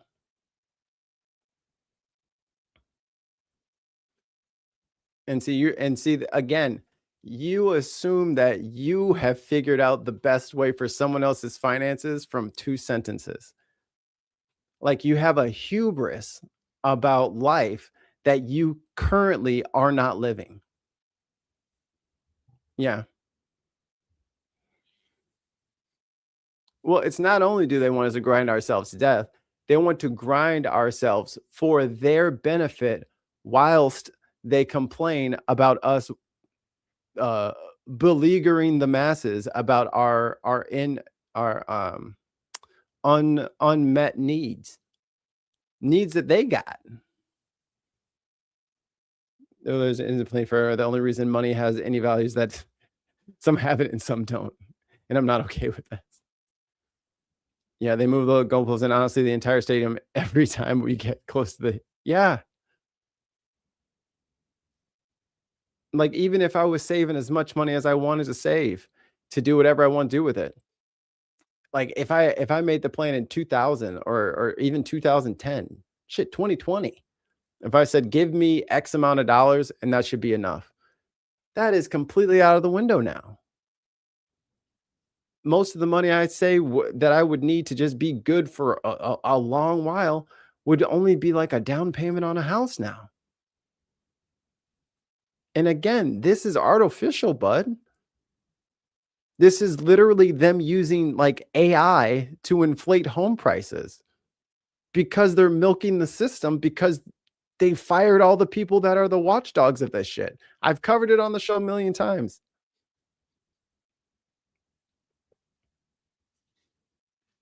If you told the farmer that 95% of the farming jobs would vanish, they would have predicted 40% unemployment mass starvation.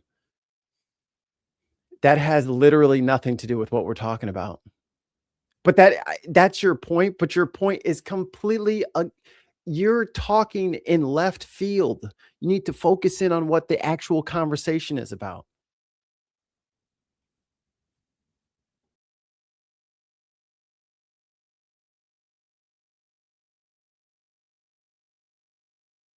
Damn dog. Like you're literally, I mean, you're just right up next to a tree talking about where's the forest? Like you're just, your face is like touching the bark.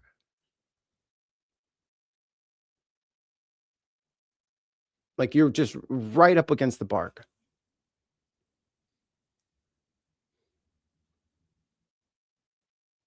Oh my God. See, so you're going on like anecdotal experiences and the people in your circle. You affect the people in your circle. So if you have things figured out, then you'll be able to help out people in your family. And I'm saying that not everybody has that. And I think it should be fairly obvious that not everybody has that.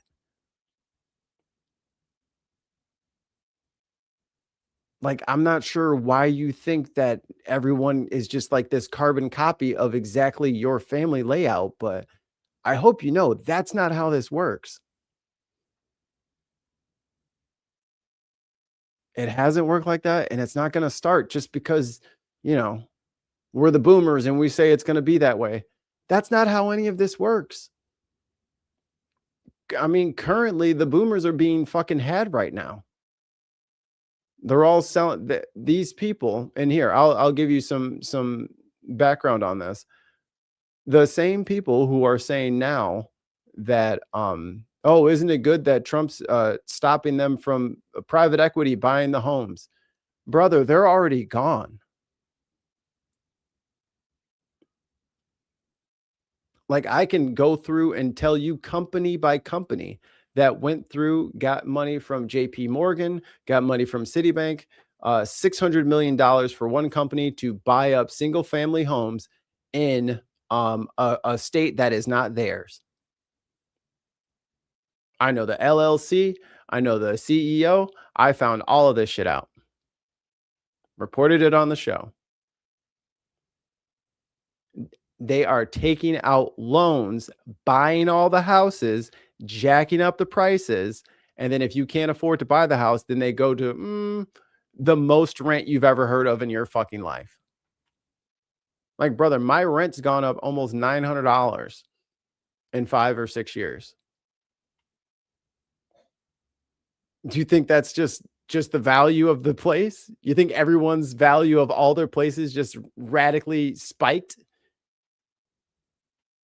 It's a fucking grift and a scam at the expense of another generation.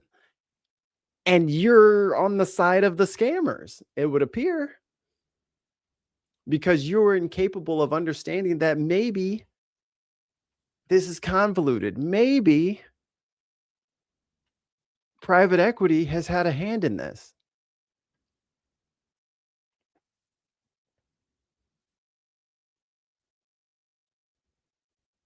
So then why don't you understand what I'm saying is my question. You don't have to agree with it, but you should at least understand it. Our rent has doubled in 6 years too. This is what I'm saying. Like, this isn't just people are getting lazy all of a sudden and they're not just trying to do all of the, struggle routines that you went through. That's not the case. And even if people did go to school and got like a bunch of stupid degrees or whatever like that, you didn't even go to school. You know what I'm saying? So even if you don't go to school, you should be able to have some sort of living for yourself, right? No, brother, I'm talking about the people with two or three bachelor degrees can't find shit. And that's why I will always kick Tim in the face. Hey, what did I miss? Hey, buddy. Sorry, I had to talk to an insurance contractor. It's okay. I wanted you to cover for me because I had to pee. So they had to listen to the intro for a couple of minutes. Oh, I see. I'm surprised we're still on the air. Yeah, our buddy Liquor Store is still not getting it. But he has admitted this. He has admitted this. I'm actually a poorly educated, not even a high school diploma, felon from the age of 18 who had a difficult time making money, buying a house, raising 6 kids. And I just reminded him that that is literally impossible now. Like, it's just not going to happen. Especially, and now that dude, if you're a felon, dude, good luck. You can't even fucking work most places now. And then motherfuckers set up organizations to get felons jobs. And then they fucking defund the fucking grants and all that shit. And they say, no DEI. You know what I mean? Like, they're literally trying to keep, in my opinion, regular kids, like middle class and poor kids, like they don't want them to get out of this. And you're not understanding that. So yeah, it wasn't easy. And when I look up things differently, there's more than one point of view. What we need to do is Mikey doing a little talk, but no one listens anymore. Dude, we read all this shit. Well, 80% of it. We talk to a lot of people all the time. I'm telling you, brother. I was muted. Nobody heard what I said. Nobody heard what I said. Nope. Go ahead. Anyway. Oh, you're not answering. Wait a second. We talk to a lot of different people. Bro, trust me. Here, how about this? I'll go out on a limb and say this. More people are going to agree with me and Tim than any Republican, any Democrat, any independent, any libertarian. Our politic is the people's politic, where motherfuckers do not want private equity taking over their shit. They don't want tariffs on their goods. They want right to repair. They want universal health care. And all of this is going to be paid for by whom, you may ask? Fucking rich motherfuckers who have been grifting off of us for the last fucking 30 or 40 years, not paying a fucking thing. That's who's going to pay for it. And the way to make them pay for it is to get politicians to write laws to increase taxes on those people to get them to pay for it. So instead of enlisting in the military, we are enlisting in our state representatives and our federal representatives to fix the fucking broke up parts of this fucking system. That is what we're doing. So we are doing something. Does it make sense? Instead of arguing, what do we do to find a middle ground? No, we don't need a fucking middle ground. Those guys took our money. Mikey hates the middle ground argument so much. No, you're going to no, because people want to just like couch shit. No, you're going to fucking pick up a pitchfork with us, grab a torch with us, and we're marching to go get our fucking money back from private equity, to go get our fucking, like, we deserve to be able to go to a fucking doctor. Everywhere else in the fucking world gets to go to the fucking doctor when they're sick, except for here. That's fucking crazy. So either we're going to keep taking bullshit or we're going to vote out every single bitch who doesn't want to give us what we fucking asked for. No, I agree with Mikey. There's no middle ground on this. Like, the people who wanted the fucking middle ground argument, the fucking stay at home, don't vote people are the ones that fucking are losing it, man. Like, the moderates and the people who just don't care Great for them. I'm glad that they can fucking just stay home and do nothing. But you can't. You can't. We can go to the middle ground after we fix what's broken first. Yeah. And we're not giving off any fucking tax breaks to any fucking rich motherfuckers until everything is fixed first. It's bullshit that they get to keep more. Like Elon's at what, $750 billion? Yeah. And he didn't have that shit when he was in fucking South Africa, did he? And he came over here and moved to fucking Texas, and suddenly he can amass hundreds of millions of dollars a quarter. And that's a just system. No, he's fucking rigging that shit, and they're fucking cheating. They fucking pay money to these fucking politicians. They fucking get their fucking taxes cut. They take a little portion of that money, give it to the next round of politicians, take a little bit of that money, give it, and then they're fucking you.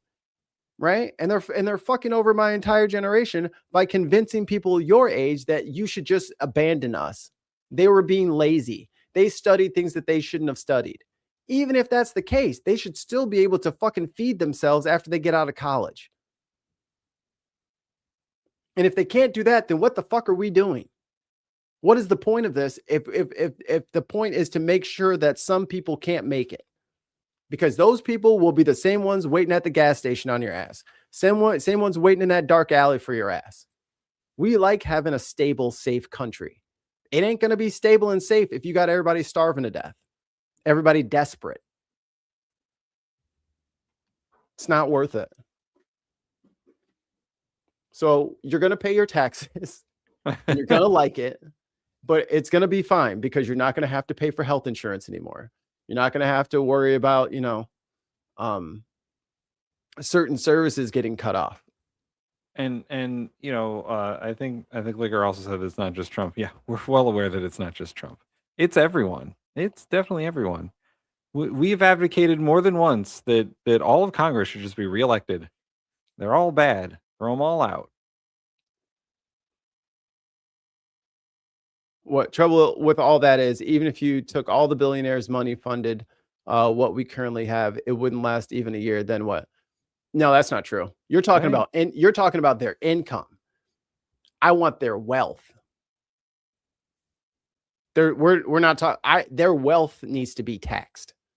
They should not be able to just sit on hundreds of billions of dollars from our fucking economy where it gets fucking trapped in this black hole. Like me and Cortez ran the thought experiment. Dude, you have to spend I think it was $23 million a day. Like if I gave you $2 billion and told you to sit in an account with 5% compound over you literally have to spend millions and millions of dollars a day to get rid of the money from the interest. It's an infinite fucking money glitch, and we got to get rid of it because it's ruined the economy. Look how much everything costs. And I just want to say that on the other side of it, cutting spending for the government doesn't work either, because guess what? Right. Nobody actually fucking does it. Right. They just move money around. They move money from social programs to the military industrial complex.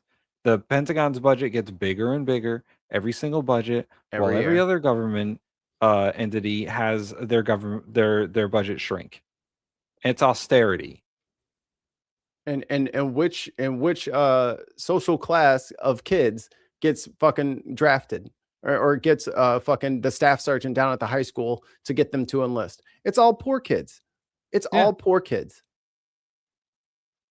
So they fucking raid the fucking the tax coffers, give it all to the military budget, and then they grab the poor kids, and then they say, "Here, go over there and fight. Go fight with this new stuff." Don't the rich prop up the stock market? If you screw them, wouldn't that break the system? No. The rich don't fucking prop up shit. They all they do is pour money into the stock market to artificially inflate the stock market. If the stock market accurately reflected our economy, it would be lower. Yeah. Much lower. Because our economy is in the fucking shitter. Yeah. It's right now the stock market is an investment scam on all of us. And it kind of always has been. The stock market has always been an investment scam on the people by the rich. So if we fucking break that system, good. Build a new one that's better and it's not a fucking scam on everyone. Because it's just not gonna. It's not sustainable. And if you are in your 40s or in your 30s or your 20s, it's much more important to you that a just sustainable system is put in place to replace whatever the fuck this is. Like, so what happens if JD Vance gets in? Were they going to do even deeper tax cuts the next time around? Like, right. what do we say? Amazon pays no tax ever. Apple pays no tax ever. Nvidia pays no tax ever. Like, how does that benefit the fucking people? Like, it's not about like little mom and pops and they're not even fucking a drop in the ocean at this point. But when people are literally like capturing entire parts of like entire sectors of markets, this is a problem. This is oligarchy. It is. It's oligarchy. We live in an oligarchy. Hey guys, about 12 years ago, there was a study by Princeton and Northwestern. Economists and political science got together and to do a study on is America an oligarchy? And 12 years ago, they were like, not yet. But guess what? We're there now. It's here. It's here. We live in it. We live in an oligarchy, a kleptocracy. It's fucking crazy. We might as well be fucking the Russian Federation. We're right at pure oligarchical levels. Like Hegseth bringing up fucking what's his face from Oracle. Right. He's like, I can't wait until they buy your network, CNN. And it's like, why is he even saying, like, you know what I mean? Like, just think of how wild that fucking statement is, that the Secretary of Defense, it can't wait for an oligarch to buy up a news station so that he can get better war coverage. Right. In America. And, you know, the people installed in this government are fascists. It is an oligarchy. Oligarchy. They're a fascist regime they just want to control all of us through a police state, economically. They want to give all their friends the biggest breaks that there ever were. It has nothing to do with supporting the American people anymore. This government does not support the American people, and it hasn't for quite some time. And the people who are currently in the administration, and not just Donald Trump, but fucking all of them. Oh my God. I just looked up this Thomas Sowell guy. I thought that name sounded familiar. This is the guy from the Hoover Institution that says like there's never been any systemic racism. All this stuff is these identity politics. He's like what's his face? He's one of those anti-critical race theory guys. What's homie on the Supreme Court? Clarence Thomas. Oh, he's a Clarence Thomas. Yeah. He's got a 1 hour thing from a month ago. I'll put it on my watch later thing. And if you're here on Thursday, I'll give you a full report. But I guarantee you, I already know what he's going to say because I've seen this type. I've seen this type several times before because this shit ain't new. Allie, we got one of those. We got one. It's called the Constitution. Everyone just fucking ignores it for some reason now. We got one of those. What we need is I know this is going to be a controversial term, but we need a New Deal. A Green New Deal, perhaps. Perhaps a Green New Deal. We need greener, AOC on it. A fresher, greener New Deal. A greener New Deal. Because, you know, New Deal politics was great for the whole country. And despite what the Republicans said, or not the Republicans, the conservatives, I'm sorry. Republicans and Democrats were different at the time. Despite what the conservatives said about the New Deal, it was great. It gave us Social Security, it gave us Medicare, it brought our elderly out of poverty. But unfortunately, the government has been backsliding on all that shit, and we need a new one. We need one with universal health care for everyone. Regardless of how much y'all bitch about it, we need it. We also need Because it's a big fucking waste of money, and we're propping up fucking big pharma and all these companies. Because if we have to negotiate individually, they can manipulate the market. If we're all in one collective pool, they have to do what we say. Liquor says that we're forming an opinion with no facts. Read one book. I read lots of books. I read a lot last year. I'm a little behind this year, but I'm still reading. It's been a busy year. Most of my books have been sociology related this year. So Norwegian style, high tax, high standard of living, sovereign wealth fund. No need to go hungry. yeah, but here's my proposal. If it's good for the children and it's good for the elderly, then it's probably a fucking good idea. Give the children free lunch at school, for Christ's sake. Let me punish the kids because your dad should have made better choices, so you're gonna go hungry while all your friends are eating. Like, what are we doing, guys? It's a fucking, you know what I mean? Like, it's $1. Can't we just front the kid a fucking $1 so he doesn't have to fucking go hungry? Like, what the fuck is, like, what's the fucking point of having a military and all this fucking patriotism if at the end of the day, fuck you, little kid, you don't get to eat? Right. What's the whole point of our society if the children are just going to go hungry because they can't afford to eat lunch at school? Like, what's the point? What's the point of our society if people are just going to go without cancer treatments because they can't afford it because their insurance won't pay for it? Like, what's the fucking point? Whoa. Mikey Tim. Brought to you by me. Like, there has been here's the real war. The war has been on treating people the way that they should be treated. All you fucking Bible thumpers out there who aren't turning the other cheek and aren't helping the poor like Jesus wanted you to.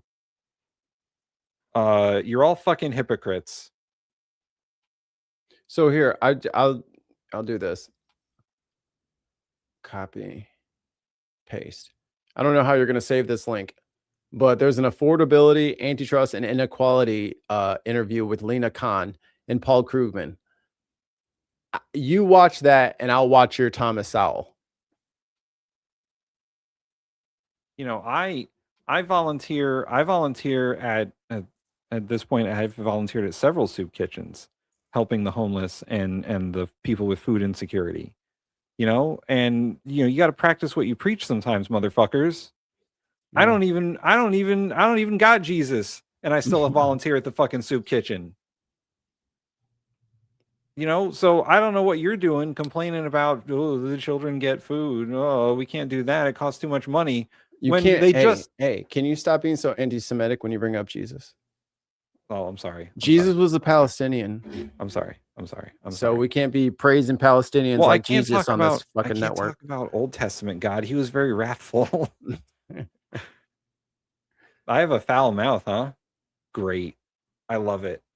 This show is supposed to end like 40 minutes ago, but I'm going to keep going. Oh, we're doing because people are pissing me off today. Yeah. The whole USAID thing is fucking crazy. But what was I about to say? Oh, we're about to spend an additional $200 billion on a war that nobody wanted instead of feeding the hungry children in this country. Instead of that. Instead of saving the lives of children in this country, we're going to blow up children in other countries. Where is the logic in that?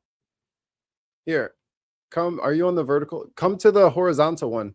Click our logo in the bottom left, and then you'll see like both of the live videos. Go to the horizontal one so you can click the link. Click the link and save it. I don't think it'll let you do it in the vertical one. So go to the horizontal one. I'll post it again. The people who are running this country do not care about the people in this country. No. And if we gotta blame Donald Trump for that, he's the guy at the top. But we've been complaining about these same things under fucking Biden because he kept saying he was going to do the stuff that we wanted to get done, and it never didn't get done under him. But you weren't here complaining about that. You were, I imagine, on board with that when we were bashing Biden for his fucking failed administration. When he took how many billions of dollars instead of fucking fixing, pushing towards Medicare for all, he was sending that shit to fucking Israel so he could blow up little kids. We didn't want that fucking shit. We actively said fucking, like, you know what I mean? Like, we were actively against it.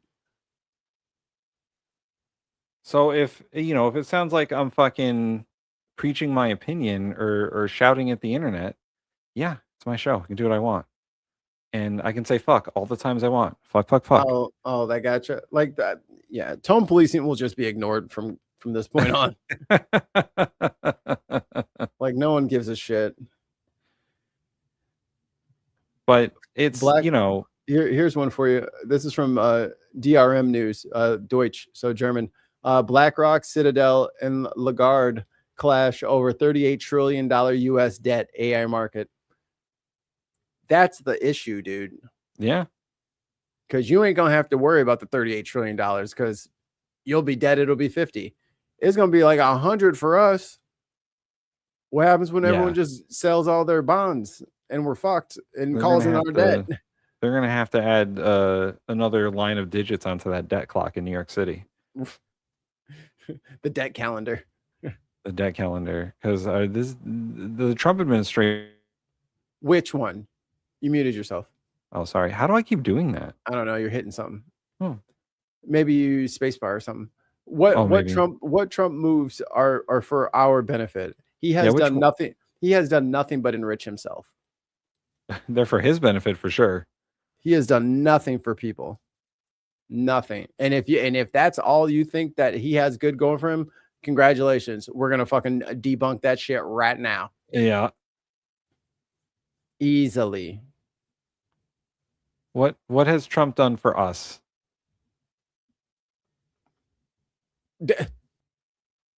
Some real news. OAN or the Lindell Network? Which one? I'm curious what real news is. Is it Fox? Nah, Fox is too moderate for you guys now, right? It's got to be OAN or like what, maybe something called Patriot News. Is it Daily Wire? Daily Caller? What are we talking about? Try watching some real news. Is it the news that you get on Facebook?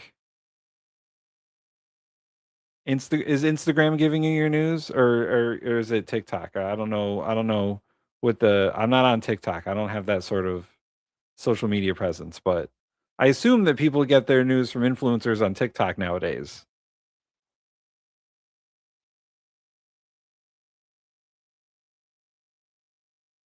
No response, huh? That's unfortunate.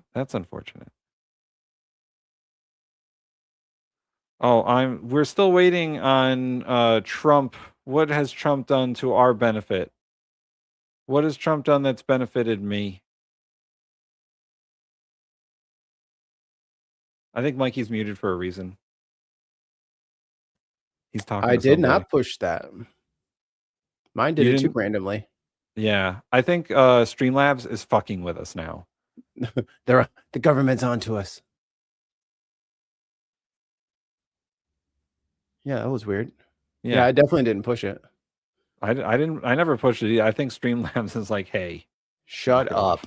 Shut up. We're not fucking streaming anymore. It's over. Well, we paid for the month, so we're gonna keep going. Fuck y'all. You don't make the rules. Well, probably. Yeah, her comment's not on our feed. Huh. So weird. It's almost like it was a bot. A bot. It's almost like it was a bot that said something and then disappeared before anybody could say anything. But I can still do the at. I miss Oklahoma 1. Oklahoma 1. You'll never guess what her tagline is. What? Accept Jesus as your Lord and Savior. Oh, of course. It's always about Jesus. 1 subscriber, 2 videos, 22 views. A whole 22. Let's see. Let's watch her videos. What's this? Anybody has a chance to make it through misleading and dishonest practices if they try. If that wasn't true, then somebody named Barack Hussein Obama from Kenya, from Africa, would not be elected. We are still. That's her proof that he's from Kenya. Oh, I see. Okay. Thanks, Miss Oklahoma one. I'm glad you have this. I'm glad that I could have increased your viewership by 5% by watching that. You're welcome. That's hilarious. You're welcome. Oh, what's the other one? Oh, here. She's got a second video. This one has no views, so you're welcome. Breaking live, guys. Jesus God, I go to this one. 57 verse 3 of the Quran. He is the first and the last. Who's the first and last? Allah. I go to Revelation 1:17-18. When I saw him, I fell at his feet as though dead. Then he laid his right hand on me, saying to me, do not be afraid. I am the first and last. So I stopped. I asked the Muslim, who is this? He'll tell me, Allah. Subhanahu wa ta'ala. I go, now let's read verse 18. I am he who lives, though I was dead. And look, I'm alive forevermore. Amen. And I have the keys of Hades and death. I go, when did Allah die? They'll say he never did. So who's talking there? Oh, that's Jesus. But wait, you just said that's Allah speaking. Why? Because Jesus. I can't believe this. I can't believe this works on people. The logic and reasoning behind that is wild. That is the tightest, smallest circle I've ever seen. Jesus. Mikey, I'm about out of energy and anger, so we also have to do a show in like 4 hours again. Yes. We got to do some cleanup. You guys, I went back and I watched the episodes. Well, that's good. Because I did. You guys are insufferable. I really felt for me. Like I've never come out of watching something feeling so sad for the DM. You know what I mean? Like I was like, wow, look at me try to get something in. I don't know. Have you watched any of the rewatches of D&D? Because you might feel sorry for me at the end of those. That's not me though. I didn't do it. I was a good little adventurer. You are a good little adventurer, and so I just tried to gut a goblin. Yeah, and so is McKinnon when he's there. But the Mark and Ollie, they get into scuffles. The two queens. They do get into scuffles. I stabbed Dusty. Yeah, no, that was McKinnon. I stand corrected. None of us in your game are good people, Mikey. None of us in your game are good people. I mean, just 3 cats running in opposite directions as hard as they can. Yeah. I mean, I will admit that I tried to fuck with it a bit, but I learned. Yeah, I was listening back to it. I was like, he is just deliberately trying to be obscure. He is being obtuse on purpose.